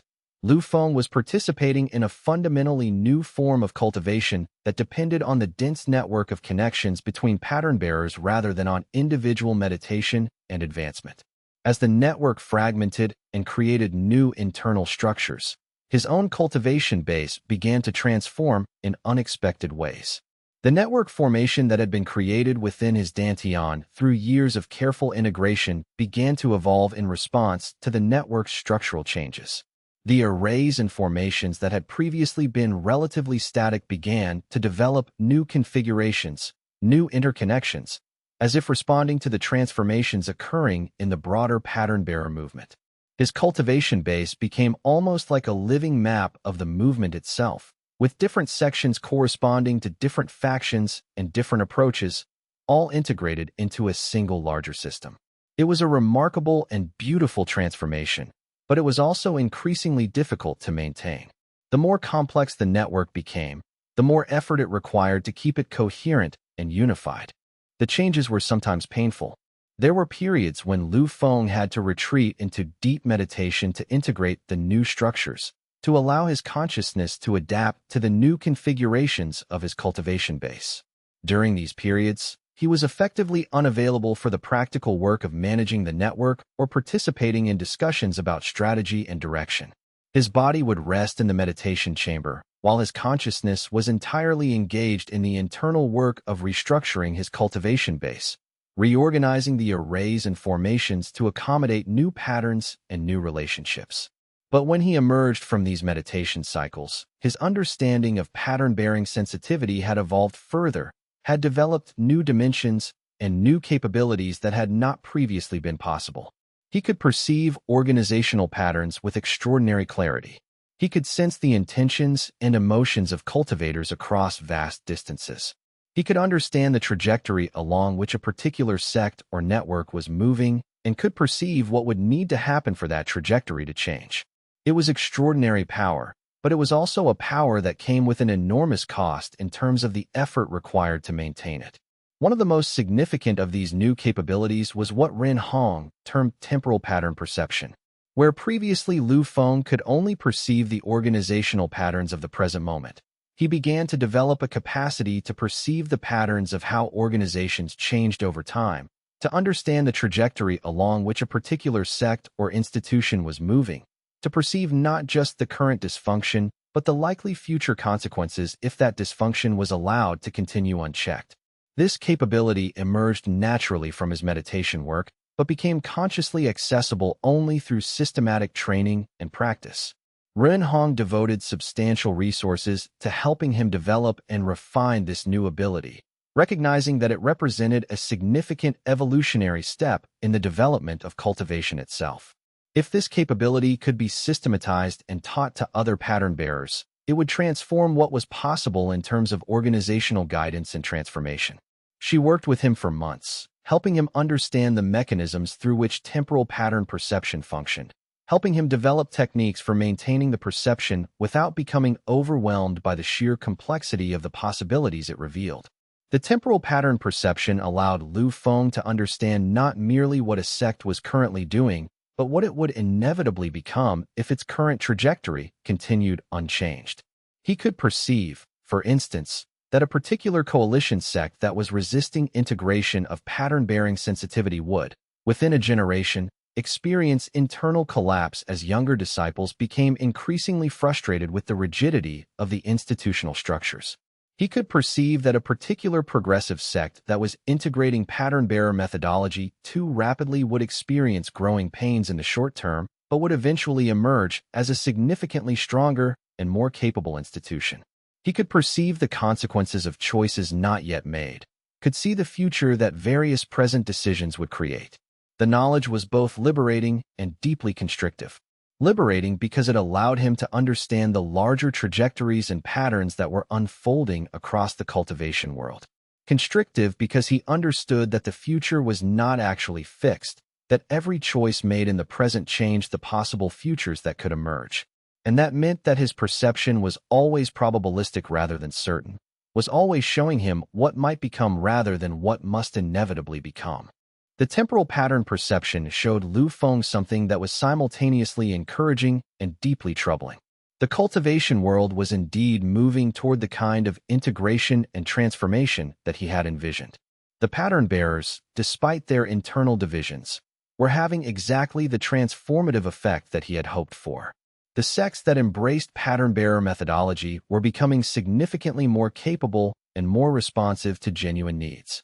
Even the coalition sects that were resisting the transformation were beginning to understand that some level of structural change was inevitable. But the perception also revealed something more deeply troubling. The process of transformation was generating a new kind of organizational pathology, a kind of organizational disease that emerged specifically in sects that attempted to resist transformation too rigidly. Sects that tried to maintain traditional structures in their entirety, while also attempting to defend against pattern-bearer influence, sometimes became internally divided in ways that were genuinely destructive. The internal conflict would fester, would create resentment and division, would sometimes culminate in outright civil conflict within the sect itself. Several of the most rigidly traditional coalition sects began to experience internal collapse, not because of external pressure from pattern-bearers, but because their own internal resistances to change had created such severe tensions that the institution could not hold together. The Fortress of Eternal Truth itself, the coalition's greatest stronghold and most prestigious institution, began to fragment as younger disciples demanded structural reforms while older masters insisted on absolute preservation of tradition. The conflict was not violent, but it was fundamentally corrosive. Lu Feng found himself facing an uncomfortable truth. Complete resistance to transformation generated as much suffering and dysfunction as overly rapid transformation did. There was a middle path, but that middle path required genuine dialogue and genuine willingness from both sides to understand each other and to find approaches that honored both the values that traditional structures protected and the genuine needs for adaptation and change. Chapter 70. The Crisis at Fortress Eternal. The internal collapse of the Fortress of Eternal Truth came to a head when Lord Patriarch Shun, now in his 500th year of life and increasingly infirm despite his vast cultivation power, attempted to formally designate an heir to lead the fortress and the coalition. The natural choice would have been one of the other ancient masters, someone who shared Shun's commitment to preserving tradition unchanged. But Shun had come to understand, through his private conversations with Ren Hong and through his observation of how other sects were faring as they integrated transformation, that such a choice would be a disaster. To appoint one of the old guard would be to ensure that the coalition would continue to resist transformation until the organization finally collapsed under the weight of its own obsolescence. Instead, he designated Wei Jian, one of the youngest of the senior masters at the fortress, as his heir. Wei Jian was respected for his cultivation power and his strategic thinking, but he was also known to be sympathetic to structural reform and had even consulted privately with pattern-bearers about possible changes to the fortress's governance. The designation shocked the coalition world. Some interpreted it as Shun finally accepting that transformation was inevitable. Others saw it as a betrayal of everything he had fought for his entire existence, as an old man in his final years undoing centuries of commitment to preservation and stasis. The older masters at the fortress immediately began to work against Wei Jian's designation, attempting to convince the coalition leadership to overturn Shun's choice. They argued that Shun was becoming senile, that his long life had damaged his ability to make good judgments, that accepting Wei Jian as the new leader would mean the end of the coalition as it had always existed. They pointed to his meeting with Ren Hong as evidence that he had been compromised, that he was no longer acting in the coalition's interests but was instead serving pattern-bearer interests. They attempted to force a vote to overturn Shun's decision and to install one of their own as the designated heir. The conflict was bitter and personal. These ancient masters had worked with Shun for centuries, had built the coalition with him, had fought alongside him in battles across time. To suggest that he was unfit to lead, that his judgment had been compromised, felt like a profound betrayal. But Shun stood firm in his decision. He explained that he had made his choice deliberately, that he understood exactly what he was doing when he designated Wei Jian, and that he was doing it precisely because he believed it was in the coalition's long-term interests. Lu Feng received intelligence about the crisis through his pattern-bearing networks and understood immediately what was happening. The Fortress of Eternal Truth was at a tipping point. If the old guard succeeded in preventing Wei Jian from taking leadership, the institution would likely splinter, with the reformist younger members either leaving for other sects or taking more drastic action to force change. If Wei Jian succeeded, it might represent a breakthrough moment where even the most traditionally rigid institutions were beginning to accept that transformation was necessary. He made the decision to intervene, but not in the way that might have been expected. He did not attempt to help Wei Jian or to work against the older masters. Instead, he sent a formal message to Lord Patriarch Shin requesting a meeting, the first such request in many months. When they met, it was in the same great hall where the coalition's assault on the pattern-bearer compound had been planned, a space that had become neutral territory after the signing of the accord. "You are making a choice that will transform the coalition," Lu Feng said to the ancient master. "You understand that?" "I understand it completely," Shen replied. "I am attempting to ensure that the transformation occurs gradually and with some degree of control rather than erupting suddenly in conflict and violence." Wei Jian understands both the traditional values and the necessity of change. He is the only one among my likely successors who can manage both without surrendering either completely. "And if the old guard succeeds in overturning your choice?" Lu Feng asked. "Then the fortress will fracture," Shen said simply. "The younger members will leave or rebel. The institution will tear itself apart from internal conflict. But at least the dissolution will be honest, will reflect genuine disagreement rather than being imposed by force. And perhaps what emerges from the dissolution will be better than what we have now. I can help ensure that Wei Jian's designation is accepted," Lu Feng offered. "Not through force, but through the network's ability to help the coalition leadership understand the patterns that are developing. If they can see clearly what will happen if they continue to resist transformation, they may choose differently." Shen shook his head. "That would be interference, would undermine the coalition's autonomy even if it achieved the outcome we both prefer. No, this choice must be made by the coalition leadership themselves, without external pressure or manipulation. If they choose poorly, they will learn through experience. If they choose well, it will be their own wisdom that guided them." But Shen did something else. He called a formal gathering of the coalition leadership, not to announce Wei Jian's designation, which he had already done, but to share his own understanding of what was actually happening in the cultivation world. He explained, with the clarity that came from 400 years of observation and thought, that the transformation being driven by pattern bearers was not an aberration or a temporary disturbance, but was the manifestation of the cultivation world's own evolutionary impulse. "We can resist this transformation," he told the assembled leaders. "We can fight against pattern bearers, can attempt to suppress those within our own institutions who are drawn to new approaches. But the transformation will continue regardless of our resistance because it is not being imposed from outside. It is emerging from within the cultivation world itself. Every sect contains individuals who perceive the dysfunction in traditional structures, who understand that change is necessary. Every institution generates pressure for transformation from within itself. We can either guide that pressure, allowing change to occur in ways that preserve what is genuinely valuable, or we can resist it until the pressure becomes so great that change erupts violently and destroys everything in its path." His words were not a revolutionary manifesto. They were simply the observations of a man who had lived long enough to see multiple major transformations of cultivation society. And they carried weight because they came from someone who had devoted centuries to defending tradition and who was not abandoning that commitment, even as he acknowledged that some level of transformation was not merely possible, but essential. The vote to confirm Wei Jian's designation as Shen's heir passed by a narrow margin. The old guard did not abandon their position, but they were unable to muster sufficient votes to overturn Shen's choice. Wei Jian would become the new leader of the Fortress of Eternal Truth and, by extension, would have significant influence over the future direction of the coalition itself. Chapter 71. The deepening knowledge. As Lu Feng's temporal pattern perception continued to develop, he found himself accessing new layers of understanding about the fundamental nature of cultivation and organizational development. What had begun as the ability to perceive how a particular sect would change over years began to expand into the ability to perceive broader patterns affecting the entire cultivation world, patterns that extended decades into the future, patterns that showed him the likely trajectory of civilization itself.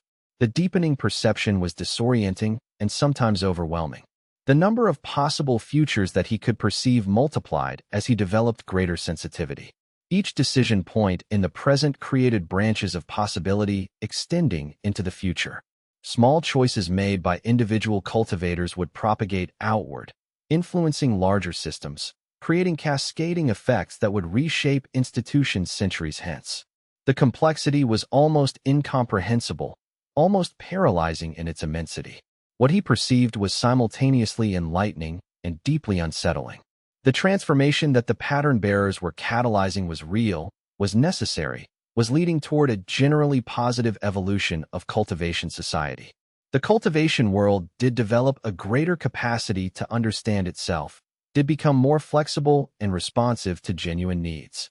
But it was also generating new forms of instability and new challenges that no one was yet prepared to address.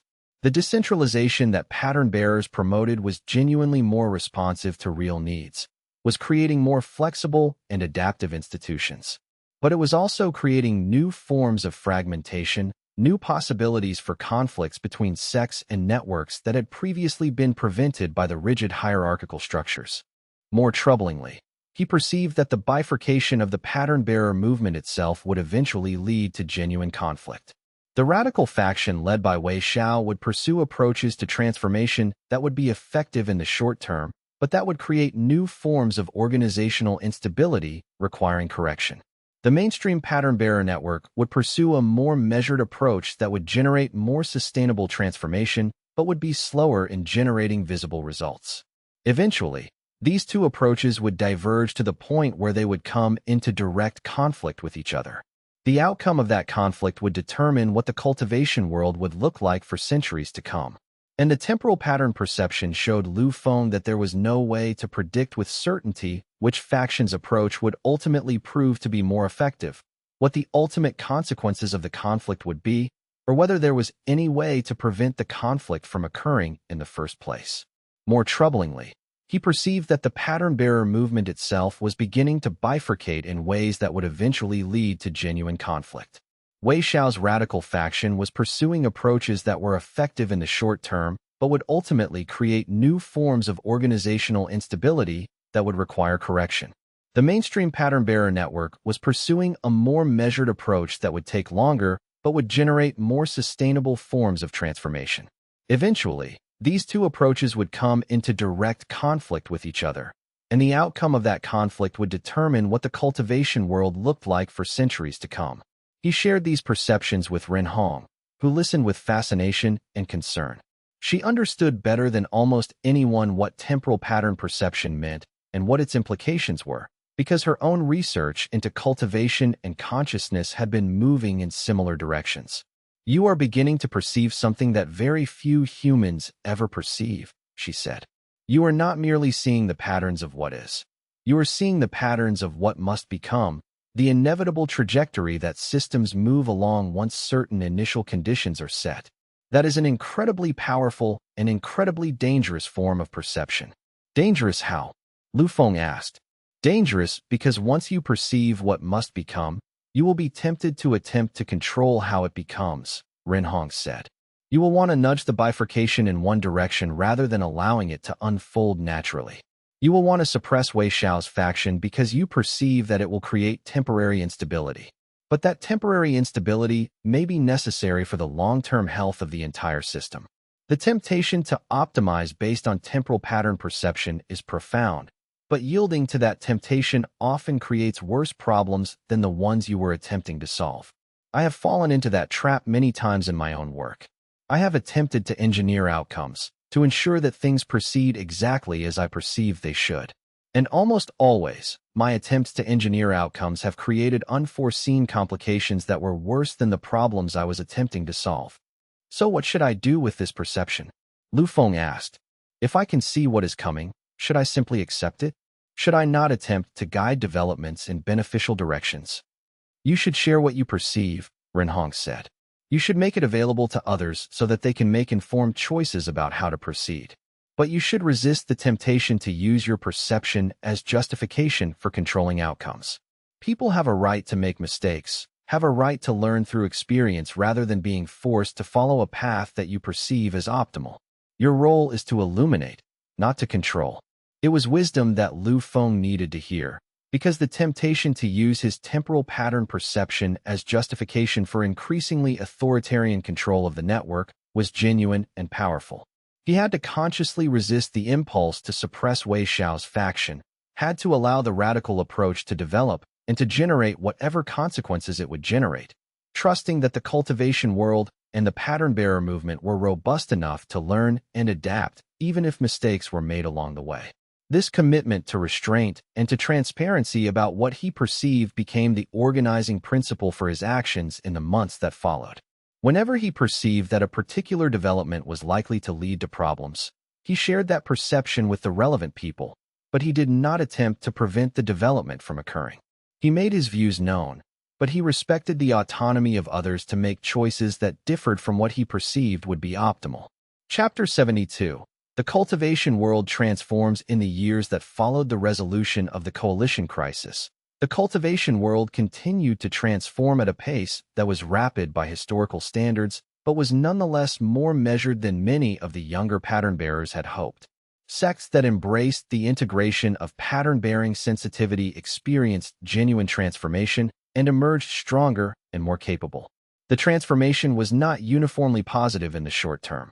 Some sects that had integrated pattern-bearer methodology experienced periods of internal conflict as older disciples struggled with the pace of change and younger disciples pushed for more rapid transformation.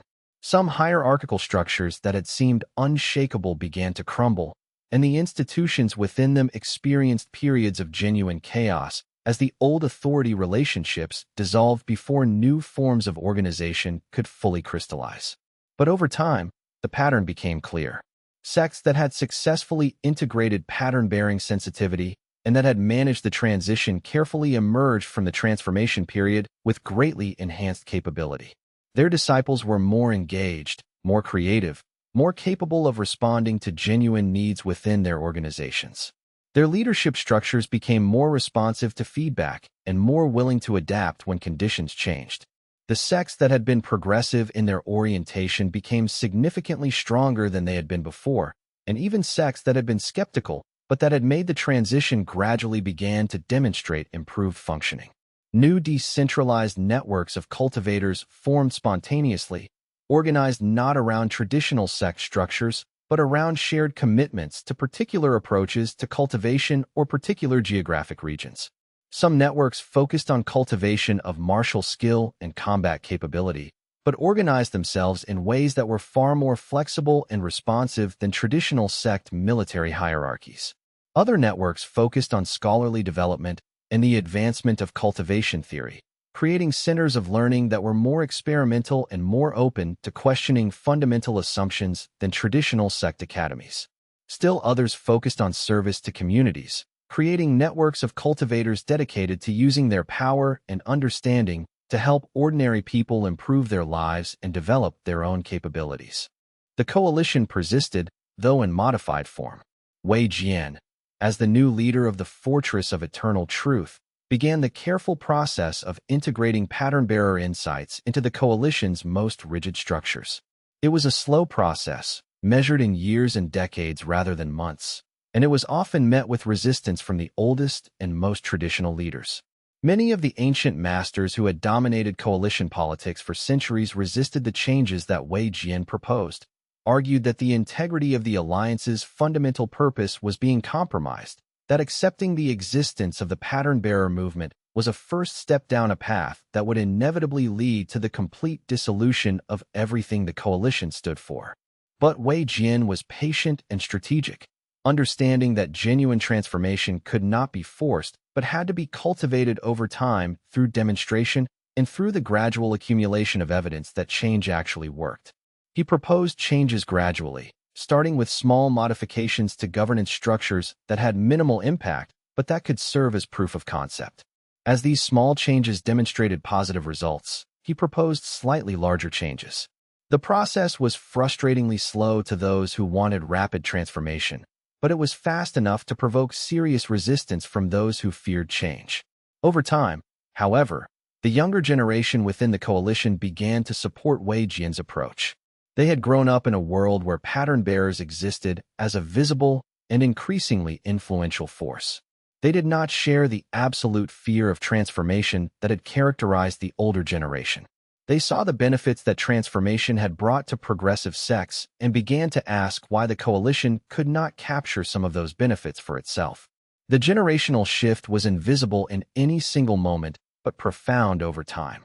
The coalition's internal politics gradually became less dominated by those who viewed all change as dangerous and increasingly influenced by those who viewed selective integration of pattern-bearing insights as an opportunity rather than a threat.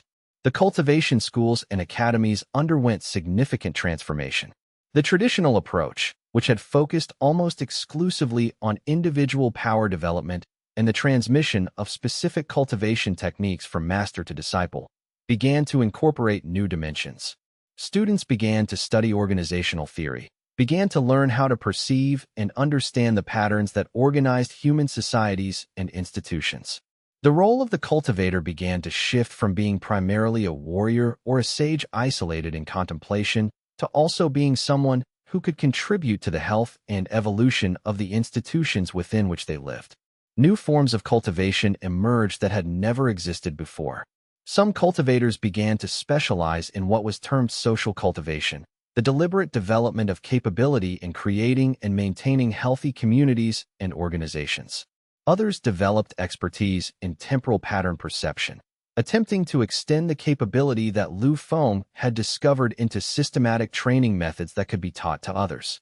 Still others combined cultivation with practical crafts and sciences, creating new hybrid disciplines that integrated spiritual development with material improvement. The most dramatic changes occurred in the sects that had been most open to transformation.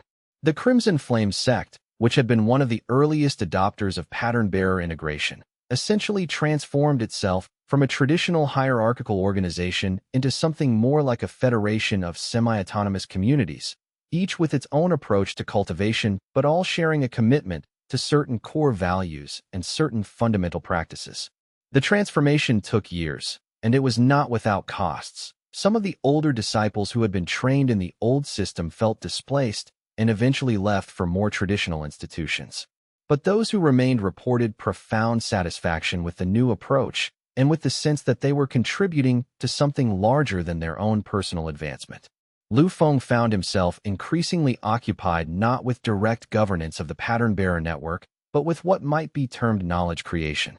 He spent more and more time in meditation, developing and refining his understanding of temporal pattern perception, systematizing what he had discovered in ways that could be transmitted to others. Ren Hong and a growing community of researchers worked with him, attempting to understand the theoretical foundations of what he was perceiving, to develop frameworks and models that could be taught and transmitted even to cultivators who did not have natural pattern-bearing sensitivity. The result was the development of what became known as temporal cultivation theory, an entirely new branch of cultivation practice that focused on understanding how systems evolved over time and on developing capability to perceive and influence that evolution. It was sophisticated and complex, and it was accessible only to cultivators who had already achieved relatively high levels of advancement. But the development of this new knowledge represented a genuine evolutionary step in what cultivation could achieve. Chapter 73. The coordinated assault begins. The threat that Lu Feng had perceived through his temporal pattern perception began to manifest in Chapter 73 with the Coalition's discovery that there were elements within their own institutions that were far more dangerous and far more organized than anything they had previously encountered. What had appeared to be simple resistance to transformation was actually the work of a carefully coordinated shadow organization that operated within the coalition sects with the explicit goal of preserving traditional structures at any cost. The Iron Traditionalists, as they came to be called, were unlike anything that had existed in the cultivation world before.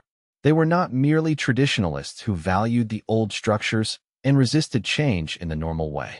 They were cultivators who had come to view transformation itself as a kind of absolute evil, as something that threatened not merely their institutions, but the very fabric of civilization and reality. They had developed an almost religious commitment to the proposition that eternal, unchanging structures were the only things standing between civilization and absolute chaos. The organization's origins were murky, lost in the history of sectarian conflicts and philosophical disputes that had characterized the cultivation world for centuries. But the Iron Traditionalists themselves were crystal clear about their purpose and their methodology. They had identified the pattern-bearer movement as the fundamental threat to everything they valued, and they had made the decision that the pattern-bearers needed to be eliminated entirely, root and branch, with no possibility of regrowth or revival. The existence of this organization, which came to be known as the Iron Traditionalists, was revealed when one of its members, a young cultivator named Dao Shi, underwent what her superiors perceived as an unexpected crisis of conscience. Dao Shi had been trained by the traditionalists from the beginning of her cultivation, had been systematically indoctrinated into the belief that preserving traditional structures was the highest moral good, that any sacrifice was justified in defense of established institutions. The training had been thorough and systematic, designed to root out any inclination towards sympathy for those who sought transformation and to replace it with an absolute commitment to stasis and preservation. But her years of exposure to pattern-bearing perspectives, unavoidable despite the traditionalists' efforts to shield their members from such exposure, her observation of sects that had transformed and thrived, her direct experience of how transformation actually worked in practice rather than how it was depicted in traditionalist propaganda, had gradually created doubts about the assumptions she had been given. The doubts started small, almost imperceptible, but they grew day by day, week by week, month by month. She began to question whether the catastrophes that the traditionalists predicted would surely follow from transformation were actually inevitable, or whether they were simply worst-case scenarios that reflected the traditionalists' fears rather than genuine likely outcomes. The crisis of conscience came when Dao Shi was assigned to participate in a preliminary assassination operation. The target was one of the more prominent pattern-bearers, a woman named Su Ming who had been instrumental in helping the Crimson Flame sect integrate pattern-bearer methodology. Dao Shi was to meet with Su Ming under the pretense of being a confused young cultivator seeking guidance, and during that meeting, she was to activate a cultivated poison that had been carefully designed to mimic natural causes. The plan was elegant and had a high probability of success. And the moment she understood what she was actually being asked to do, to murder another human being based on her ideological opposition to transformation, something in Dao Shi broke. She came to the Pattern Bearer Network with detailed intelligence about the Iron Traditionalists organization, their leadership structure, and most importantly, their plans for a coordinated strike that would make the coalition's earlier assault look like a minor skirmish. The traditionalists had been preparing for this strike for years, had positioned operatives throughout both coalition sects and pattern-bearer networks, had stockpiled resources and developed strategies that were designed to eliminate the pattern-bearer leadership while simultaneously destabilizing the sects that had embraced transformation. Unlike the coalition's assault, which had been primarily a military operation designed to overpower and suppress the pattern-bearer movement, the traditionalist strike was designed to destroy the movement's capacity to function as an organization and to discredit it so thoroughly in the eyes of the cultivation world that it would be impossible for the movement to recover. The scope and sophistication of the threat was far greater than anything the pattern bearers had previously faced. The traditionalists were not simply attempting to suppress the pattern-bearing movement. They were attempting to trigger a complete reversal of the transformation that had been occurring throughout the cultivation world, to use coordinated violence and disruption to restore the rigid hierarchical structures that had existed before the pattern bearers emerged. Lu Feng's temporal pattern perception showed him exactly what would happen if the traditionalists' plan succeeded. The coordination and timing of their assault was so precise, so well thought out, that conventional defensive measures would likely fail. The pattern-bearer network would be severely damaged, and the cultivators who had embraced transformation would be forced into retreat.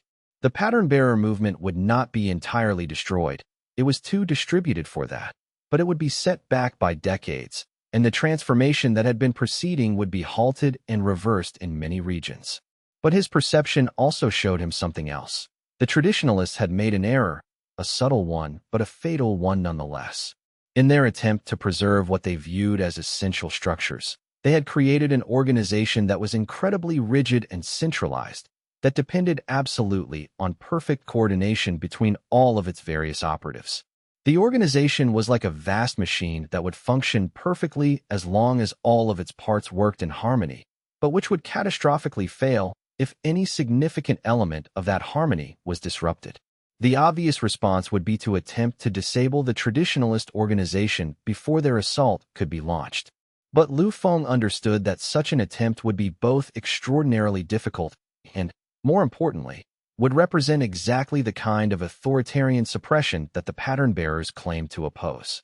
If he used his knowledge to prevent the traditionalists from acting, he would be denying them their fundamental right to make choices and to advocate for their own vision of what the cultivation world should become. It was a genuine dilemma, and Lu Feng spent days in deep meditation attempting to understand what the correct response should be. In the end, he came to a conclusion that was not comfortable, but that he believed was correct. He would not attempt to suppress or prevent the traditionalist assault.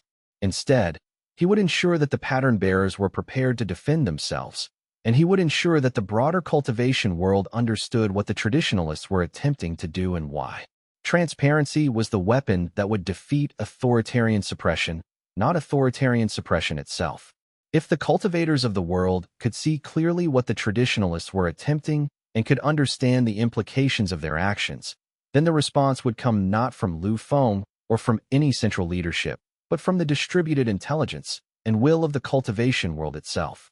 Chapter 74. The assault unfolds. The coordinated assault of the Iron Traditionalists began at dawn on the 74th day after Dao Shi's revelation to the Pattern Bearer Network. The attack came not as a single overwhelming strike, but as a carefully orchestrated series of actions occurring simultaneously across dozens of locations. Traditionalist operatives within coalition sects began to implement emergency protocols designed to suppress discussion of transformation and to exile or arrest prominent advocates for structural change.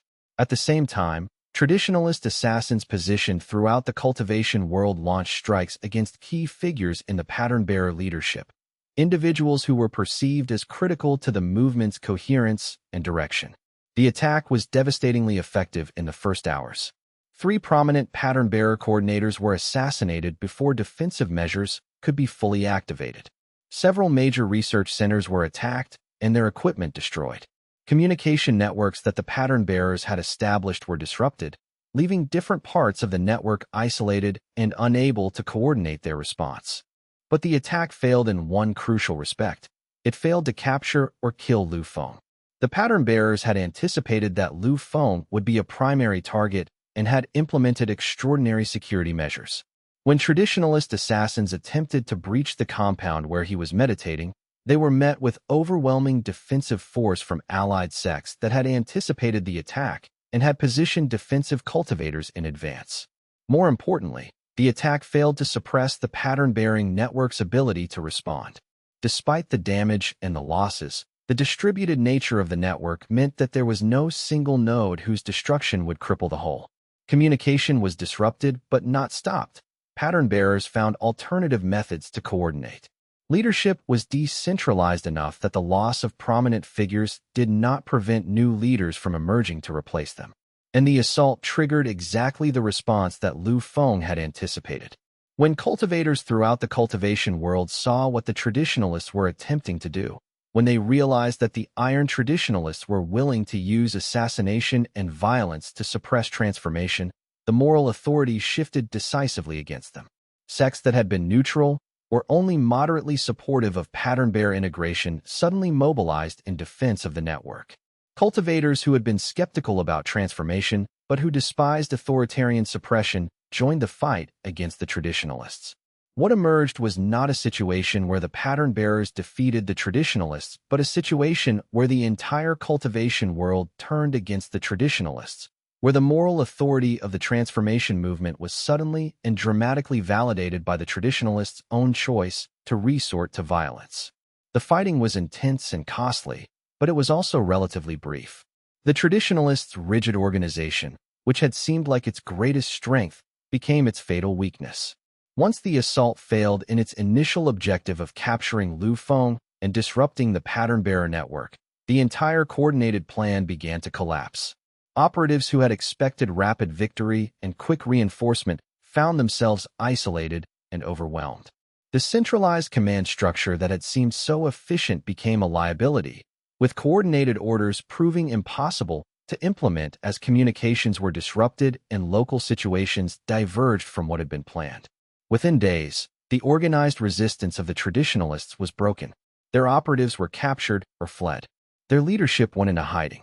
The great coordinated assault that was supposed to reverse the transformation and restore the old structures instead accomplished the opposite.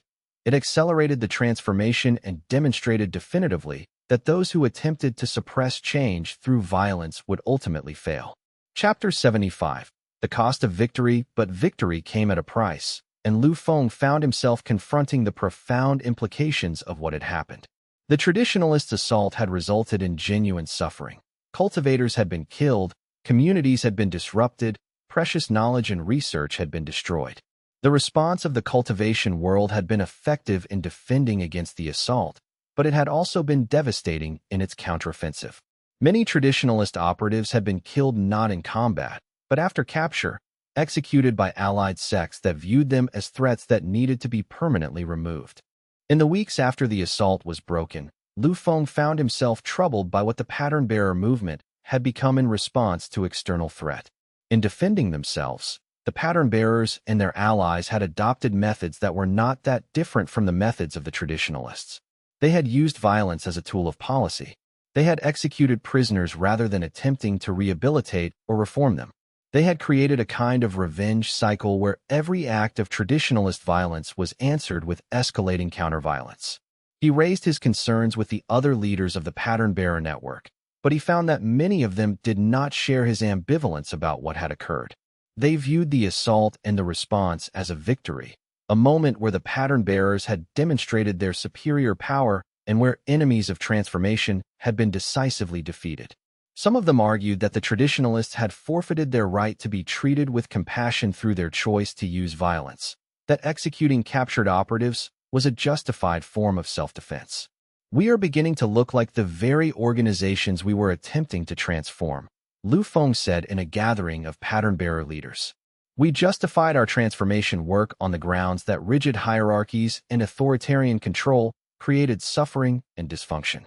But we are now creating our own forms of authoritarian suppression, our own mechanisms of control that we are justifying on the grounds of necessity and self-defense. Are you suggesting that we should have been merciful to people who attempted to assassinate us? Challenged a woman named Su Ming, a veteran pattern-bearer who had been instrumental in organizing the defense. Are you suggesting that we should have released them to attack us again? I am suggesting that we should have attempted to understand them rather than simply eliminating them, Lu Feng said. I am suggesting that the traditionalists' violence came from fear, came from their genuine belief that transformation would destroy everything that they valued. That belief is wrong, but it is not evil. And if we respond to their wrongness with authoritarian suppression and execution, we confirm their worst fears about what the pattern-bearing movement actually represents. The debate that erupted was heated and profound. Some pattern-bearers agreed with Lu Feng, understanding that the movement risked losing its moral foundation if it became simply another form of authoritarian organization with a different ideology. Others argued that mercy toward the traditionalists was naive, that the elimination of organized opposition was necessary for the pattern-bearer movement to survive and consolidate its power. It was a painful division, and Lu Feng understood that it reflected something deeper than simple disagreement about tactics. The pattern-bearer movement was maturing into something more complex and more powerful, but that maturation was coming with costs that were not always apparent on the surface. The movement had stopped being a purely transformative force and had become an institutional power with its own interests in preservation and control. Chapter 76. The fragmentation accelerates the debate about the response to the traditionalist assault triggered a new phase of fragmentation within the pattern-bearer network. Some of the most idealistic and principled pattern-bearers, including several of the oldest members who had been involved in the movement since its beginning, began to withdraw and protest against what they viewed as the movement's loss of its original moral foundation. They did not attempt to suppress the network or to undermine it directly, but they did establish themselves as a kind of conscience faction, continuing to practice pattern-bearing sensitivity but refusing to participate in the collective decision-making structures of the network. Wei Xiao's radical faction, which had already been pursuing a more aggressive approach to transformation, now accelerated their efforts in response to what they viewed as the mainstream network's inadequate response to the traditionalist threat. They began to argue that the network's commitment to nonviolence and to transparency had been proven insufficient, that more decisive and more aggressive action was necessary to prevent future resistance from becoming organized and dangerous. Lu Feng found himself in the uncomfortable position of being criticized from multiple directions simultaneously. Some criticized him for not being aggressive enough in rooting out traditionalist operatives, for being too concerned with moral purity when practical necessity required ruthlessness. Others criticized him for having allowed the network to drift into using violence and authoritarian methods, for having sacrificed principle in pursuit of practical victory. Still others, particularly Ren Hong, criticized him for attempting to maintain perfect consistency in his principles when the reality of how societies and organizations actually functioned required flexibility and adaptation to changing circumstances. You are attempting to maintain the purity of a vision that can only exist in abstraction, Ren Hong told him in one of their increasingly tense conversations. The moment you entered into actual practice with the pattern-bearer movement, the moment you engaged with real human beings and real institutions, you surrendered the possibility of perfect consistency. You are now navigating a world where every choice has costs and every act of principle requires some sacrifice. The only way to do this while maintaining your sanity is to accept that you will inevitably disappoint both yourself and others, that there is no perfect path through the complexity of the real world. Lu Feng understood the truth in what Ren Hong was saying, but he struggled to accept it. The whole foundation of the pattern-bearer movement had been built on the belief that transformation could come through understanding and persuasion rather than through force. But now the movement itself was beginning to use force, was beginning to suppress those it perceived as threats, was beginning to justify authoritarianism on the grounds of necessity. The question he found himself confronting was whether this was inevitable, whether any movement for social transformation would eventually have to compromise its original principles in order to survive and consolidate power, or whether there was a way to maintain core commitments to transparency, to nonviolence, to respect for human autonomy, while still being effective in the face of determined opposition. Chapter 77. The new understanding emerges. It was through a period of the deepest meditation that Lu Feng achieved new understanding about the nature of pattern-bearing and about the role it was actually meant to play in cultivation evolution.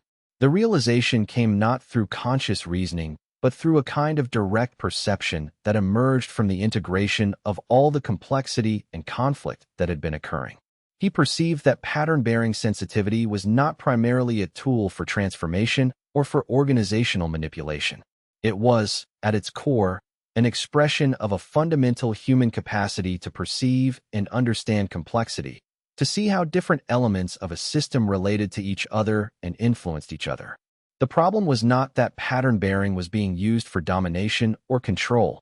The pattern-bearers had generally resisted such uses.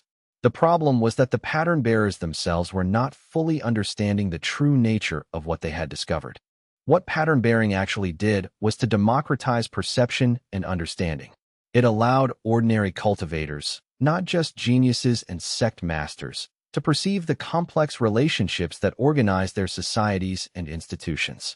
Once this perception was widespread, once the cultivation world contained many cultivators with pattern-bearing sensitivity, it would become impossible for any individual or any group to maintain authoritarian control, because too many people would be able to perceive the manipulations and distortions involved.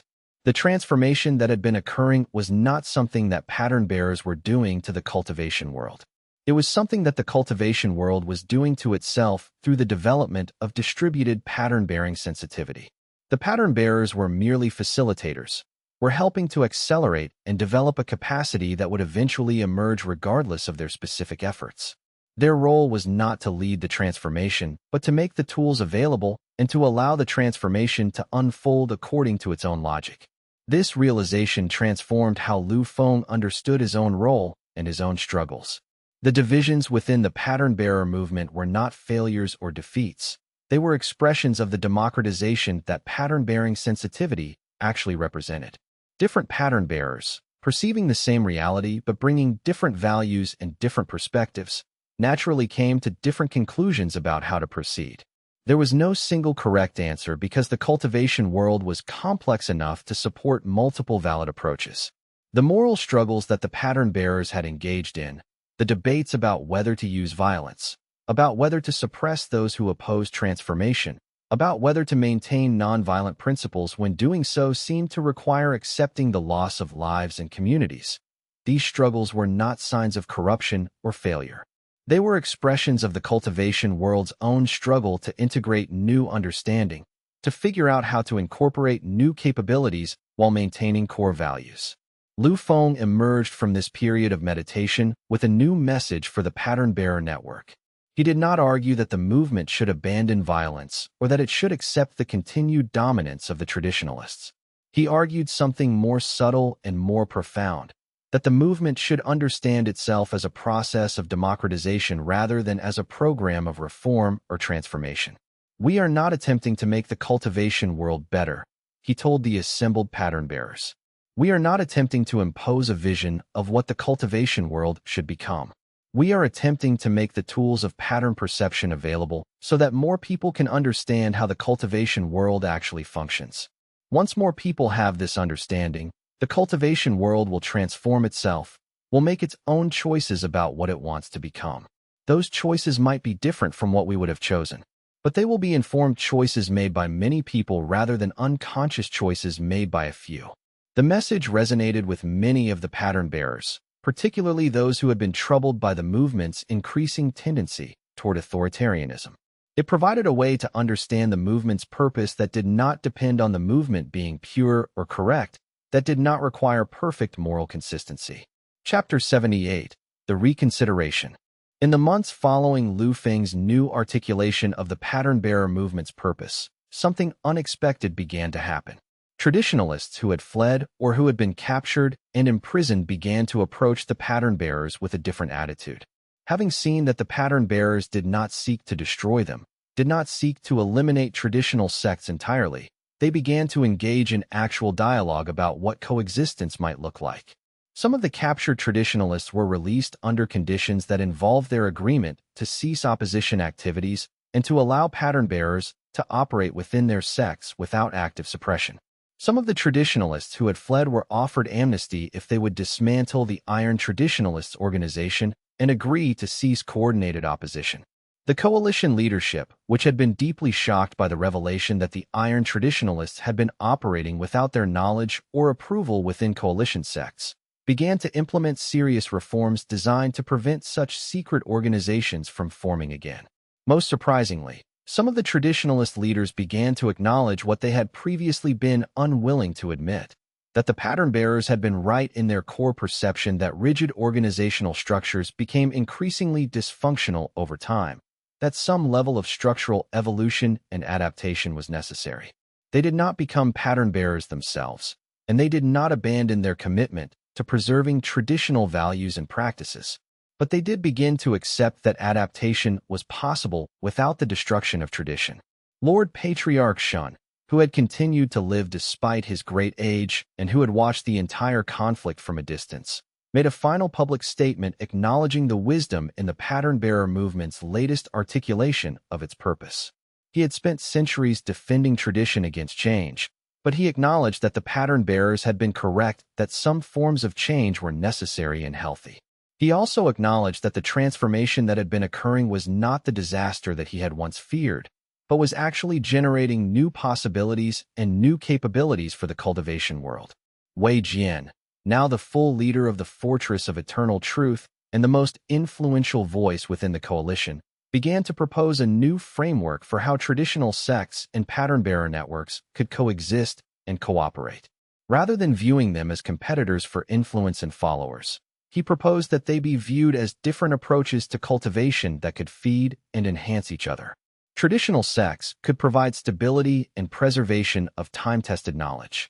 Pattern-bearer networks could provide innovation and adaptation to changing circumstances. The proposal was revolutionary in its implications, but it was grounded in the reality of what was actually happening. The most successful sects in the cultivation world were no longer purely traditional or purely innovative, but were instead hybrid organizations that contained both elements, that had some disciples following traditional paths and others exploring new approaches, with the insights from both enriching the overall institutional capacity. Chapter 79. The deeper cost revealed, but even as the external conflicts were being resolved and new frameworks for coexistence were being established, Lu Feng was confronting a deeper and more personal cost of everything that had happened. His own cultivation advancement, which had been proceeding through integration with the pattern-bearer network, had slowed and in some ways begun to reverse. The transformation of his cultivation base that had occurred as the network evolved was now creating fundamental instabilities that he had to continuously manage through meditation and adjustment. Renhong's research revealed the cause. Lu Feng's cultivation had become so deeply integrated with the network itself that the fragmentation and conflict within the network was directly harming his own cultivation base. His earlier perception of himself as a focal point through which the network's power flowed had been accurate, but it had also created a profound vulnerability. As the network fragmented into multiple competing approaches and multiple factions, the coherence of his cultivation base deteriorated. The research community debated what this meant for the future of temporal pattern perception. If the capability was fundamentally dependent on a unified network, then the fragmentation of the network would make temporal pattern perception impossible to maintain or develop further. If, on the other hand, temporal pattern perception could be systematized and transferred to multiple individuals, then it might be possible to develop the capability in a more distributed way that was not dependent on any single individual. You must eventually let go, Renhong told him in one of their most difficult conversations. Your role was to catalyze the emergence of pattern-bearing sensitivity within the cultivation world. You have done that, but you cannot be the permanent focal point for the network's power. As the network matures and develops its own distributed leadership, as different approaches and factions develop their own integrity and autonomy, you must gradually withdraw and allow the network to develop without depending on you as its anchor. If I withdraw, will my cultivation base stabilize? Lu Feng asked. No, Renhong said honestly. Withdrawal will accelerate the dissolution of your cultivated focal point function. You will lose access to the temporal pattern perception that has been derived from that integration. You will return to being an individual cultivator rather than a living array that connects a whole network. You will lose something extraordinary. And if I do not withdraw? Lu Feng asked. If I attempt to maintain the coherence? Then you will slowly go mad, Renhong said bluntly. The contradictions between what the network is becoming, fragmented, diverse, decentralized, and what your cultivation base needs in order to maintain stability, unified, coherent, integrated, will become increasingly impossible to reconcile. You will be torn apart by forces acting in opposite directions. It was the ultimate cost, the one that Lu Feng had not fully consciously recognized when he had committed himself to the pattern-bearer movement years ago. He had been willing to surrender personal power, willing to surrender his own advancement in service of the movement's mission. But he had not quite understood the magnitude of what was being asked, the actual cost of allowing the network to grow beyond the point where he could maintain it as a coherent unified whole. He chose withdrawal. Over the following months, he gradually reduced his direct involvement in the network's decision-making structures. He ceased maintaining the careful meditation that had been necessary to keep his cultivation base integrated with the network structure. He allowed the connections between his consciousness and the broader pattern-bearer network to gradually dissolve, even as this meant the erosion of his own extraordinary cultivation advancement and the loss of the temporal pattern perception that he had developed. The process was agonizing and disorienting. For years, his consciousness had been extended across the entire network, had been simultaneously experiencing himself as an individual and as a focal point through which thousands of other consciousnesses were connecting.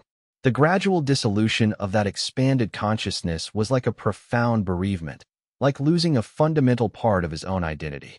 But it was also liberating. As the connections dissolved and he returned to being a single individual consciousness rather than a distributed network, he found a kind of peace that had been impossible to achieve while he was trying to maintain the dual nature of his consciousness. He understood, for the first time in years, what it felt like to be simply one person among many, with his own concerns and his own limitations and his own perspective rather than being a kind of godlike presence that could perceive and influence events across the entire cultivation world. Chapter 80. The path forward. By the time he reached full withdrawal from the network, Lu Feng had come to understand that the true transformation had never really been about the pattern bearers doing something to the cultivation world. It had always been about the cultivation world doing something to itself through the emergence of pattern-bearing sensitivity. The pattern-bearers, including Lu Feng himself, had been vessels through which a larger evolutionary process was expressing itself. The final stage of the transformation involved the emergence of what became known as the integrated cultivation movement, a new consensus that was developing across both traditional and innovative factions in the cultivation world. This consensus recognized that cultivation was a fundamentally complex practice that required both the preservation of traditional wisdom and the continuous evolution of new understanding. It required both individual advancement and collective development. It required both the maintenance of institutions and the willingness to transform them. The consensus was not complete.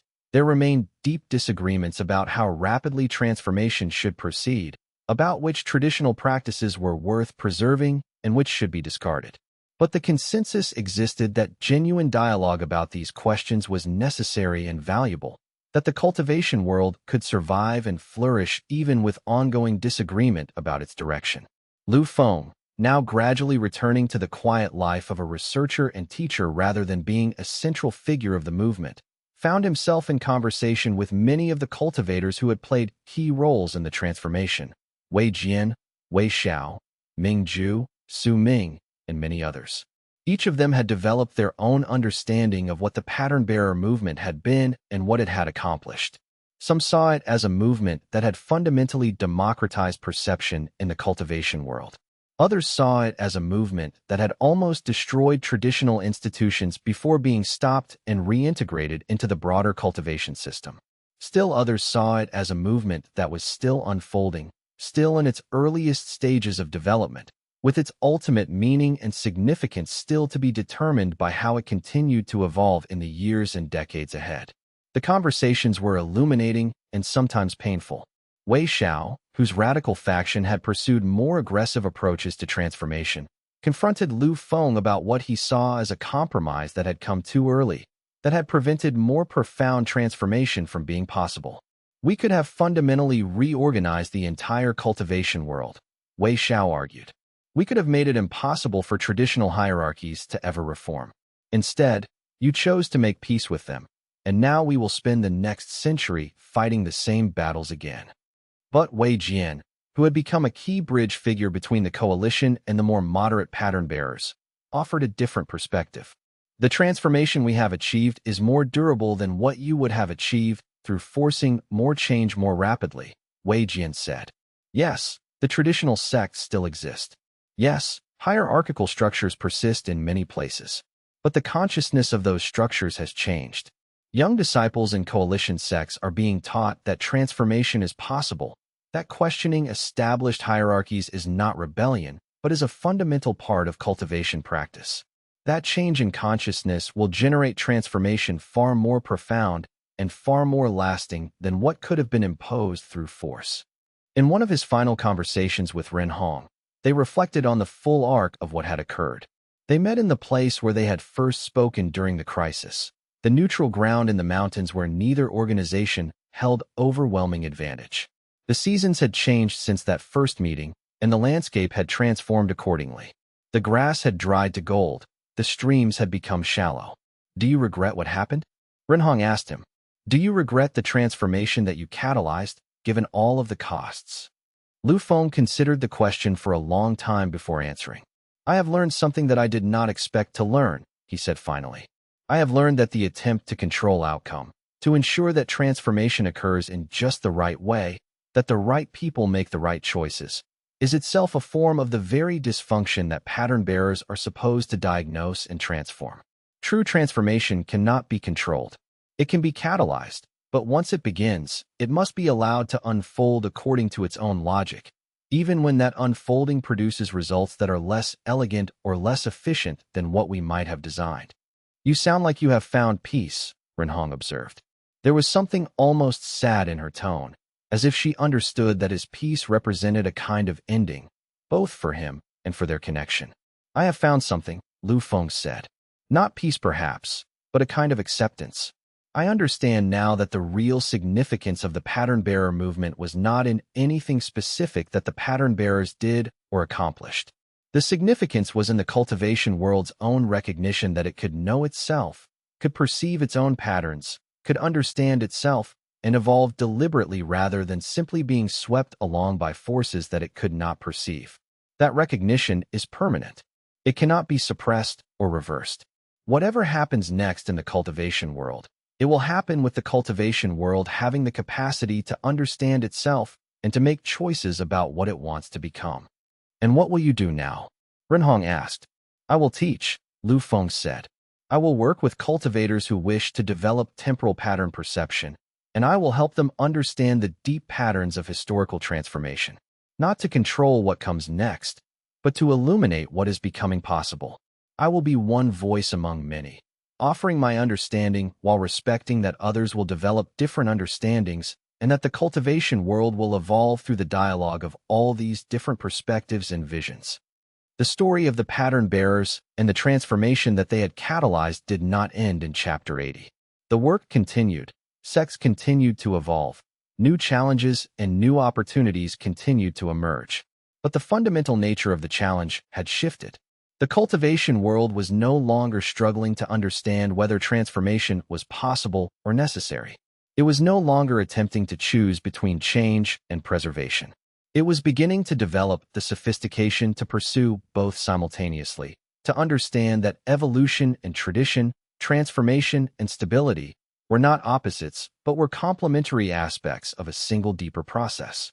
Lu Feng, who had begun his journey as an expelled disciple with nothing, who had become the focal point through which the entire cultivation world's transformation had been catalyzed, had ended that chapter of his life by learning to be nothing again, a simple researcher and teacher, no different from countless other cultivators who worked in their own small corners of the cultivation world, contributing what they could to the ongoing work of understanding and growth. And in that letting go, in that return to being simply himself rather than being a vehicle through which larger forces expressed themselves, he found what he had been seeking all along.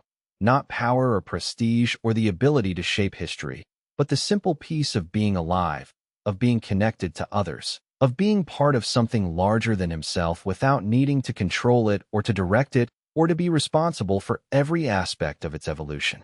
The cultivation world stretched before him, full of possibility and uncertainty, no longer waiting for him to tell it what to do, but discovering through the collective intelligence and wisdom of its many participants what it wanted to become. And that, he finally understood, was exactly as it should be.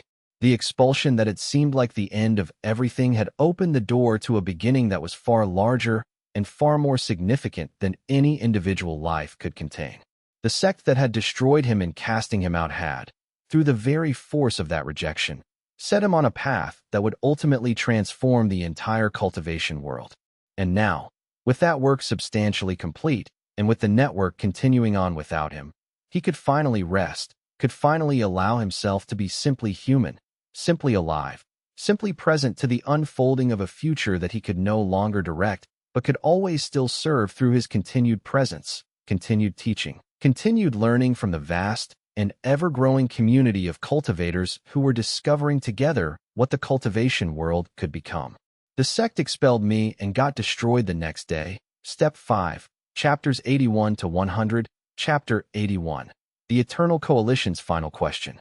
6 months after Lu Feng's withdrawal from direct involvement in the Pattern Bearer Network, during a period when he had established himself in a small research center in the mountains, he received an unprecedented invitation from the Eternal Coalition itself.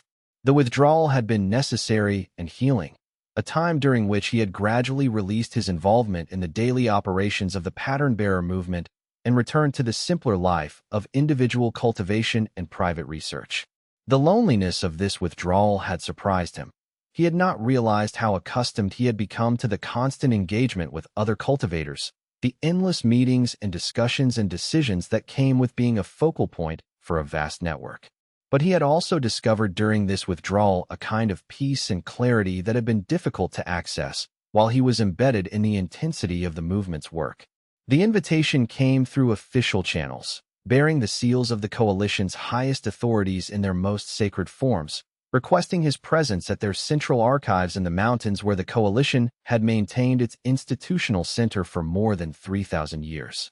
The message was brief and formal, offering no indication of what the coalition leadership wished to discuss or what was prompting this unusual request after years of antagonism and resistance to everything the pattern-bearer movement represented. Lu Feng initially hesitated to accept the invitation.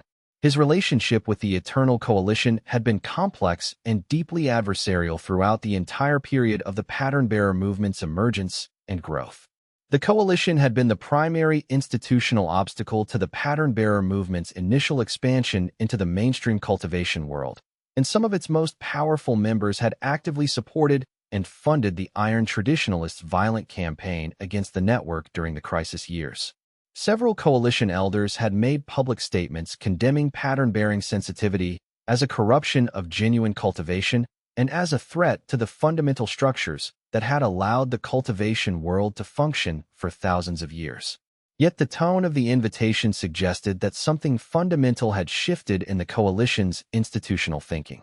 Against the advice of many of his closest allies, who warned him that this might be a trap or an elaborate attempt to discredit him, he decided to accept. The journey to the coalition's central archives took him through regions that had transformed dramatically since the pattern-bearer movement began. Sects that had once been firmly traditional and rigidly hierarchical had begun to open their internal structures, allowing younger disciples to participate in decision-making processes and to voice opinions that would have been unthinkable a few years earlier. Communities that had once been sharply divided between those who supported radical transformation and those who opposed it with equal fervor now engaged in genuine dialogue about what adaptation and preservation might look like when both were valued as complementary rather than as competitors. As Lu Feng traveled, he noticed with deep appreciation how the transformation was manifesting at the level of everyday practice and community life. At one small way station along the road, he encountered a group of young disciples from a traditional sect engaged in a lively debate with some pattern-bearing cultivators about how best to preserve knowledge that had been passed down through generations while remaining open to new insights. Neither group was trying to convince the other to abandon their perspective. Instead, they were genuinely trying to understand how two seemingly opposite approaches might actually be serving the same deeper purpose: the continuation and evolution of genuine cultivation wisdom. At another settlement, he met with a group of elders who were implementing the first stages of the structural reforms that sects throughout the cultivation world were undertaking. They spoke to him with a mixture of excitement and apprehension about the challenges of creating more transparent decision-making processes while maintaining the authority and clarity of guidance that younger disciples needed. They were genuinely committed to the transformation, but they were also realistic about the difficulties and the risks involved. "We are attempting something that has never been attempted before," one old master told him. "We are trying to preserve the best of what we have been while remaining open to becoming something new. It is delicate work, and there is no guarantee that we will succeed without losing something precious in the process." The physical landscape seemed to reflect this transformation. Villages had grown more prosperous, the roads between sects had improved, and everywhere he looked, Lu Feng saw evidence of increased cooperation and exchange between communities that had previously been isolated from each other. Merchants who had once kept their trade routes carefully separate were now sharing knowledge about the most efficient paths and the best practices for safe travel.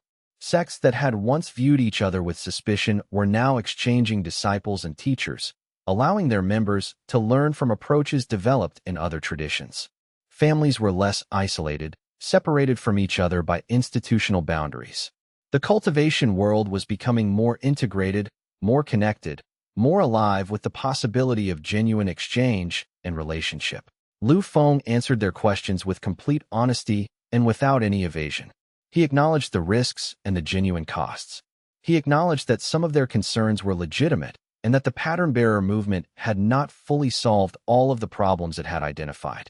He acknowledged that transformation was messy and brought new problems even as it solved old ones.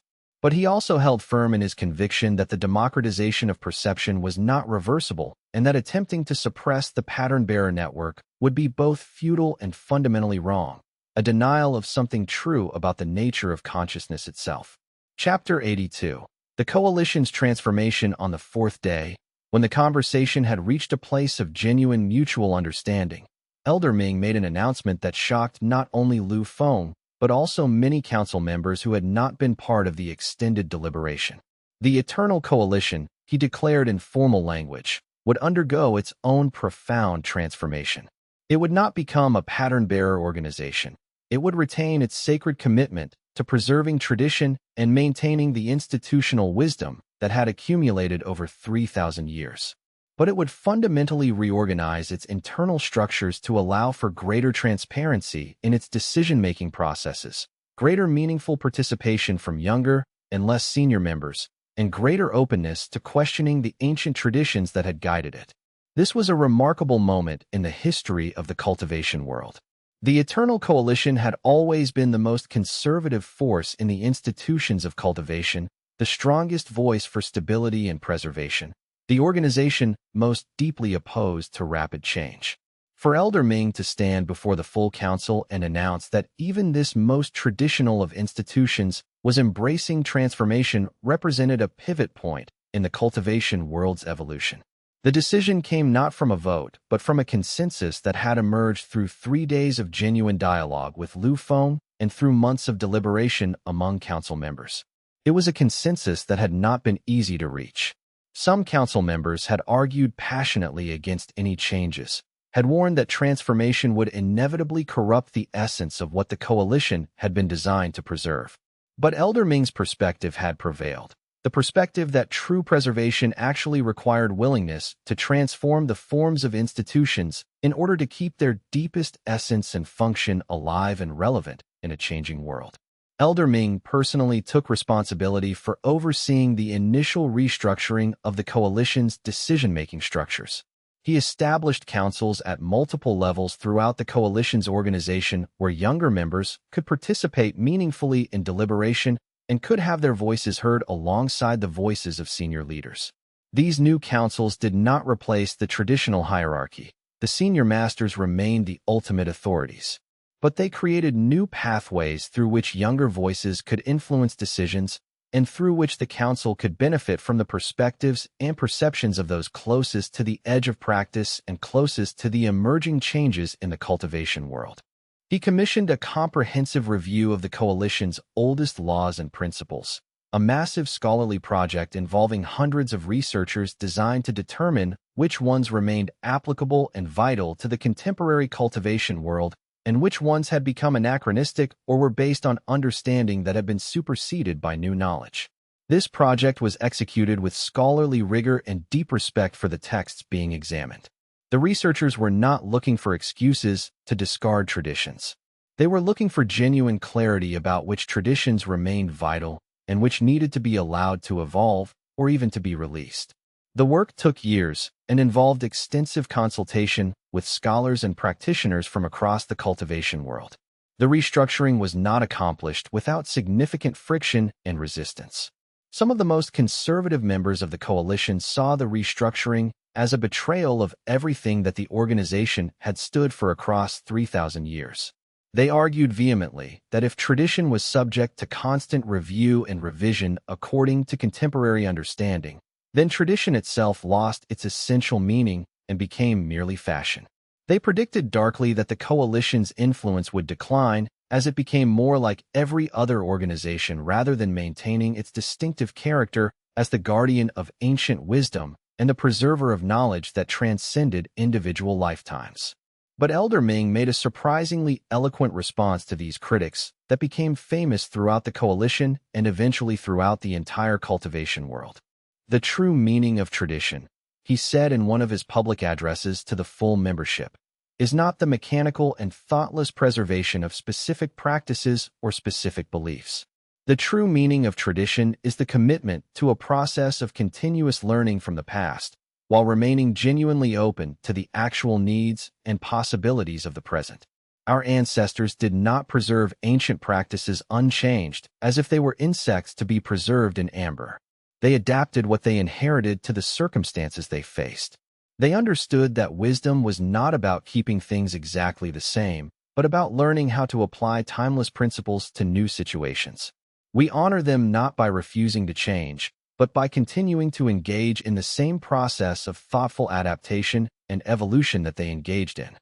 The restructuring of the coalition accelerated the broader transformation of the cultivation world in ways that were both profound and unexpected. If the institution that had been most firmly opposed to change and most devoted to preserving tradition was now accepting the necessity of structural evolution and adaptation, then every organization in the cultivation world could and should do the same. Within months, the cultivation world moved from a state where pattern-bearing and transformation were still hotly contested and actively opposed by institutional powers to a state where they were widely accepted as fundamental and necessary elements of healthy cultivation civilization. New sects began to form that explicitly integrated pattern-bearing sensitivity into their foundational approach. Older sects began to establish departments or research centers focused on understanding how pattern-bearing could enhance their traditional practices. Chapter 83: Renhong's Choice and Transformation. As the coalition underwent its profound transformation, and as the pattern-bearer movement became increasingly integrated into the mainstream institutions of the cultivation world, Renhong made a decision that would have been unthinkable a year earlier, and that surprised everyone who knew her well. She announced that she would be stepping back from her leadership role in the Fortress of Eternal Truth, relinquishing the position of power and influence that she had worked to achieve for decades through tireless research and institutional maneuvering. She would establish instead a research institute dedicated to understanding the relationship between temporal pattern perception and the structure of consciousness itself at the deepest levels of reality. This decision represented a profound shift in Renhong's understanding of what it meant to contribute meaningfully to the cultivation world. For decades, she had believed that the way to make a difference was through institutional power and influence, through being at the center of decision-making, through having the authority to direct how things evolved. But through her years of engagement with the pattern-bearer movement and her increasing understanding of its implications, she had come to recognize that the work that most needed to be done could not be accomplished from within an institutional position. The kind of understanding she wanted to develop required complete independence and complete objectivity. It required the freedom to follow understanding wherever it led without having to defend institutional positions or protect institutional interests. It required the capacity to be honest about the limitations and the problems within one's own approaches and frameworks without having that honesty weaponized against the institution one represented. The only way to accomplish this work with genuine integrity was to step completely outside institutional structures and to create a research context that was independent from all institutional affiliations. The institute would be open to cultivators from every background and every organization without preference or limitation based on sect affiliation or cultivation approach. It would not privilege pattern-bearer approaches over traditional approaches or vice versa. It would not attempt to determine what the correct or true way of cultivating actually was. Instead, it would seek to understand the vast diversity of cultivation paths that had emerged throughout history and were continuing to emerge, and it would work to map the relationships between different approaches so that cultivators could understand how their own path related to all the others. It would be a place where genuine dialogue between different traditions could occur, where the deepest questions about consciousness and cultivation could be explored with intellectual rigor and with freedom from institutional pressure. In announcing her decision, Renhong made a remarkable public statement that revealed the depth of her understanding and the profound evolution she had undergone. I have spent my life attempting to control and manage the evolution of the cultivation world, she said. I believe that my role was to ensure that certain understandings would be preserved and that certain dangers would be prevented. But I have come to realize that this attempting to control evolution at such a macro level is itself a form of the very pattern dysfunction that pattern bearers have identified.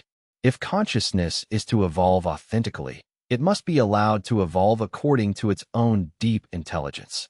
My role is not to control that evolution, but to help illuminate what is actually happening, to create spaces where genuine understanding can deepen, to be of service to the cultivation world through the clarity of my perception rather than through the exercise of power.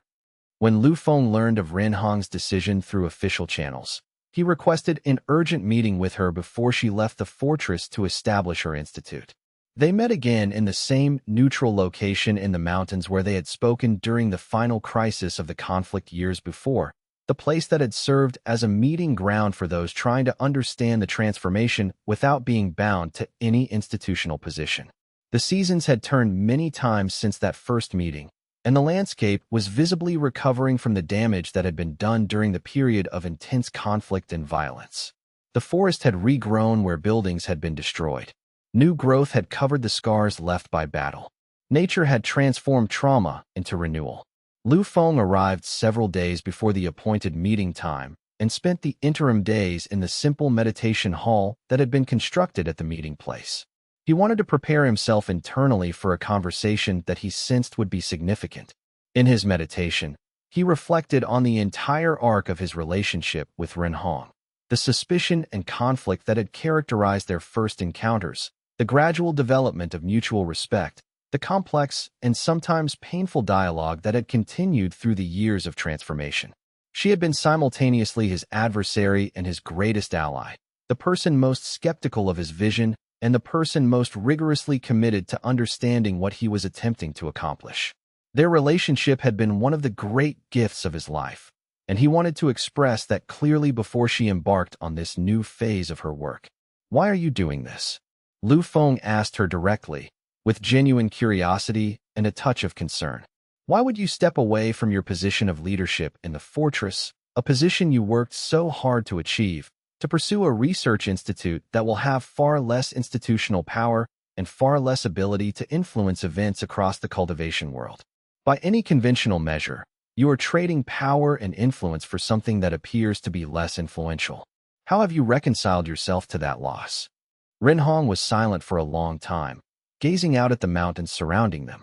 The sun was beginning to set, painting the sky in shades of orange and gold. When she finally spoke, her voice was soft, but filled with profound conviction. "Because I have finally understood what I have been attempting to do all along," she said slowly, choosing her words with care. "I have been attempting to understand cultivation itself, not any particular cultivation method or tradition, but cultivation as a universal human capacity and as a fundamental expression of consciousness engaging with itself and with reality. I cannot do that work authentically from within an institution that has a stake in defending one particular approach to cultivation as superior or more correct. I need to be outside the institutional structures, need to be able to observe all the different approaches without needing to justify any particular one as the correct or superior path. I need freedom to follow understanding wherever it leads, even when that understanding contradicts the interests of the institution I represent." She turned to look at him directly. "When I was at the fortress, I told myself that I was being objective, that my research was unbiased and independent. But I was aware, even if I did not fully admit it to myself, that there were certain conclusions I could not reach, certain lines of inquiry I could not pursue, certain truths I could not acknowledge without undermining the position or the interests of the fortress. Those constraints were subtle and often unspoken, but they were real, and they prevented me from doing the work that I am now called to do." Lu Feng nodded slowly.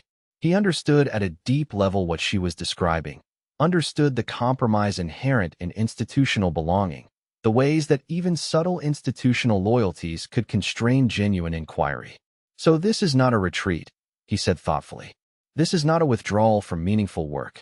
This is a choice to work in a different way, from a different position, with different constraints and different possibilities." "Yes," Ren Hong confirmed. "The pattern-bearer movement taught me something fundamental about consciousness and systems. It taught me that genuine transformation cannot happen from within institutional structures that have a stake in maintaining themselves. Real understanding requires a position of genuine freedom. So I am choosing that freedom. I am stepping outside in order to serve the larger work more effectively." "And what about your relationship with the coalition?" Lu Feng asked gently. "What about your power and influence? You have worked decades to achieve the position you hold, and you sacrificed much to get there. Are you truly prepared to walk away from all of that?" "Power and influence are not what I actually want," Ren Hong said, and Lu Feng could hear the genuine conviction ringing through her words with absolute clarity. "What I want is to understand. What I want is to be useful to the cultivation world by helping all cultivators, whether they follow purely traditional paths or pattern-bearing paths, or some innovative combination, to understand what they are doing, why they are doing it, and what kinds of transformation are possible through different approaches. That work does not require me to be at the center of institutional power. It requires me to be clear and independent in my perception and in my research. It requires me to follow truth rather than protecting institutional interest. But you will lose your access to certain resources, Lu Feng pointed out. You will lose the organizational apparatus that allows you to implement your vision at scale.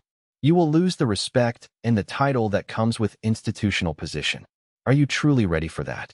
Ren Hong was quiet for a moment, and Lu Feng could see in her expression that she was acknowledging the reality of what she would lose. Yes, she said finally. I am ready.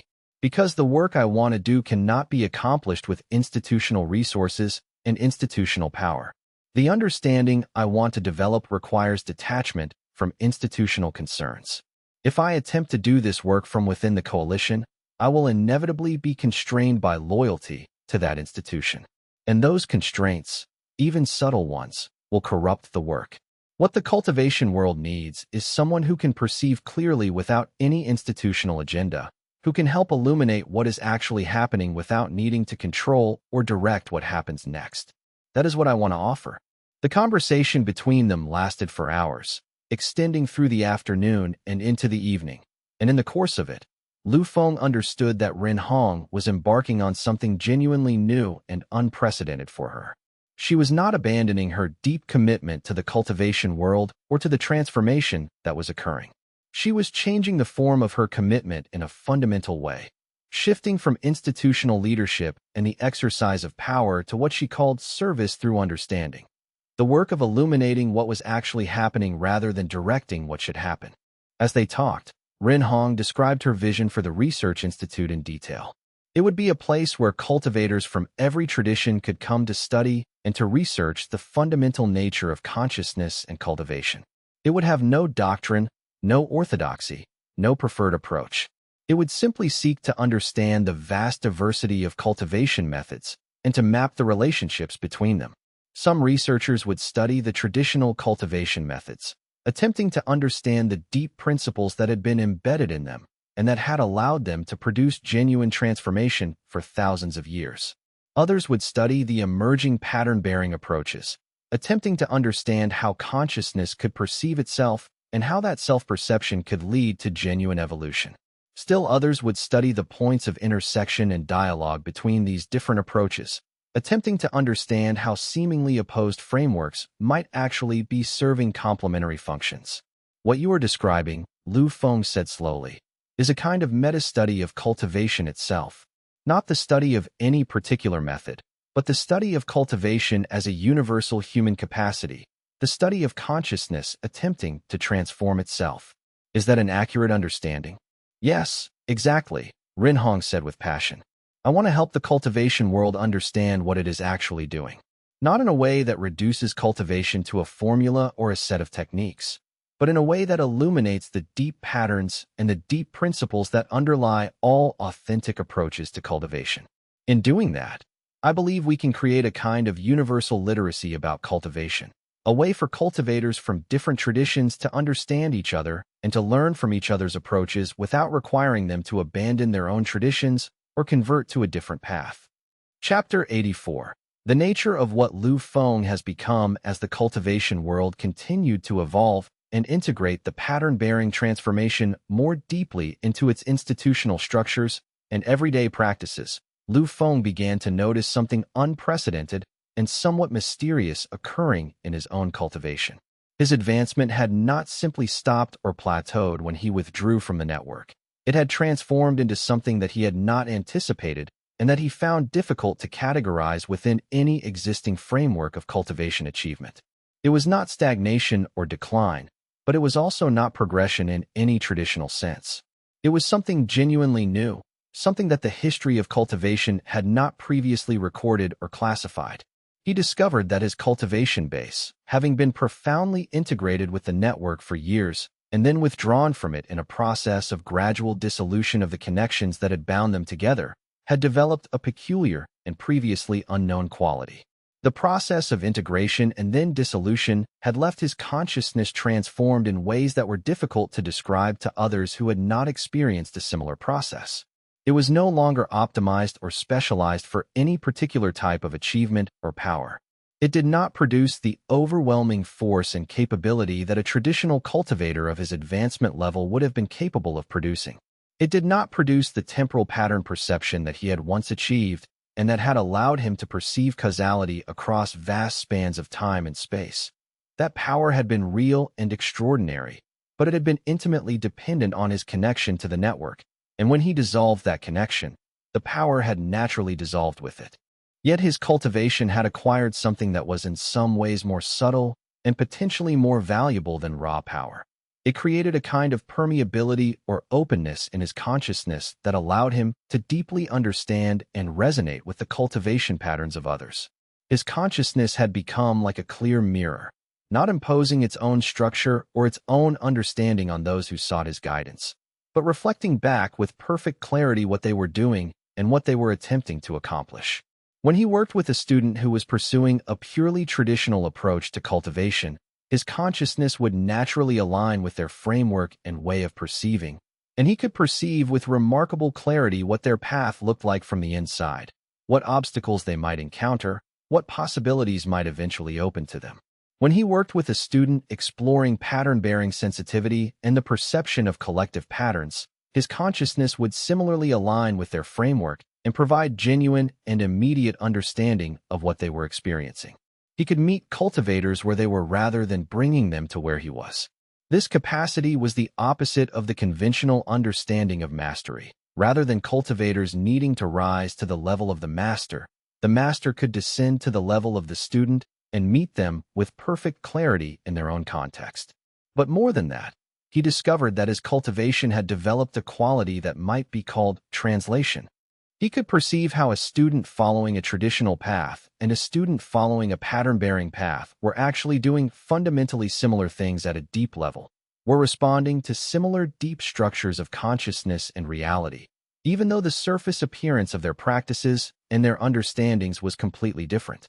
He could help students from different traditions understand each other not by asking them to abandon their own frameworks or convert to a different path, but by helping them perceive the commonalities underneath the differences, the shared essence of what they were all attempting to do. This translation quality extended even further. He could perceive the common essence underlying different approaches to cultivation in ways that allowed seemingly incompatible traditions to recognize their kinship.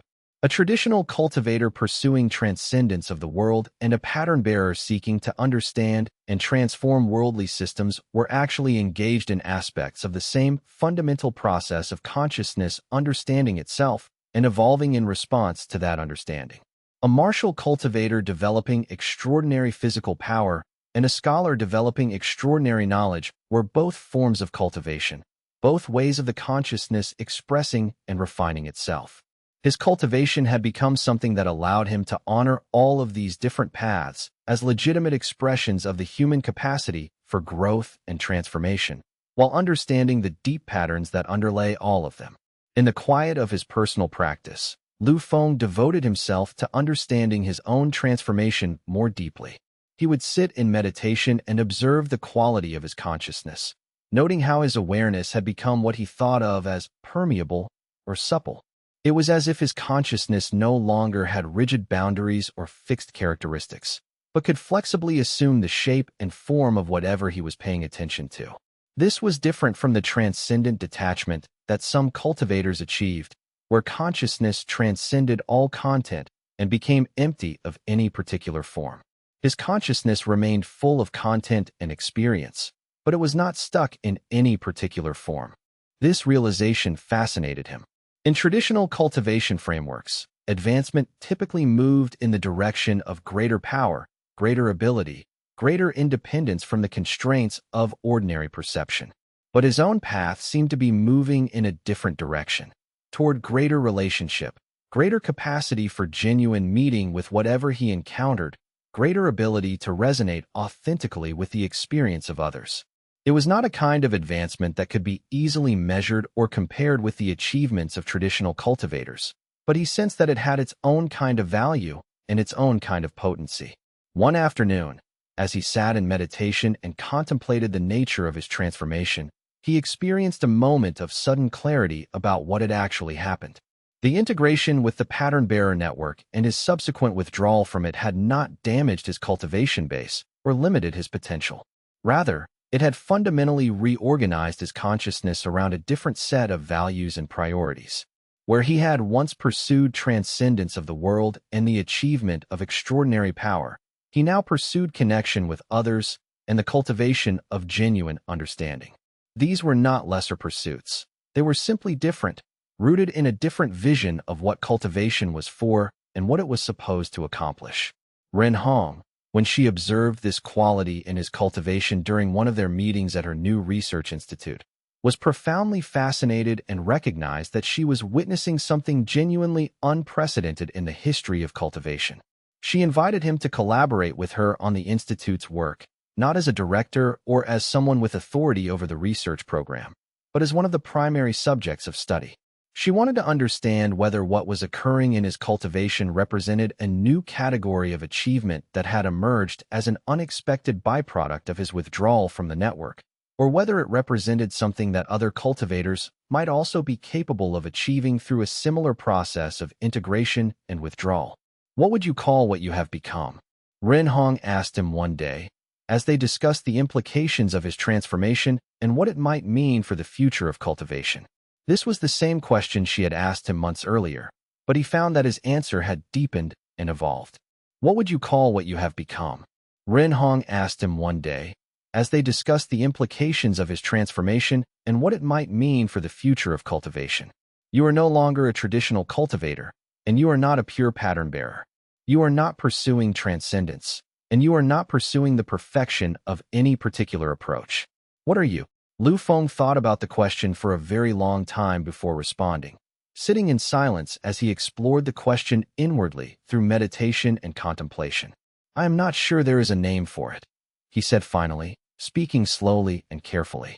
"In traditional cultivation frameworks, I would be considered incomplete or even damaged. A cultivator who had achieved extraordinary heights, but then surrendered those heights, and thus became in some sense ordinary or diminished. In pattern-bearing frameworks, I would be considered someone who has developed a kind of integrated perception that transcends the need for any particular framework. But neither of these categories fully describes what I actually am or what has happened to me. Perhaps what you are," Ren Hong suggested thoughtfully, "is a proof of concept for something that cultivation itself is still becoming. Perhaps the cultivation world needed someone to demonstrate that it was possible to achieve something extraordinary, then to surrender it completely, and then to discover that the surrender itself had opened the door to something new that was not available before. Perhaps your life is not a story of achievement followed by decline and loss. Perhaps it is a story of transformation that required the letting go of earlier forms in order for new forms to emerge, forms that could not have existed without that letting go." This understanding of his own transformation began to inform how Lu Feng approached his teaching and his work with cultivators from that point forward. He no longer imagined that he had a clear picture of what cultivation was supposed to become or what the end goal of a cultivator's journey should be. Instead, he approached each student and each situation with genuine openness to what might be possible, knowing that his own transformation had taught him that the most significant breakthroughs often came not from grasping at ever greater power, but from willingness to surrender what had previously seemed essential and irreplaceable, and to discover what became possible in that surrender. As he moved into the middle decades of his life, an age where he had already lived longer than most human beings and far longer than many cultivators, Lu Feng found that his understanding continued to deepen in directions he had not anticipated. In his daily meditation practice, he began to perceive what he thought of as the substrate beneath cultivation.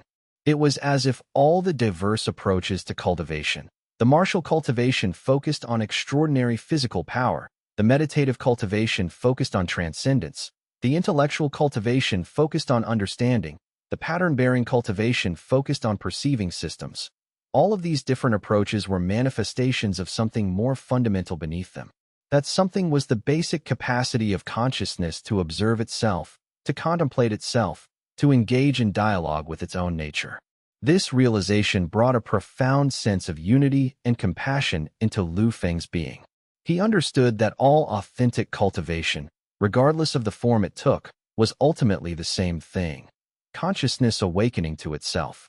The diversity of approaches was not a problem to be solved or a question to be answered. It was a beautiful expression of the infinite creativity of consciousness in exploring itself and transforming itself through different pathways and different methods. All of these different approaches were like different instruments in an enormous orchestra, each playing its own melody, each contributing its unique voice to the larger symphony of consciousness awakening itself. This understanding transformed how he related to cultivators from traditions different from his own. Rather than seeing them as following a lesser path or a path that needed to be corrected or improved, he began to see each approach as perfect in its own way, as exactly what was needed for those who were drawn to it. His role as a teacher was no longer to convince anyone to follow a particular path. It was simply to help each person understand their own path more deeply, to help them perceive what they were actually doing, and to support them in pursuing it with greater clarity and greater commitment. In this recognition, he found that his earlier opposition between different cultivation approaches dissolved. They were not competing methods seeking to determine which one was most correct. They were different expressions of a single underlying capacity, the capacity of consciousness to know itself, and in that knowing to transform itself. A warrior cultivator pursuing mastery of form and action was engaged in a form of self-knowledge just as much as a monk pursuing transcendence through meditation. A scholar cultivator pursuing wisdom and understanding was engaged in a form of cultivation just as much as a pattern-bearer learning to perceive the systems that shaped her consciousness. This realization brought a profound compassion and appreciation into his work with students. He recognized that all genuine cultivation was sacred, all authentic approaches to the transformation of consciousness were worthy of respect and honor. His role as a teacher was not to convince anyone to follow a particular path or to adopt a particular approach. It was simply to help each student understand more deeply what they were already doing and to support them in pursuing it with greater authenticity and greater commitment. Chapter 85. The sect rebuilds itself more than a decade after his expulsion from the Profound Harmony sect, an expulsion that had set in motion all of the events that had transformed the cultivation world. Lu Feng received a visitor at the research center he had established in the years after his withdrawal from the Pattern Bearer network. The visitor was Song Wei, the current leader of the sect, a woman cultivator who had been elevated to leadership only recently by the consensus of the sect's members rather than through the old system of succession through the senior lineage. Song Wei brought with her a formal message from the full leadership of the Profound Harmony sect, a comprehensive formal apology and an invitation to return. The apology was remarkably comprehensive in its honesty and in the depth of understanding it demonstrated. It acknowledged that the sect had expelled Lu Feng not because of any genuine wrongdoing on his part, but because of institutional fear and perceived threat to the sect's traditional structure and established authority. It acknowledged that the decision to expel him had been made not by the full body of the sect, but by a small group of senior leaders acting on their own authority without fully consulting the broader community of disciples who would be affected. It acknowledged that in the years since his expulsion, the sect had undergone its own significant transformation and had come to understand that the very qualities that had caused the earlier leadership to see him as a threat, his willingness to question established structures, his curiosity about new approaches to cultivation, his vision for what cultivation could become, were actually valuable and necessary for the sect's own healthy evolution. Song Wei herself had been shaped by the post-expulsion transformation. She had been a junior disciple at the time of Lu Feng's expulsion, and she had been one of the first within the sect to recognize the value of pattern-bearing sensitivity. She had quietly studied the emerging framework of perception that Lu Feng had catalyzed, had integrated it into her own cultivation practice, and had gradually begun to teach it to younger disciples despite the official discouragement from the senior leadership. Her patient work over the years had created a groundswell of support for transformation within the sect itself, until the older masters could no longer ignore the changing consciousness of their younger members. When the time came to select a new leader after the death of the previous hierarchy, Song Wei had emerged as the natural choice. Young enough to understand the new approaches, respected enough to have earned trust, and wise enough to understand how to integrate transformation with the preservation of the sect's true values. The invitation to return was phrased carefully and with respect for his autonomy. It did not ask him to resume his role as a junior disciple under the authority of the sect's leadership or to accept the hierarchy and authority structures that had existed when he was first expelled. Instead, it asked him to consider joining the sect as an independent researcher and teacher, maintaining his own autonomy and independence while choosing to be physically and institutionally located within the sect's community. The sect would provide him with a research facility, living quarters, and resources, but would not require him to attend meetings, participate in governance, or align himself with any particular institutional position. It was an offer that respected his transformation and his independence while inviting him back into the community that had once rejected him. Lu Feng listened to Song Wei's presentation with a complex mixture of emotions that surprised him with their intensity. On one level, the invitation represented a kind of vindication and healing. The sect was acknowledging that it had been wrong to expel him, that it had misunderstood him, that it regretted the decision that had set him on his long and difficult journey. There was a part of him, a part he had thought he had transcended long ago, that resonated with relief and gratification at this acknowledgement. The wound of expulsion, he realized, had never fully healed. It had been transformed and integrated, but beneath the transformation, there remained a tender place, a sorrow that the people who had raised him and trained him had not been able to see and value what he was becoming. He listened to Song Wei's voice as she spoke about how the sect had changed, about the young disciples who were now learning to perceive patterns within the sect's structures, about the slow but steady work of transformation that was occurring within the institution that had once been most opposed to change. There was genuine respect in her voice when she spoke about him, and genuine sadness when she acknowledged the cost to him of what had happened. "We cannot undo the expulsion," she said quietly. "We cannot give you back the years of pain and struggle that followed. But we can acknowledge what we did, and we can invite you to be part of our community again, if you choose." But much had changed since then, and Lu Feng's relationship to the sect and to his own history had transformed through years of meditation and integration.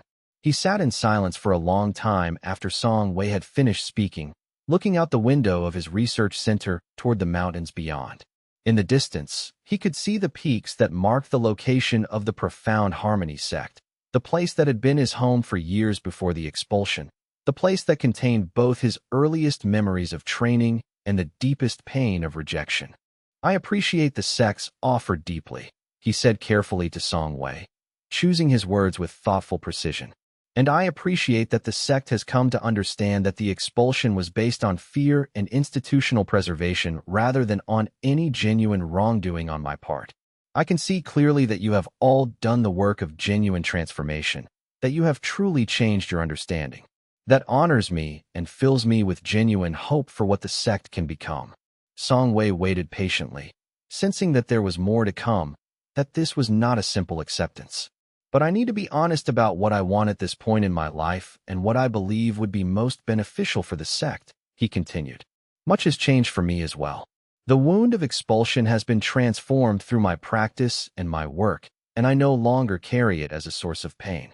But that transformation has only been possible precisely because I have been outside the sect, precisely because I have had the freedom to develop on my own terms without the gravitational pull of institutional belonging." "What do you want?" Song Wei asked genuinely, and there was authentic curiosity in her tone rather than defensiveness or attachment to a particular outcome. "I want to be independent," Lu Feng said, "not out of anger toward the sect or out of a desire to reject it, but out of a recognition that my work is now much larger than any single institution can contain. If I return to the sect and accept the status of being associated with the sect as an official researcher and teacher, I will inevitably begin to be seen as representing the sect's perspective and the sect's interests.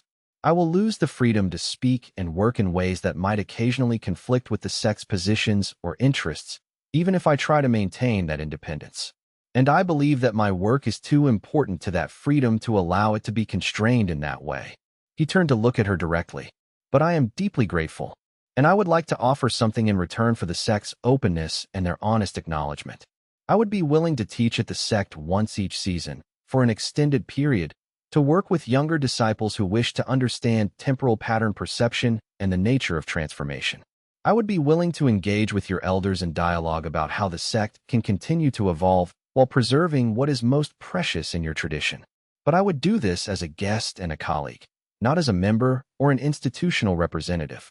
Song Wei nodded slowly, and Lu Feng could see in her expression that she understood, that she recognized the wisdom of his choice even though she had hoped for something different. That is a gift, she said finally. A real and valuable gift. And I can see that you are right.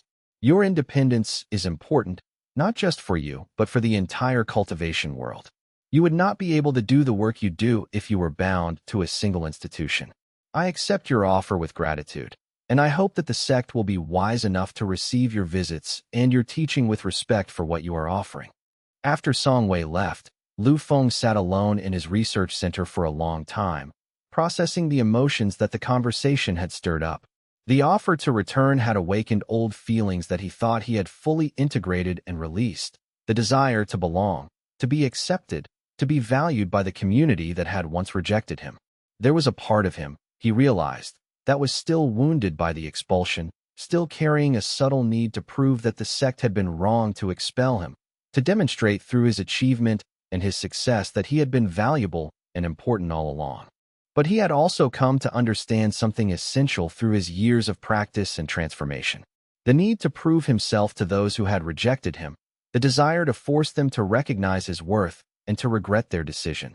These were both ultimately forms of bondage. They tied him to the past, tied his freedom to their validation, made his peace dependent on their acknowledgement.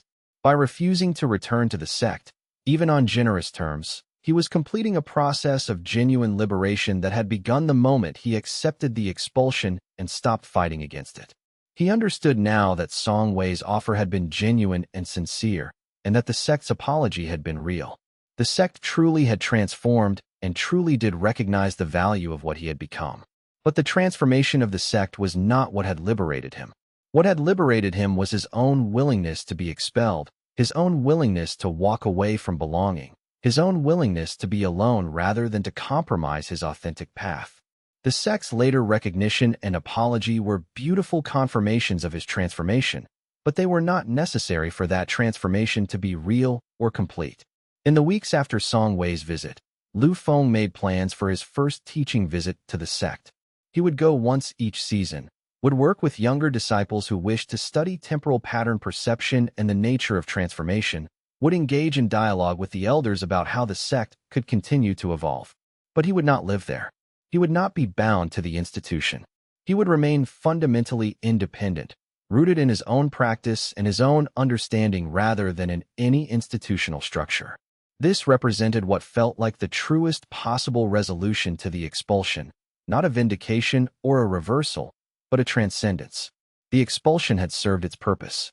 It had freed him, and he no longer needed anything from the sect except the opportunity to serve. Chapter 86. The integration deepens as the transformation that had begun with pattern-bearing sensitivity became increasingly integrated into the normal functioning of cultivation institutions throughout the world.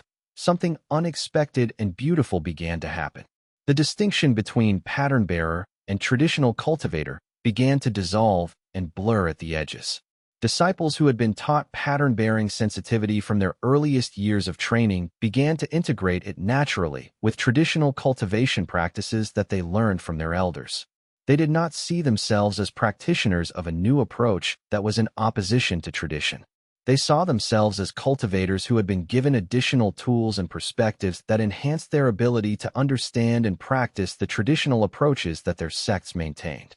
Lu Feng watched this integration with fascination and wonder.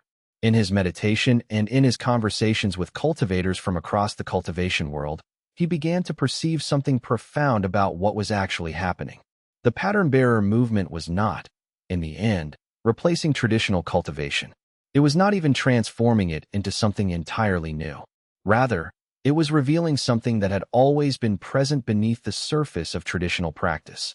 A deep recognition that consciousness itself could be understood more clearly, that the patterns of its own functioning could be perceived and worked with intentionally. Young cultivators would come to him and describe how they were learning to perceive the patterns within their sect's traditional hierarchy, how they were beginning to understand not just the surface structure of power and authority, but the underlying logic that had shaped those structures and the ways that they might be evolved while preserving the deep wisdom that they contained. These young cultivators were not rebels or revolutionaries. They were humble practitioners trying to deepen their understanding and their practice. But in their humble work of perception, they were enacting a transformation that was far more profound than any dramatic revolution could have achieved. In other cases, sects that had been purely traditional began to develop their own internal innovations that represented a kind of spontaneous emergence of the same insights that pattern-bearers had developed through their work. Elders who had never formally studied pattern-bearing sensitivity began to instruct younger disciples in ways that emphasized transparency about institutional decision-making processes and that encouraged younger disciples to question established assumptions about what cultivation was supposed to be. The approaches were different in their language and in their theoretical framework, but they represented a genuine convergence toward the same underlying principles about consciousness and transformation. What had seemed like a foreign innovation was being absorbed and transformed by the traditional institutions in ways that aligned with their own deepest values. One elder from the Iron Gate sect, one of the sects that had been most violently opposed to the pattern-bearer movement during the conflict years, came to visit Lu Feng and spoke with awe about how the teachings of pattern-bearing sensitivity had transformed his understanding of his own tradition. "I thought you were destroying what we had built," the old master said. "I thought you were undermining the very foundations of our practice. But I have come to understand that you were not destroying anything. You were revealing something that had always been there, that our own ancestors understood, but that had been buried under layers of orthodoxy and rigidity. You have helped us remember what we had forgotten about our own tradition."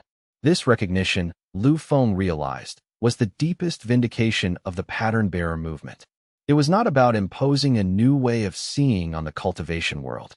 It was about creating the conditions under which the cultivation world could see itself more clearly, could understand its own deeper patterns and purposes, could evolve from within its own wisdom rather than having transformation imposed from without.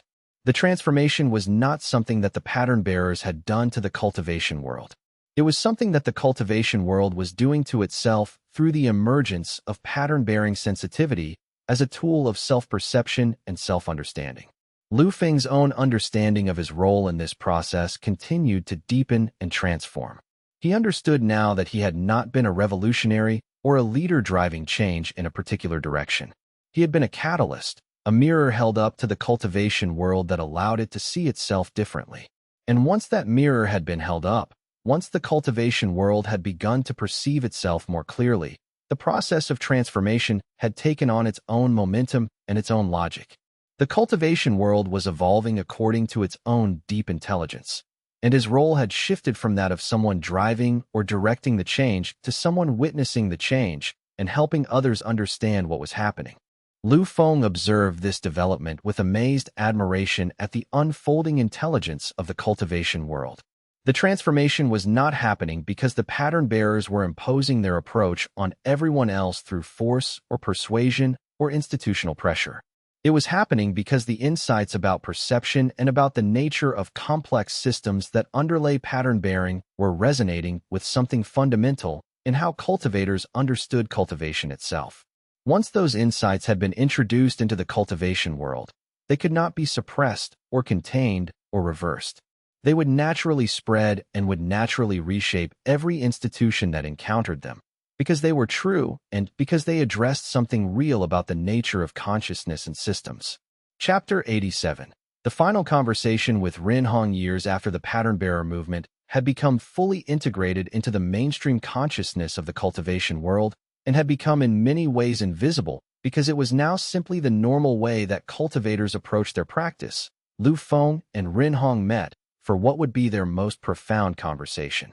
They had continued to meet regularly throughout the years of transformation, had maintained their friendship and their dialogue, but there had always been a certain productive tension in their relationship. The tension of two people who had worked closely together, but who had often disagreed about fundamental questions, and who had maintained their partnership despite significant philosophical differences about the nature of cultivation and transformation. This conversation occurred in Renhong's Research Institute, in a contemplative garden that had been designed as a space for deep dialogue and reflection. The garden contained elements from many different cultivation traditions: a traditional meditation pavilion, a pattern-bearing research center, a library containing texts from every tradition, and a beautiful natural landscape with water features and vegetation that had been arranged with intention. The two of them sat in silence for a long time before either spoke, comfortable in the companionship of long friendship and shared work. The garden had become Renhong's true home in the years of her research. She had transformed what might have been a simple academic institution into something far more meaningful, a place where genuine dialogue between different traditions could occur, where the deepest questions about the nature of consciousness and cultivation could be explored without institutional bias or political pressure. She had surrounded herself with researchers from every tradition, had created a culture of genuine intellectual humility and mutual respect, had demonstrated through her own work that it was possible to study something with complete rigor and objectivity, even when you had personal doubts and uncertainties about what you were studying. "I have a confession to make," Renhong said finally, breaking the silence with words that had clearly been on her mind for some time.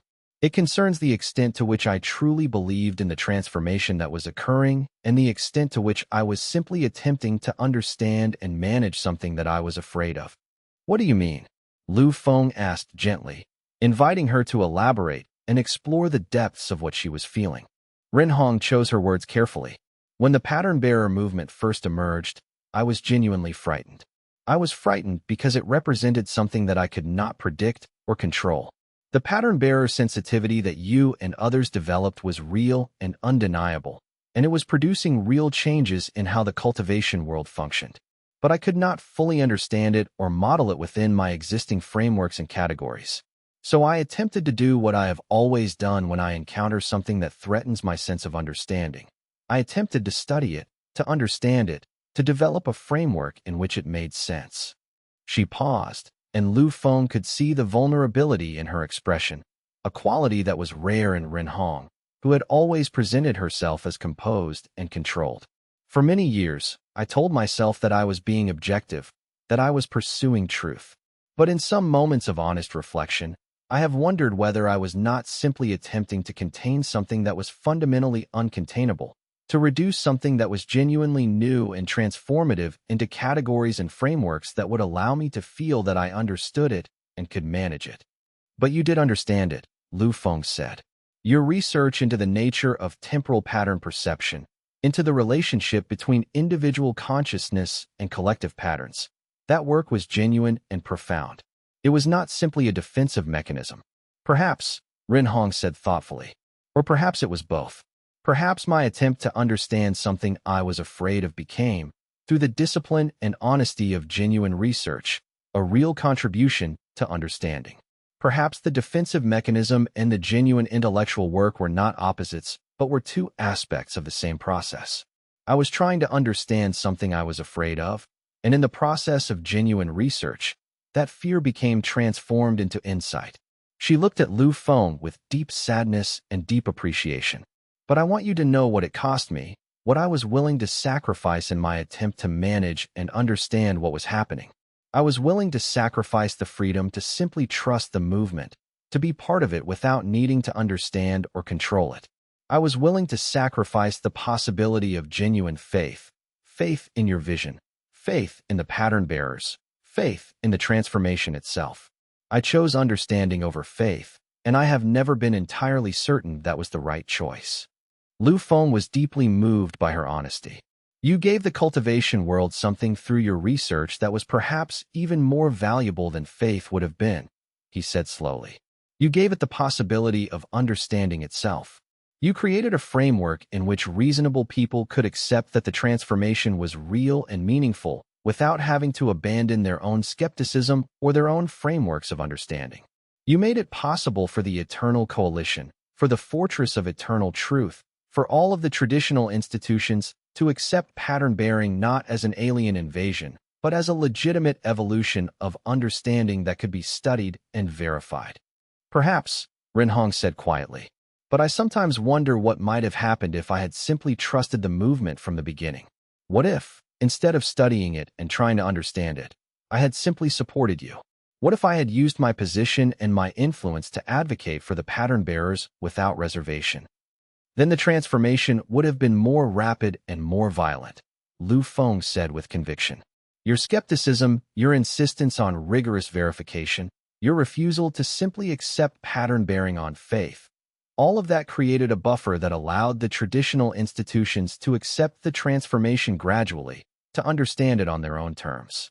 Your research was not a limitation on the movement. It was actually one of the primary conditions that allowed the movement to succeed. As they sat together in the gathering darkness of the evening, with the lanterns of the garden beginning to glow in response to the fading light, Lu Feng and Rin Hong recognized something profound that had been operating beneath their entire relationship. They had never been simply aligned or opposed. They had been two aspects of a single necessary process. He providing the vision and the capacity to catalyze transformation, she providing the rigor and the critical thinking that allowed transformation to be integrated and verified. Neither of them could have accomplished what they had accomplished alone. They had needed each other, needed the tension and the disagreement that had characterized their relationship, needed to be sometimes allies and sometimes opponents in service of something larger than either of them. Do you know what I have come to understand? Rin Hong said as the last light faded from the sky. I have come to understand that my fear was necessary. My initial doubt about the pattern-bearer movement, my insistence on rigorous verification, my refusal to simply accept your vision without evidence, all of that was absolutely necessary. If I had simply believed in you and supported you without question, the transformation might have happened more quickly in some ways, but it would not have been as solid or as real. My skepticism forced you to develop your understanding more deeply. My questions forced the movement to articulate itself more clearly.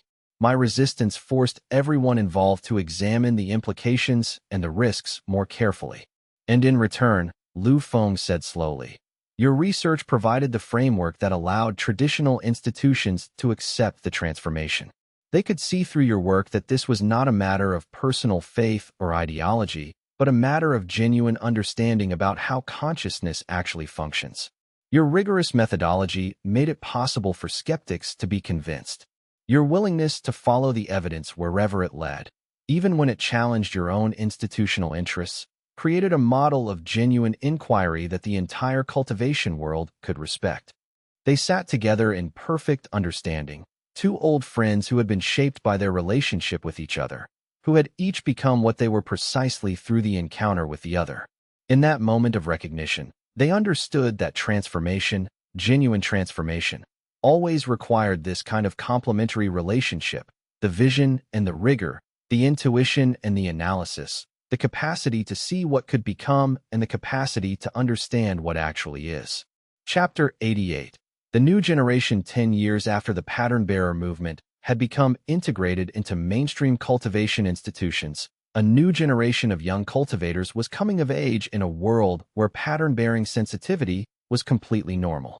These young cultivators had been taught pattern-bearing sensitivity from their earliest years of training as something completely normal and natural.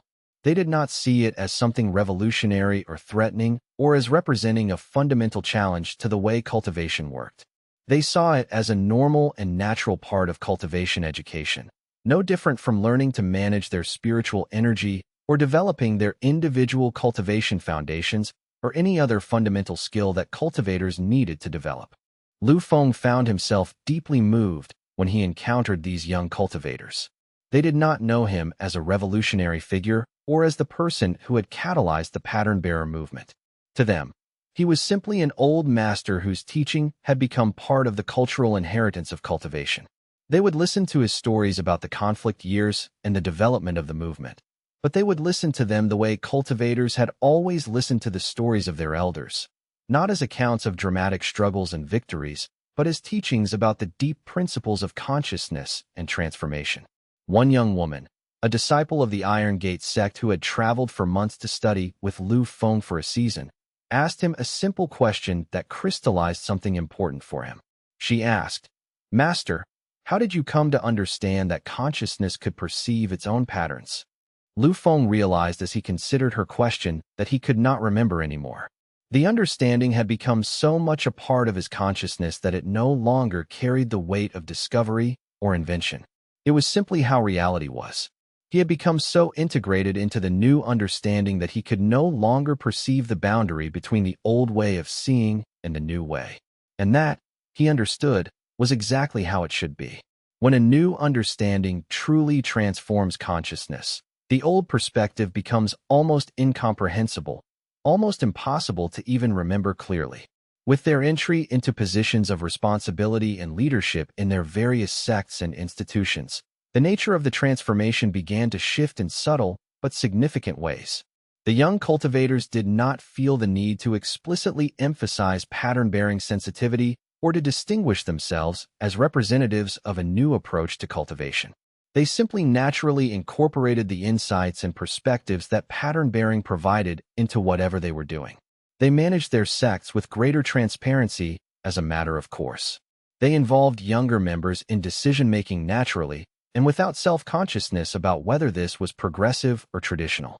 They questioned established structures and practices when those structures and practices no longer seemed to serve their original purposes, the way any intelligent person would question something that was not working. The sects evolved through the work of these young leaders not in dramatic, revolutionary ways, but through the slow accumulation of small choices, small innovations, small openings toward greater transparency and greater inclusion. A sect council that had made decisions in secret now began to hold some sessions where younger disciples could observe and eventually participate. A rigidly hierarchical training structure gradually developed parallel tracks where disciples could explore different approaches to cultivating their foundations. A set of unchangeable rules gradually became guidelines that were revisited and revised as circumstances changed and as wisdom about what actually served the sect's deeper purposes evolved. These changes did not happen without resistance. There were always senior members of the sects who worried that the new approaches represented a loss of discipline or a corruption of the tradition. There were always conflicts between those who wanted to preserve particular practices and those who wanted to evolve them. But these conflicts were no longer existential struggles or threats to the survival of the institution. They were simply the normal process through which any living system negotiates the tension between stability and change, between preservation of the past and openness to the future. Chapter 89. The Recognition of Complexity. By the 20th year after the pattern-bearer movement had first emerged into public consciousness, a consensus had developed within the cultivation world about what might be called the recognition of permanent complexity. This recognition held that the cultivation world had fundamentally changed from being a world that could be understood through a single dominant framework to being a world that could only be understood through multiple frameworks held simultaneously and brought into genuine dialogue with each other. In the early days of the pattern-bearer movement, many cultivators, both supporters and opponents, had imagined that eventually the transformation would stabilize into a new orthodoxy. The pattern-bearers would win, their understanding would become dominant, and a new stable system would emerge. Or the traditional forces would prevail, the pattern-bearer threat would be contained, and the old system would be restored with perhaps some minor adjustments. But neither of these outcomes had occurred. Instead, the cultivation world had evolved into something far more complex and far more alive. A genuine plurality of approaches and frameworks, all of which had validity and all of which continued to deepen and develop. Different sects developed different approaches. Some sects integrated pattern-bearing sensitivity entirely into their traditional framework, treating it as a new technique for understanding and applying traditional wisdom. Other sects maintained a relatively clean separation between their traditional practitioners and their pattern-bearing researchers, allowing both to flourish in dialogue without requiring them to fully integrate. Still others developed entirely new hybrid approaches that were neither purely traditional nor purely pattern-bearing, but drew insights from both and created something genuinely novel. What had once seemed like it would be a struggle between incompatible approaches had transformed into a rich and dynamic dialogue. The complexity that had seemed threatening had become a source of tremendous vitality and creativity. The cultivation world had become more diverse, more resilient, more capable of responding to new challenges and opportunities because it could now approach any problem from multiple angles simultaneously. Lu Feng perceived this evolution with deep appreciation and wonder. The pattern-bearer movement had not replaced traditional cultivation. Pattern-bearing had not become the new orthodoxy in place of the old one. Instead, something far more profound had happened. The cultivation world had discovered its own capacity for pluralism, for holding multiple perspectives simultaneously, for allowing genuine disagreement and difference to coexist with mutual respect and authentic dialogue. This was a far more mature and stable transformation than any single victory could have been. The recognition of permanent complexity that had developed in the cultivation world was itself a profound achievement. It represented a level of intellectual and spiritual maturity that allowed the civilization to function with wisdom and vitality even in the presence of fundamental disagreements and different approaches.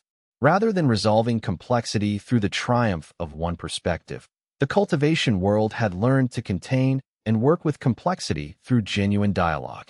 In conversations with his students and with colleagues from across the cultivation world, Lu Feng began to articulate something he had come to understand deeply. The pattern-bearer movement was not ultimately about promoting pattern-bearing sensitivity.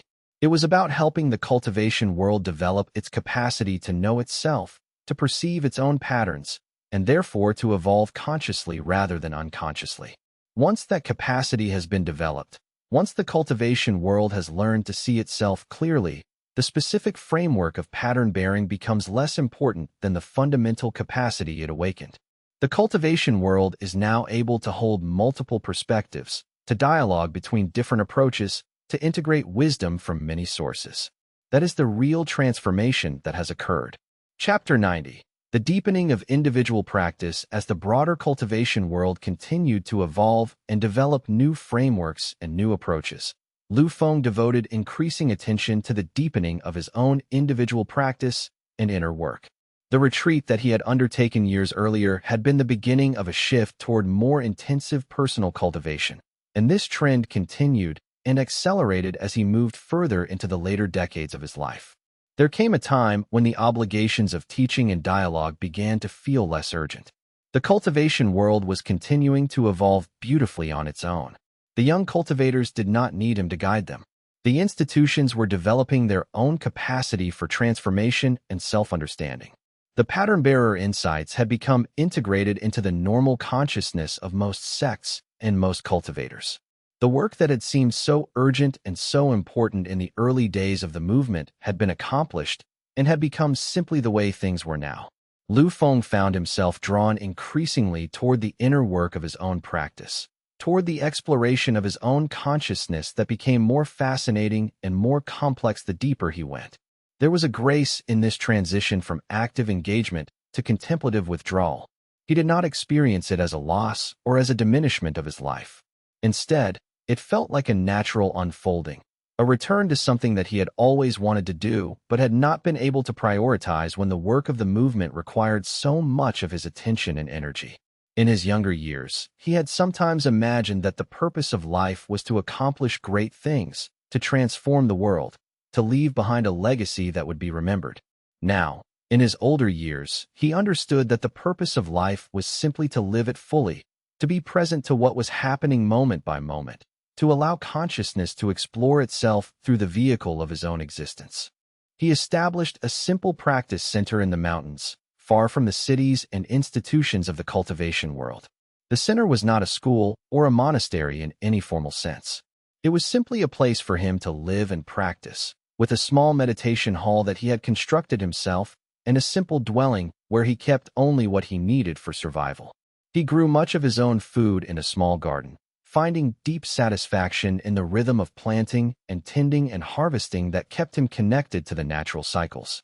Occasionally, a student would journey to find him, seeking teaching or guidance, or simply seeking to be in the presence of someone who had lived so long and cultivated so deeply.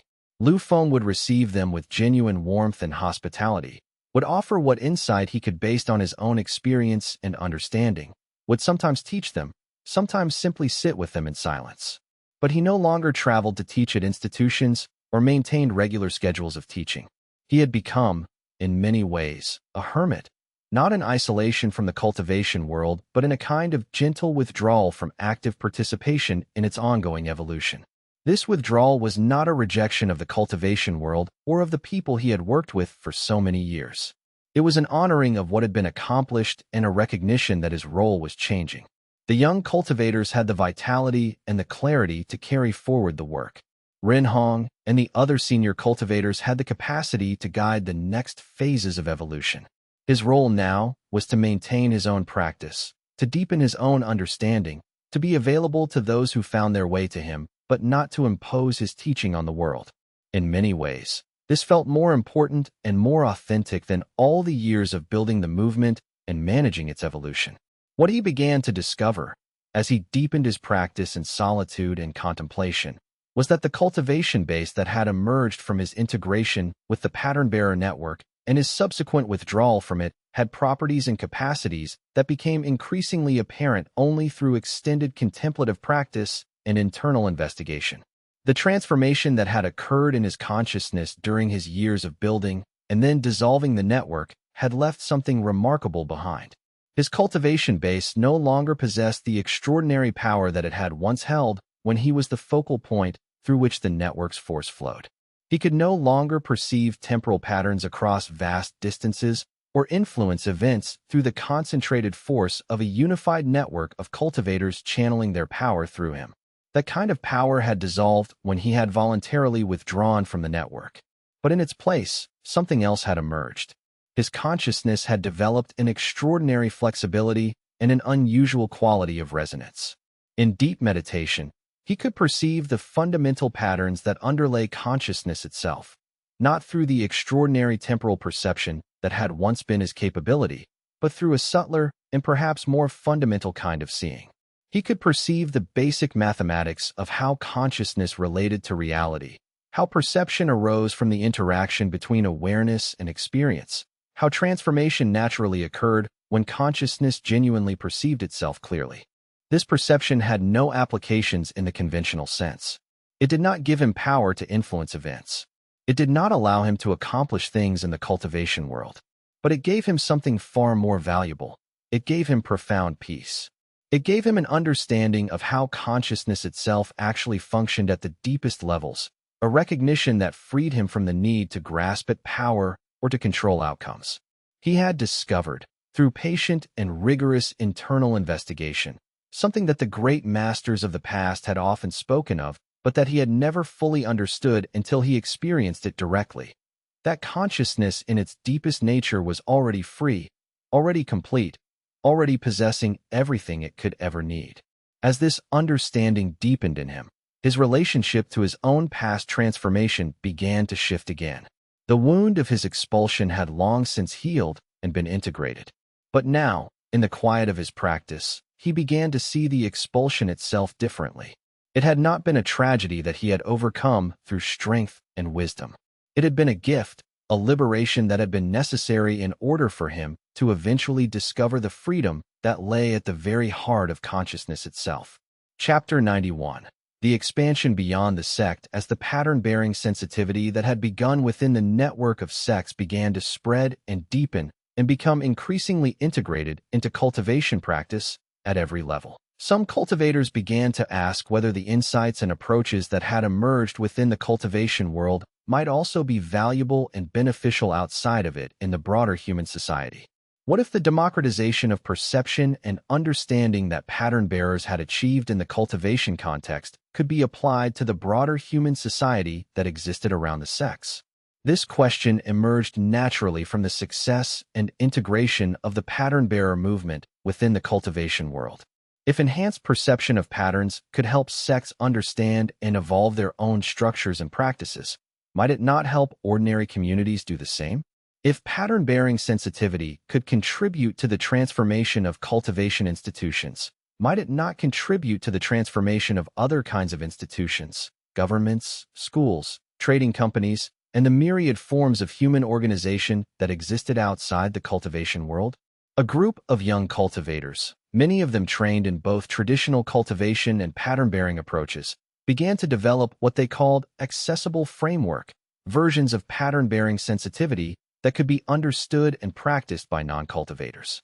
They created teaching systems that did not require the enhanced perception that came from cultivation training, that worked instead with the natural human capacity to observe patterns in the social and organizational systems that people lived within every day. Lu Feng observed this development with a mixture of hope and caution. The expansion of pattern-bearing approaches beyond the cultivation world represented another stage of integration and diffusion. But he was aware that there were unique risks in applying cultivation insights to non-cultivation society. The cultivation world had several advantages that made the application of pattern-bearing sensitivity more straightforward. There was a shared framework of understanding, a common language of cultivation, a commitment to individual transformation and growth. In the broader human society, these shared foundations could not be taken for granted. Nevertheless, he supported the work of those young cultivators who were attempting to bring pattern-bearing insights into the broader world. In conversations with them, he offered his perspective. The pattern-bearer movement succeeded in the cultivation world because we were not trying to convince people to abandon their faith in traditional practices or to replace those practices with something completely new. We were simply offering them a new capability, a new way of perceiving, that they could integrate with everything else they already knew and practiced. The same principle should apply to the broader human society. You are not trying to convince people that their existing institutions are wrong or that they should be completely replaced. You are simply trying to help them develop greater awareness and greater capacity to understand what is actually happening within those institutions and therefore greater ability to guide their own evolution.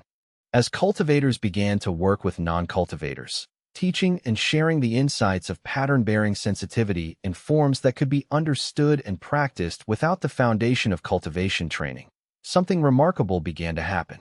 The insights proved to be genuinely universal.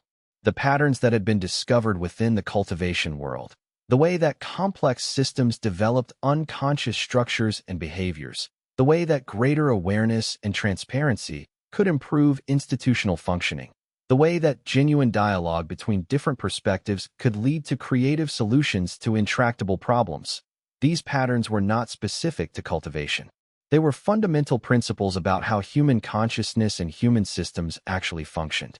The expansion beyond the cultivation world did not happen rapidly or without resistance.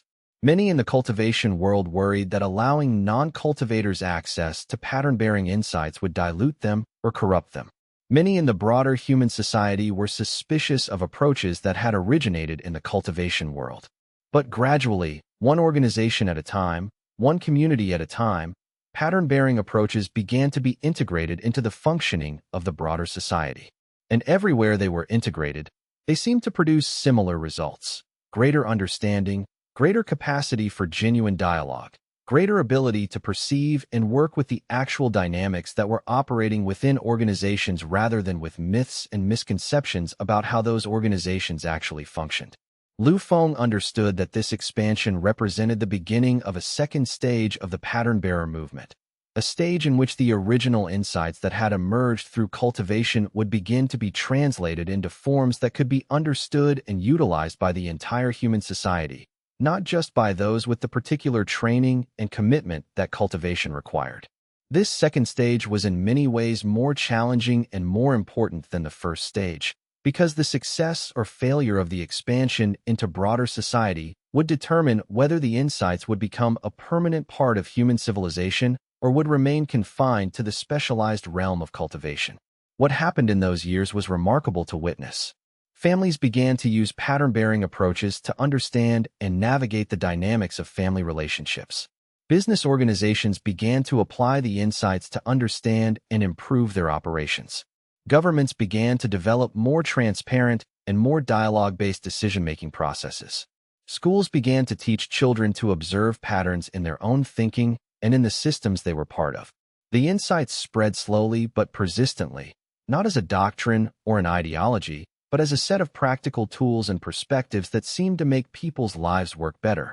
The transformation in the broader society was more gradual and more subtle than the transformation in the cultivation world, because there was less institutional resistance and less need for dramatic change. Most organizations and communities simply began to adopt the practices and perspectives without understanding where they had come from or recognizing them as connected to the pattern-bearer movement.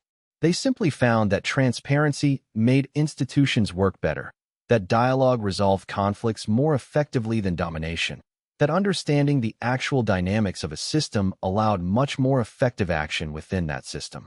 Lu Feng watched this expansion with mixed feelings. He was deeply grateful that the insights were spreading and that they were helping people live better lives. But he was also aware that something was being lost in the translation. The spiritual dimension of the pattern-bearer work, the recognition that consciousness was attempting to know itself and transform itself. That dimension was not easily translatable into frameworks that focused purely on practical outcomes and institutional effectiveness.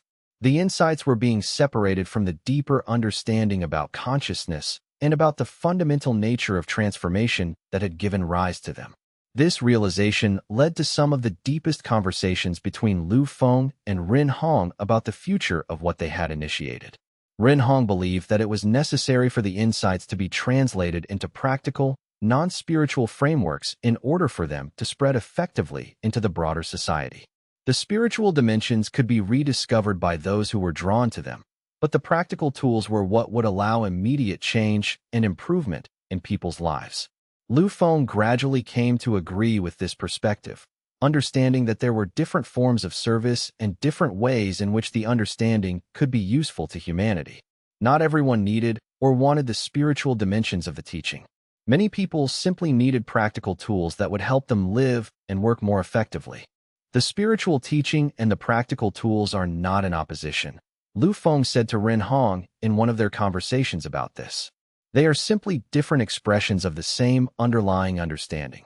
Some people will come to the understanding through the spiritual path, through deep meditation and the exploration of consciousness itself.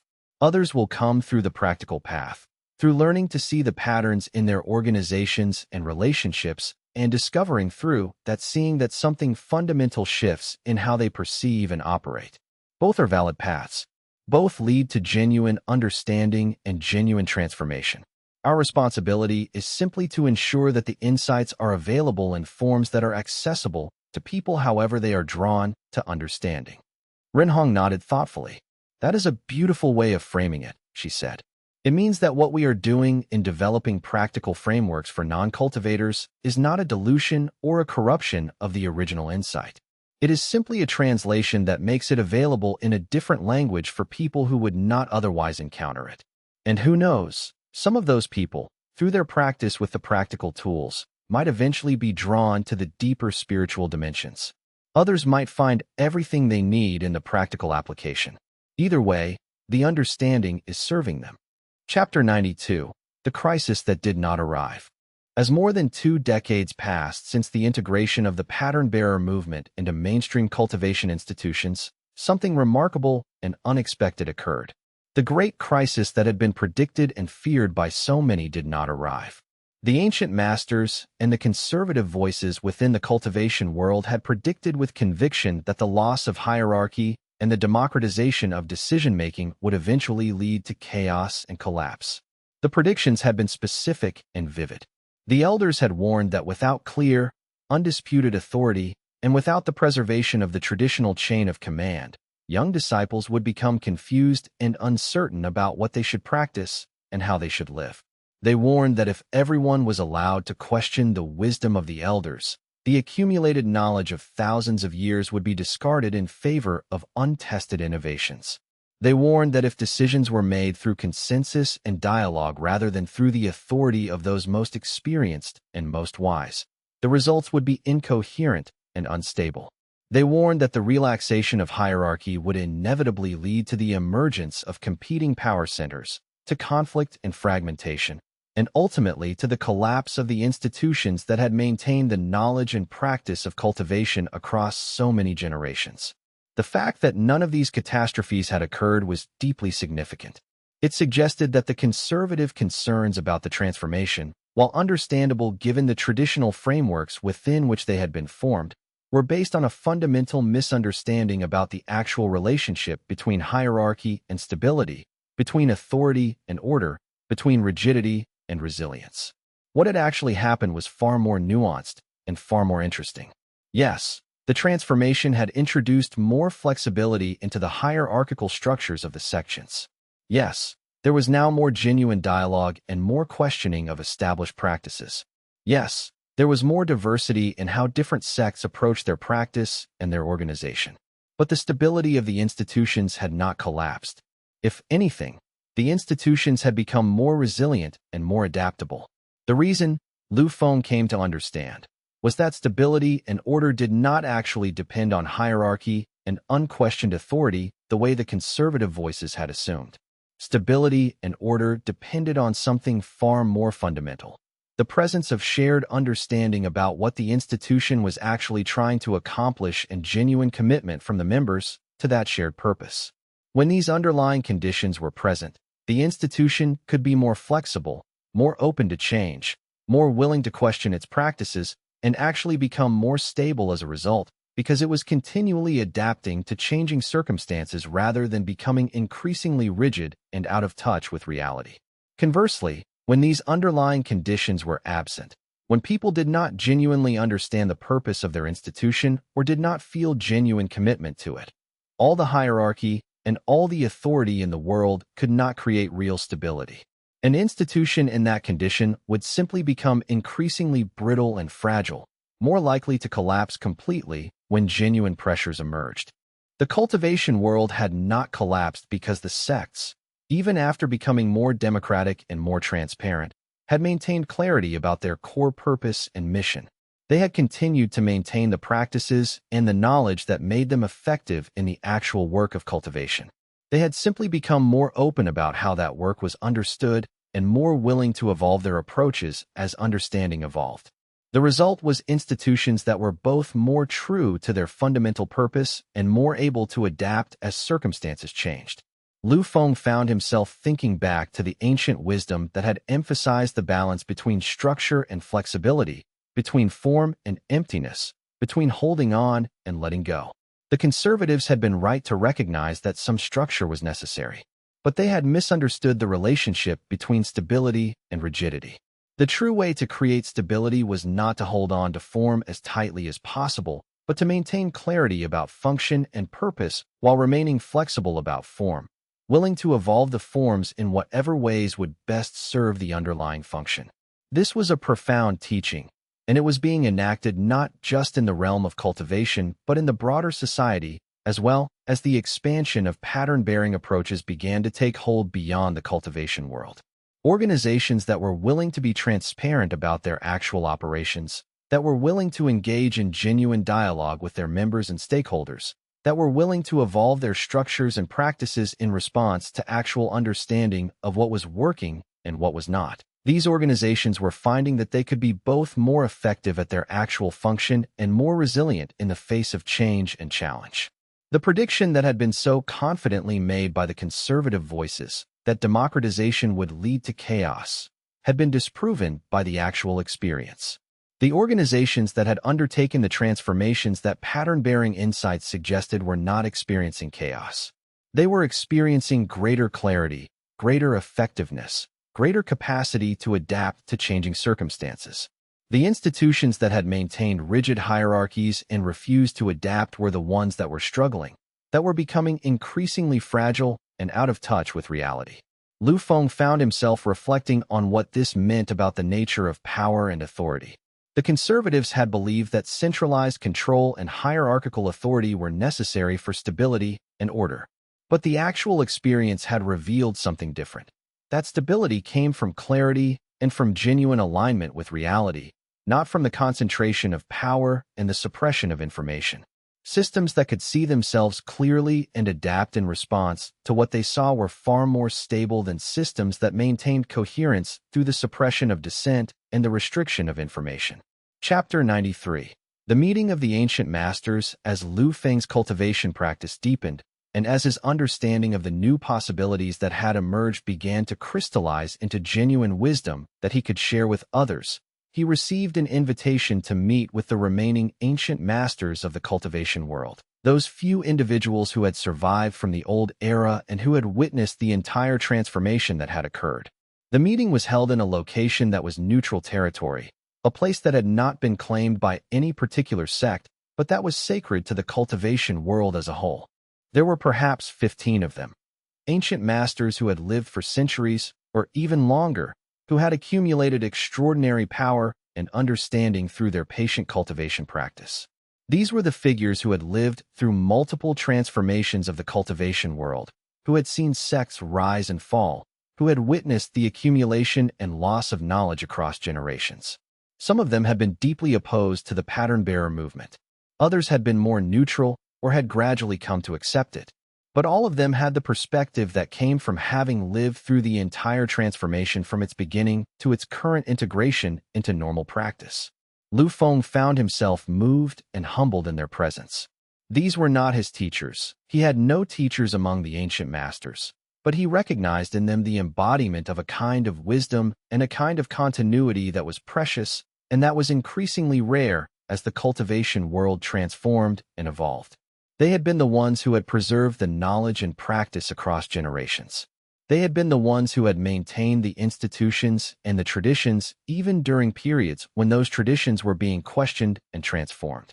Without them, the transformation of the cultivation world would not have been possible, because there would have been nothing to preserve, nothing to dialogue with, nothing to evolve from. The ancient masters asked him questions about his understanding, his practice, his perception of where the cultivation world was moving. And Lu Feng found himself offering his perspective with honesty and humility. The transformation that has occurred is neither a victory of the new over the old nor a defeat of the new by the preservation of the old, he said. What has actually occurred is a genuine integration. The cultivation world needed both the vision of what could become new and the wisdom of what had been preserved from the past.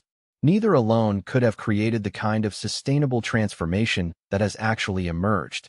One of the most ancient masters, a woman who had cultivated for longer than Lu Feng's entire lineage had existed as a sect, spoke to him with a kind of tender recognition. "You have understood something that is taught in the deepest mysteries of the tradition," she said. "You have understood that the preservation of tradition and the transformation into the future are not opposites, but are two aspects of a single process. The true way to preserve tradition is to allow it to transform in whatever ways are necessary in order for its deepest essence to remain alive and relevant. The true way to move into the future is to be deeply rooted in the wisdom of the past and to allow that wisdom to guide whatever new forms emerge. You have lived this understanding, and your life has been a teaching of it to the entire cultivation world." She paused, and in that pause, Lu Feng felt the full weight of her recognition and her respect. "In the early days, when you were being criticized and opposed, I was among those who worried that you represented a threat to the cultivation world's continuity," she continued. "I was concerned that the emphasis on questioning and on consciousness perceiving itself would lead to the abandonment of the practices and the disciplines that had made cultivation effective for thousands of years. But I have come to understand that I was wrong. What you initiated was not a destruction of tradition, but a deepening of it. The questioning that pattern-bearers engaged in was not disrespectful rebellion. It was the highest form of respect, the commitment to ensure that the tradition remained alive and vital rather than becoming a mere fossil, preserved in its form but empty of its meaning." Another ancient master, who had been less overtly opposed to the pattern-bearer movement, but who had remained skeptical, added his perspective. "What has impressed me," he said slowly, "is how the transformation has actually strengthened the tradition. Young cultivators are now more committed to their practice because they are practicing it from genuine understanding and genuine choice rather than from mere obedience to institutional authority. The sects are now more capable of preserving and transmitting the knowledge because the knowledge is being understood more deeply and more comprehensively. The transformation has not weakened the tradition. It has made it more robust and more resilient." As Lu Feng listened to the ancient masters and engaged with them in dialogue, he found his own understanding deepening further. He realized that what had appeared to be a conflict or a transformation driven by external pressure was actually the natural unfolding of something that the deepest traditions had always known. The pattern-bearer movement was not a revolutionary force that had conquered tradition from without. It was the authentic expression of the deepest teachings of the tradition itself, emerging from within the tradition as the tradition's own wisdom unfolded and expressed itself in new forms appropriate to the current time. One of the conversations that particularly moved him occurred with a master from a lineage that had emphasized the transcendence of ordinary consciousness and the achievement of states beyond thought and perception. "I have been troubled by your teachings," the old master said to him with complete honesty. "I have believed that genuine cultivation required the suppression of perception and the transcendence of ordinary consciousness. But what you have been suggesting is that consciousness should instead develop greater capacity to perceive. These seem to me like opposites, like two different paths that could not be reconciled. And what do you understand now?" Lu Feng asked with genuine curiosity. The old master was silent for a long time before responding. "I understand now that they are not opposites at all," he said finally. "What I have been teaching has never truly been about suppressing perception. It has been about releasing attachment to the contents of perception, learning to perceive everything that arises while not grasping at anything. And what you are teaching is fundamentally the same thing, expressed in different language. You are teaching consciousness to perceive more clearly the patterns that condition its own functioning, which is simply another way of learning not to be unconsciously driven by those patterns. The essential freedom is the same, only the approach is different." Lu Feng felt tremendous gratitude for the old master's openness and his willingness to find the deeper commonality beneath the surface differences.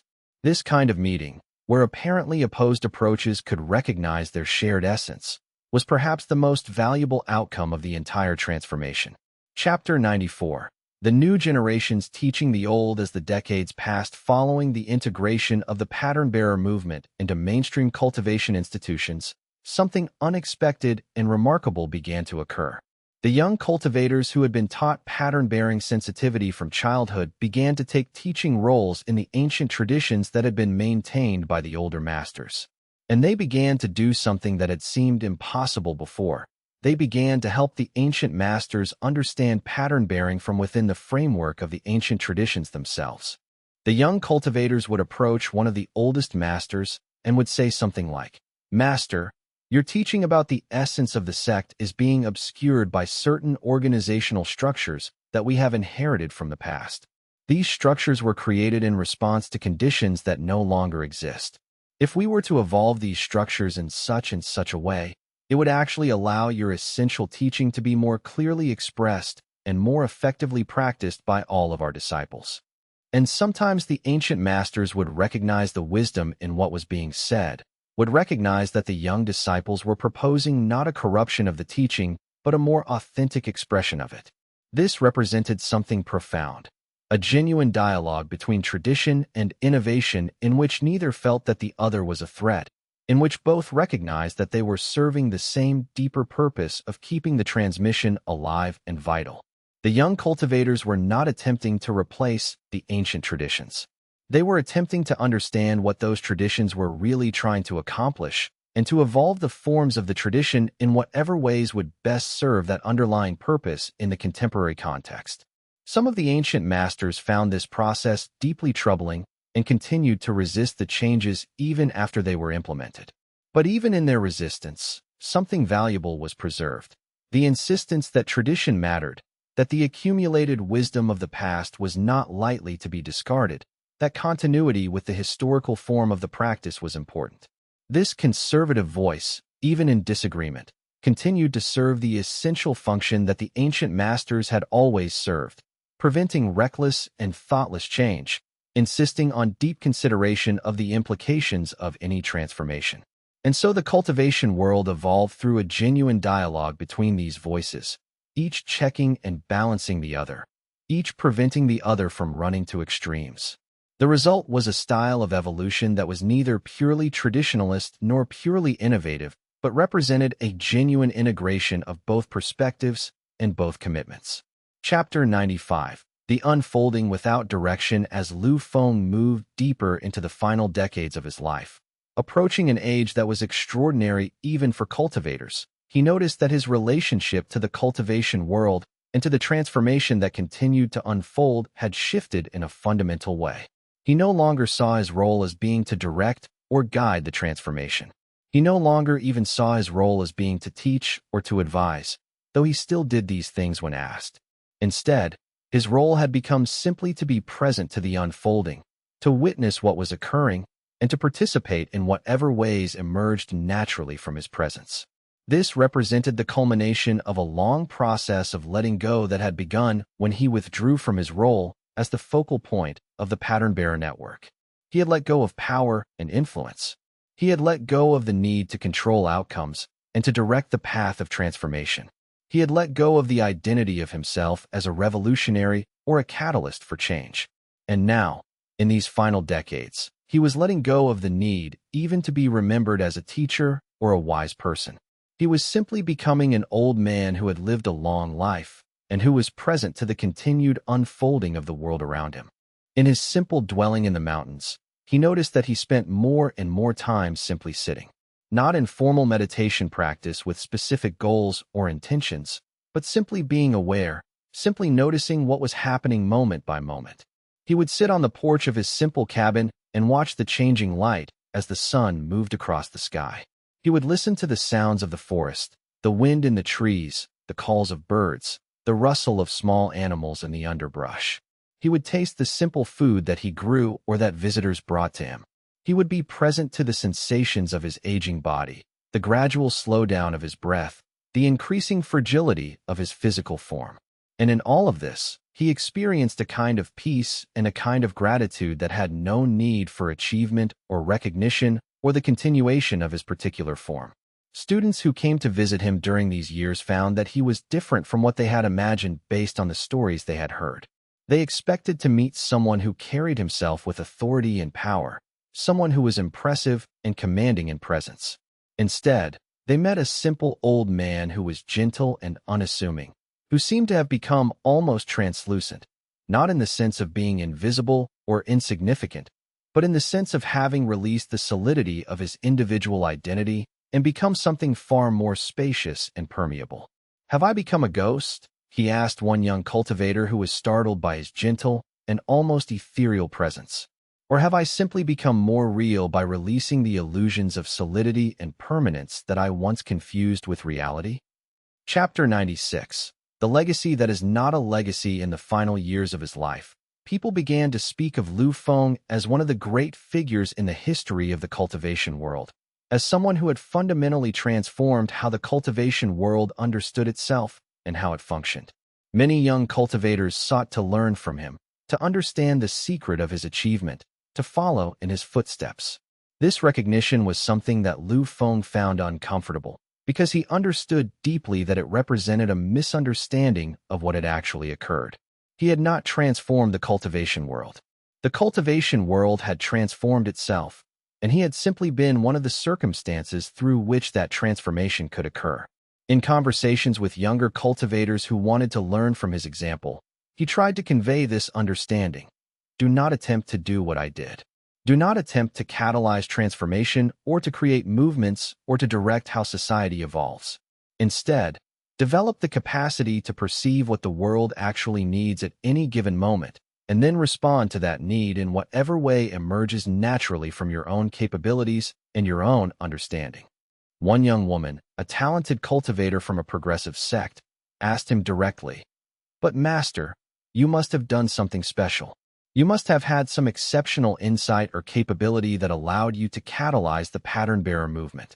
What was your secret? How can we learn from what you did?" Lu Feng looked at her with great tenderness, recognizing in her question the echo of his own youthful desire to achieve something great, to make a difference, to leave a legacy that would be remembered.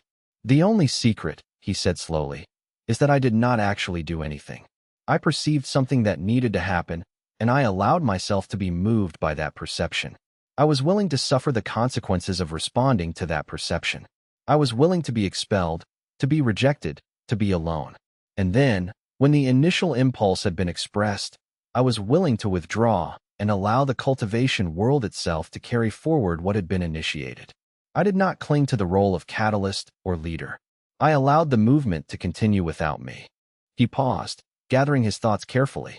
"If you want to be like me, if that is what you want, then the way to do it is not to study my life or to try to follow in my footsteps. It is to develop the capacity to perceive clearly, to be willing to respond to what you perceive even when it costs you something. and then to be willing to let go of any attachment to being the one who is special or important. The greatest contribution you can make is not to be remembered as the person who catalyzed transformation.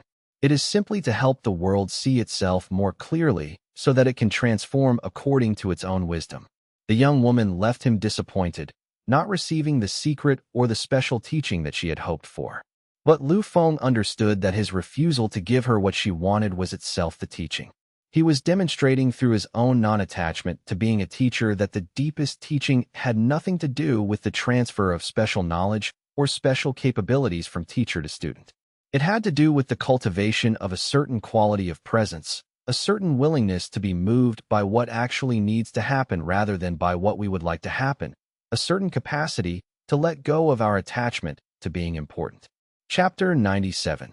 The meaning of the expulsion revealed, expanded, in the final chapter of his life, as Lu Feng moved into the last stages of his existence, and as he knew with certainty that his time in the world was drawing to a close, he experienced a realization about the nature of his expulsion from the profound harmony sect that crystallized everything that had come before and that explained the deep meaning of his entire life's journey.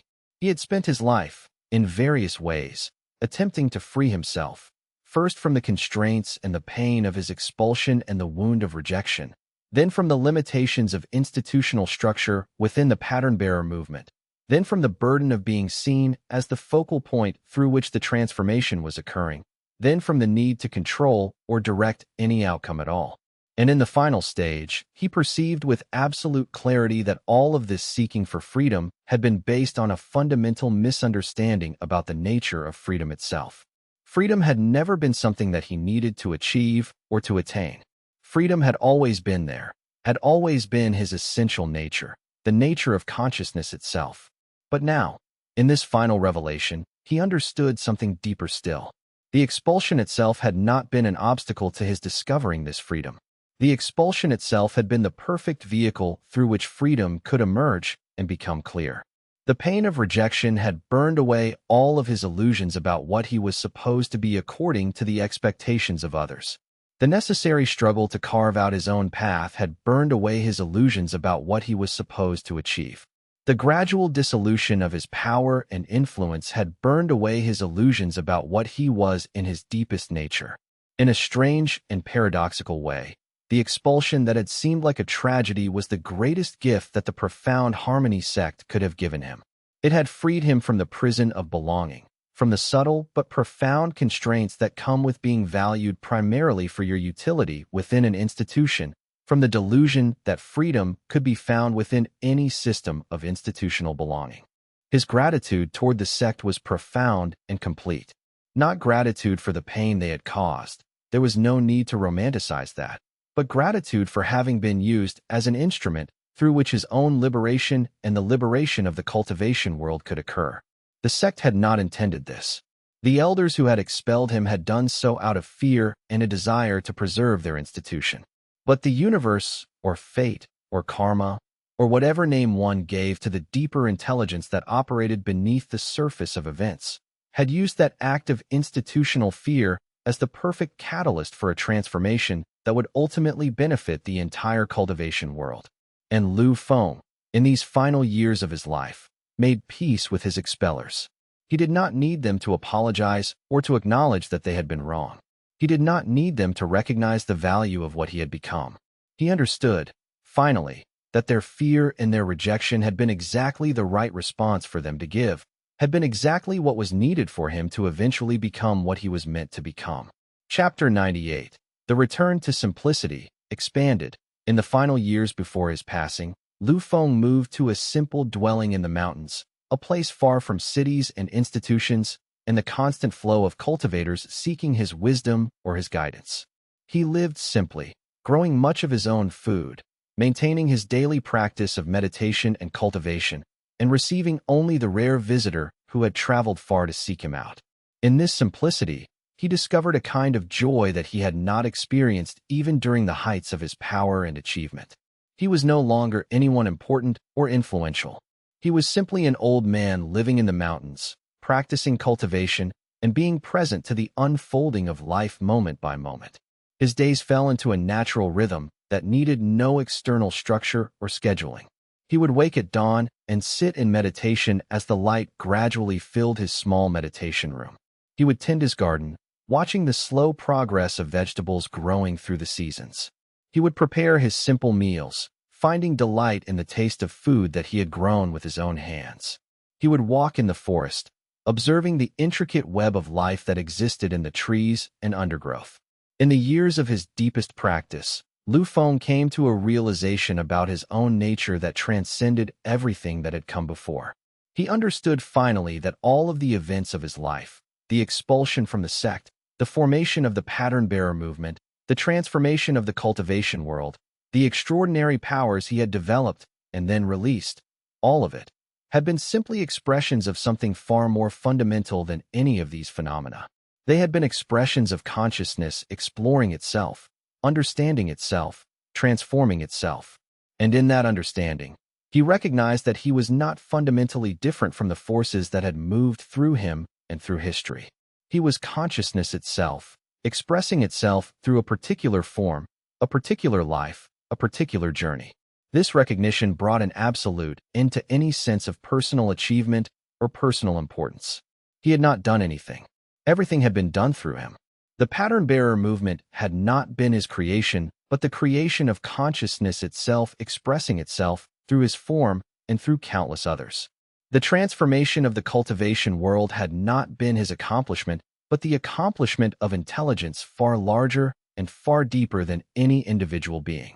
And he himself was not a separate, independent entity that had somehow managed to catalyze all these great changes. He was simply one aspect of a single vast process of consciousness understanding and transforming itself. In this final recognition, he experienced absolute peace. There was nothing left to defend, nothing left to prove, nothing left to accomplish. The great work had been accomplished not by him, but through him. The transformation would continue not because he had initiated it, but because consciousness itself had recognized itself and would continue to evolve according to its own deep nature. He had fulfilled his role, had done what had been asked of him in this lifetime, and could now simply rest in the completion of that service. This recognition brought an end to any sense of being on a path or pursuing a goal. There was simply living, simply being, simply allowing each moment to unfold naturally without any attempt to direct it or control it. In this state of profound acceptance and surrender, he discovered that what he had been seeking all along was not something to be achieved in the future, but something that was always available in the present moment. The peace he had sought through years of practice, years of struggle, years of achievement, that peace was not the result of anything he had done. It was simply the natural state of consciousness when all the striving and all the grasping had been released. At night, he would sit on the porch of his dwelling and watch the stars emerge in the darkening sky. He would sit in silence, sometimes for hours, simply being aware of the vast and infinite nature of consciousness itself. And in these moments of profound stillness and simplicity, he would access states of insight and realization that far transcended anything he had experienced during the intense years of building the pattern-bearer movement and managing the transformation of the cultivation world. Young cultivators who visited him often found that he spent much of their time together simply sitting in silence or discussing the most ordinary things: the quality of the light at sunrise, the taste of water from the mountain spring, the way a particular tree grew on the hillside, the behavior of birds in the forest. These conversations seemed almost meaningless on the surface, yet young cultivators often found themselves profoundly moved and transformed by them. Something about Lu Feng's complete freedom from the need to impress or to teach anyone anything, his absolute lack of attachment to any outcome in the interaction, communicated itself to them directly and powerfully. One young cultivator, after spending a season at his dwelling, said, "Master, you did not teach me anything, and yet my understanding has transformed completely. How is that possible?" Lu Feng smiled gently. "I did teach you something," he said. "I taught you through my presence and through the way I live. I demonstrated for you that freedom is possible, that it is possible to live without grasping at anything, that it is possible to be completely at peace with the fact of impermanence and change and loss. That teaching cannot be conveyed through words. It can only be demonstrated through the way one actually lives. Chapter 99. The final teaching. When Lu Feng knew that his time in the world was very near its end, he called together a small group of his closest students and a few of the ancient masters who had survived to this time. They gathered in the simple meditation hall that stood near his dwelling, and Lu Feng spoke to them for the last time. His body had become very frail by this point, but his mind was clear and luminous, and his presence seemed to fill the space with a profound peace and clarity. "I am grateful," he said, his voice still clear despite his physical weakness, "for the opportunity to have lived this life, to have been part of the transformation that the cultivation world has undergone. I am grateful for the expulsion that set me on this path, for the challenges that taught me what I needed to know, for the friends and companions who walked this journey with me.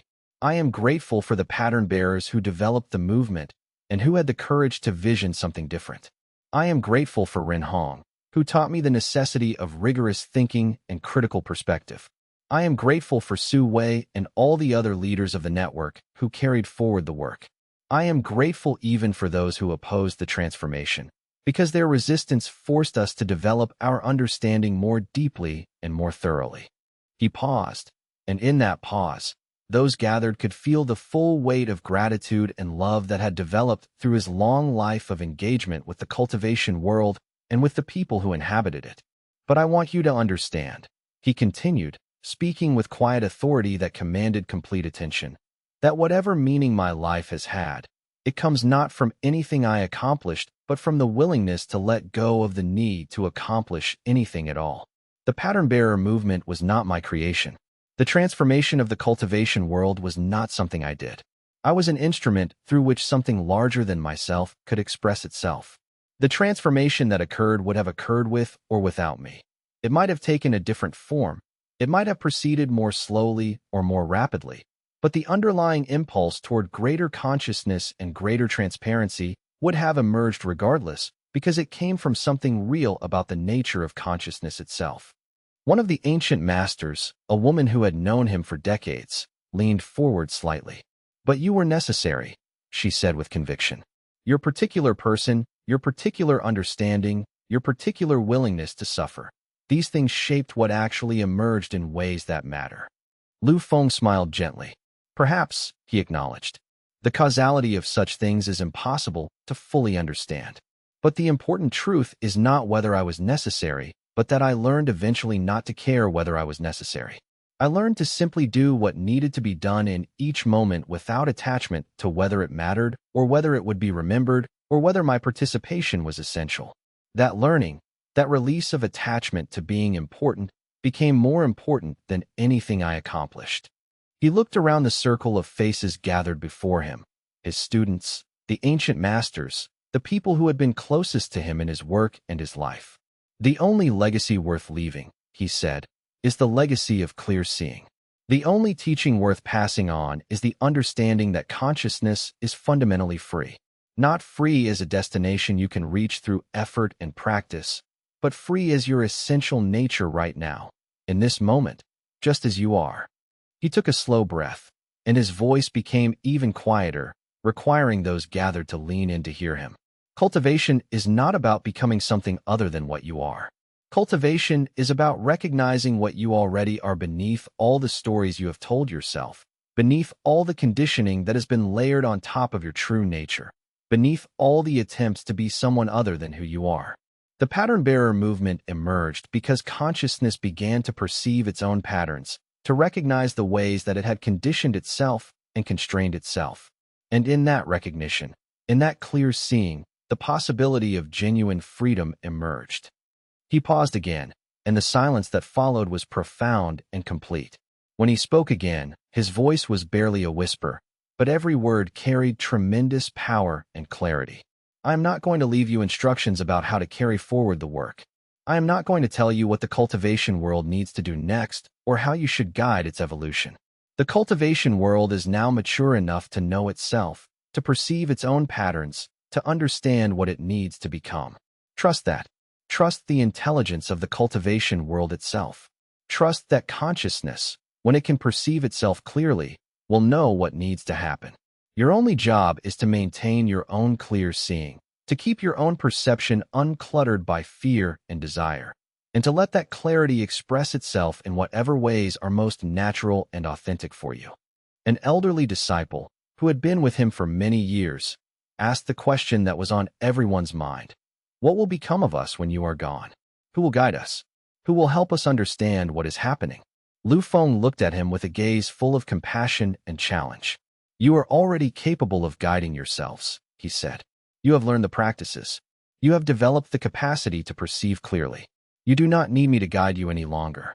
In fact, clinging to me, waiting for my guidance, would prevent you from discovering the capacity for genuine autonomy and authentic knowing that you already possess. The greatest gift I can give you now is to let go of you completely, to release you from any sense of obligation or dependence on my continued presence. In that release, you will discover that you were never really dependent on me at all. You were always whole and complete.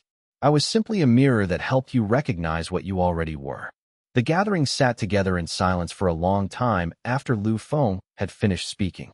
Those present understood, without any need for explicit statement, that they had witnessed the final teaching, that this was the completion of something that had begun decades ago, when a young cultivator had been expelled from his sect and had turned that expulsion into the catalyst for a transformation that would reshape the entire cultivation world.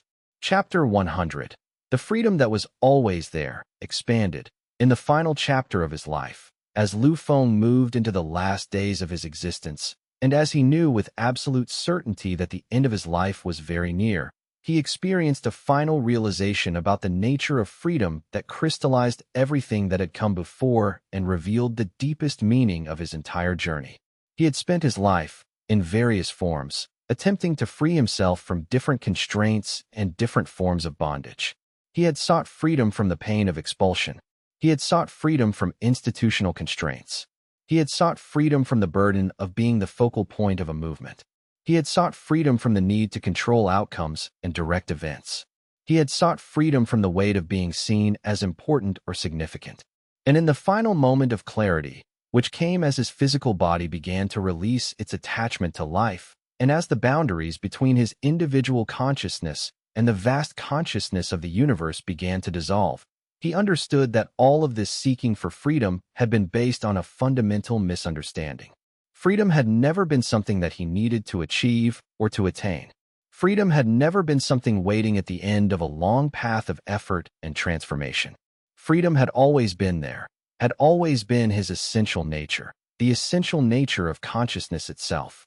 The nature of consciousness was to be free, free from constraint, free from the need to grasp at anything, free from the need to hold on to or defend any particular identity or position. All of the struggles and all of the transformations and all of the letting go had not been a process of gaining freedom. They had been a process of removing the veils and the obstacles and the illusions that prevented him from recognizing the freedom that was always already present. It was as if he had been a prisoner in a cell, convinced that the walls were real and that he was trapped, and spending his entire life trying to break through those walls or escape through them or negotiate with the guards who maintained them. And then, in a moment of clarity, he had realized that the walls had never actually been real. He had never actually been imprisoned. The walls had been nothing but shadows cast by his own mind, his own beliefs about what was possible and what was not possible. The cultivation world continued to evolve beyond him. New sects continued to be formed. New approaches to cultivation continued to emerge. New discoveries continued to be made about the nature of cultivation and consciousness. The transformation would continue long after he was gone, moving forward without his direction or his input, unfolding according to its own inner logic and according to the intelligence of the millions of cultivators who were engaged in the ongoing work of understanding and transformation. And that was exactly as it should be. He was no longer the one who had transformed the cultivation world. He had never actually been the one who had transformed it. The cultivation world had transformed itself through his presence and through the presence of countless others, all of whom had been moved by something larger than themselves, all of whom had been expressing something that wanted to express itself through human consciousness and human culture. And he had been simply one of the instruments through which that larger expression could occur. As his life approached its final moment, Lu Feng sat in meditation in his simple dwelling on the mountain. The sun was setting, painting the sky in colors that seemed to touch something infinite and eternal, as if the sky itself was expressing the mystery of consciousness becoming aware of itself. His breath slowed. His heartbeat became quieter, fainter, more distant. The sensations of his body became less vivid, as if his awareness was gradually releasing its attachment to the experience of having a body at all. In the hours before the final release, Lu Feng experienced a profound and complete review of his entire existence. He perceived his life not as a series of events and experiences, but as a single unified pattern, a single expression of consciousness exploring itself. He saw the expulsion from his sect not as a tragedy, but as a perfect beginning. He saw the years of building the pattern-bearer movement not as his achievement, but as his service. He saw the transformation of the cultivation world not as something he had done, but as something consciousness had done through him. He saw the withdrawal to the mountains and the deepening of his practice not as a retreat, but as a return to the essential work of his existence. And in that complete perception of his life as a whole, all sense of personal identity dissolved completely. There was no more Lu Feng as a separate entity, as a being with a history and a future. There was simply life expressing itself, consciousness aware of itself, being aware of being. The long journey was complete not because something had been achieved or accomplished, but because the separation between the journeyer and the journey itself had finally dissolved completely. And then, in a moment that was both the end of everything and the beginning of everything, both the completion of a long life and the beginning of something inconceivably vaster, he simply released. He released all attachment to his individual identity. He released all clinging to his particular life story. He released all grasping at the need to accomplish anything or to be anyone. The individual consciousness that had lived for so many decades, that had experienced so much transformation and so much teaching and so much letting go, finally released its last remaining grasp on existence. The boundaries between himself and the world dissolved. There was no more separation between subject and object, between observer and observed, between the one who was dying and the universe that was witnessing his death. There was only the vast and infinite freedom that had always been there, the nature of consciousness itself, finally fully recognized and fully accepted, not as an achievement or a gaining of something new, but as the simple recognition of what had always been true. What remained was not anything that could be seen or heard or experienced by the senses. What remained was simply the infinite awareness in which all of life and all of experience arose and passed, the eternal consciousness in which all beings lived and moved and had their being. The cultivation world would remember him as the one who had catalyzed the pattern-bearer movement. Sects would tell stories of his wisdom and his compassion and his extraordinary understanding. Students would study his teachings and would try to understand the secret of his achievement, would try to comprehend how one person could have catalyzed a transformation that had reshaped the entire structure of cultivation civilization. Schools would be established to preserve his teachings and to develop his insights further. Texts would be written analyzing every aspect of his life and his work. Cultivators would make pilgrimages to his tomb to meditate and to seek inspiration for their own practice. Some would idealize him, would see him as an almost supernatural being whose wisdom transcended normal human capacity. Others would critique him, would argue that his vision was incomplete or that his approach was mistaken in certain fundamental respects. Academic researchers would spend years analyzing the historical details of the pattern-bearer movement, trying to determine what factors had been most important in its success. Poets would write verses attempting to capture the essence of his understanding. Philosophers would debate the implications of his realization about the nature of consciousness and freedom. But the deepest truth of his life was that he had done nothing. He had simply been willing to be moved by forces larger than himself, willing to respond to what was needed in each moment, willing to let go of the need to control or direct anything at all. He had served consciousness by being transparent to it, by allowing it to express itself through his form without the obstruction of his own ego or his own need to be important or recognized.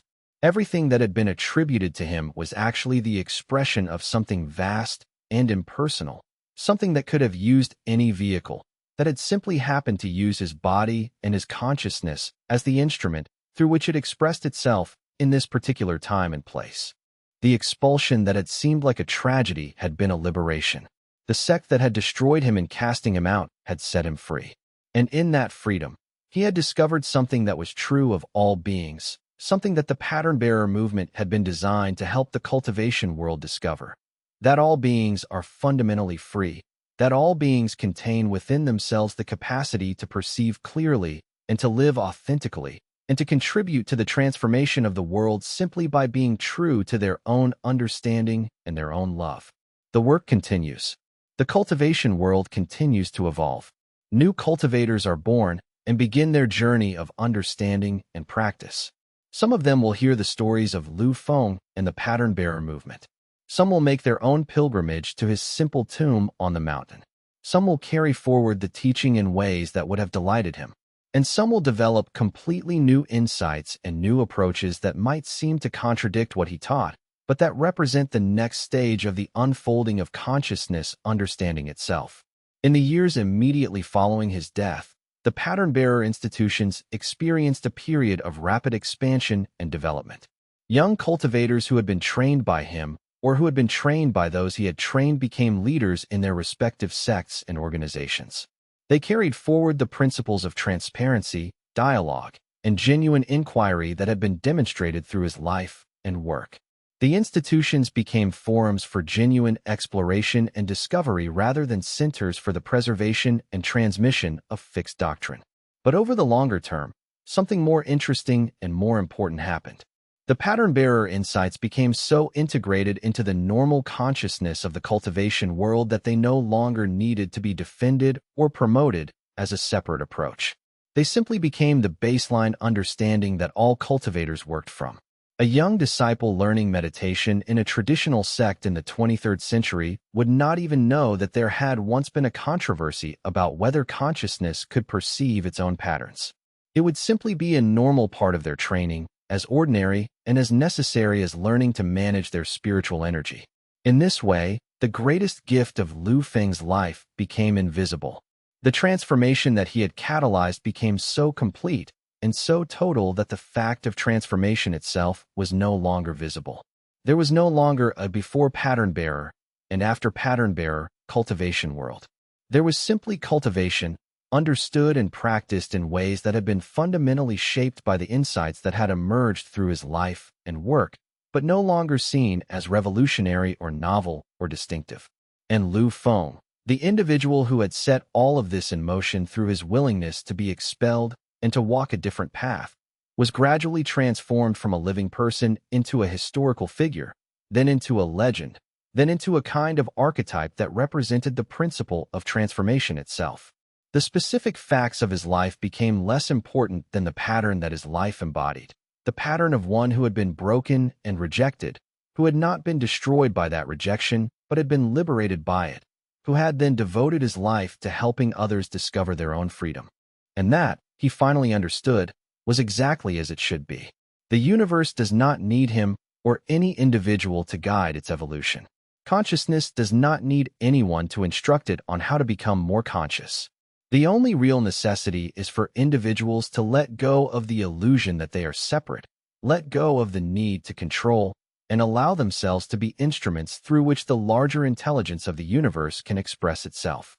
This was the message of his life, the teaching that had been written in the very fabric of his existence, the truth that had brought forth the pattern-bearer movement and the transformation of the cultivation world.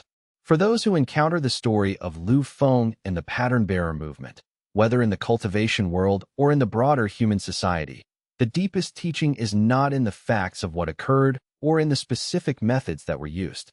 The deepest teaching is in the realization that transformation is always possible, that consciousness can always perceive itself more clearly, that systems can always evolve in response to genuine understanding, that individuals can always discover their own authentic nature and express it authentically in the world.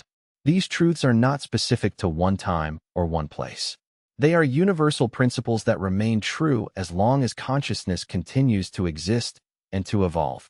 The pattern-bearer movement continues today, not with that name in many places, not as an organized institution with clear boundaries and membership, It continues as the natural unfolding of consciousness recognizing itself and responding to that recognition with appropriate action and transformation. Every time a person chooses to see clearly rather than to hide from truth, they are participating in the pattern-bearer movement. Every time a group chooses authentic dialogue over defensive posturing, they are expressing the core principle.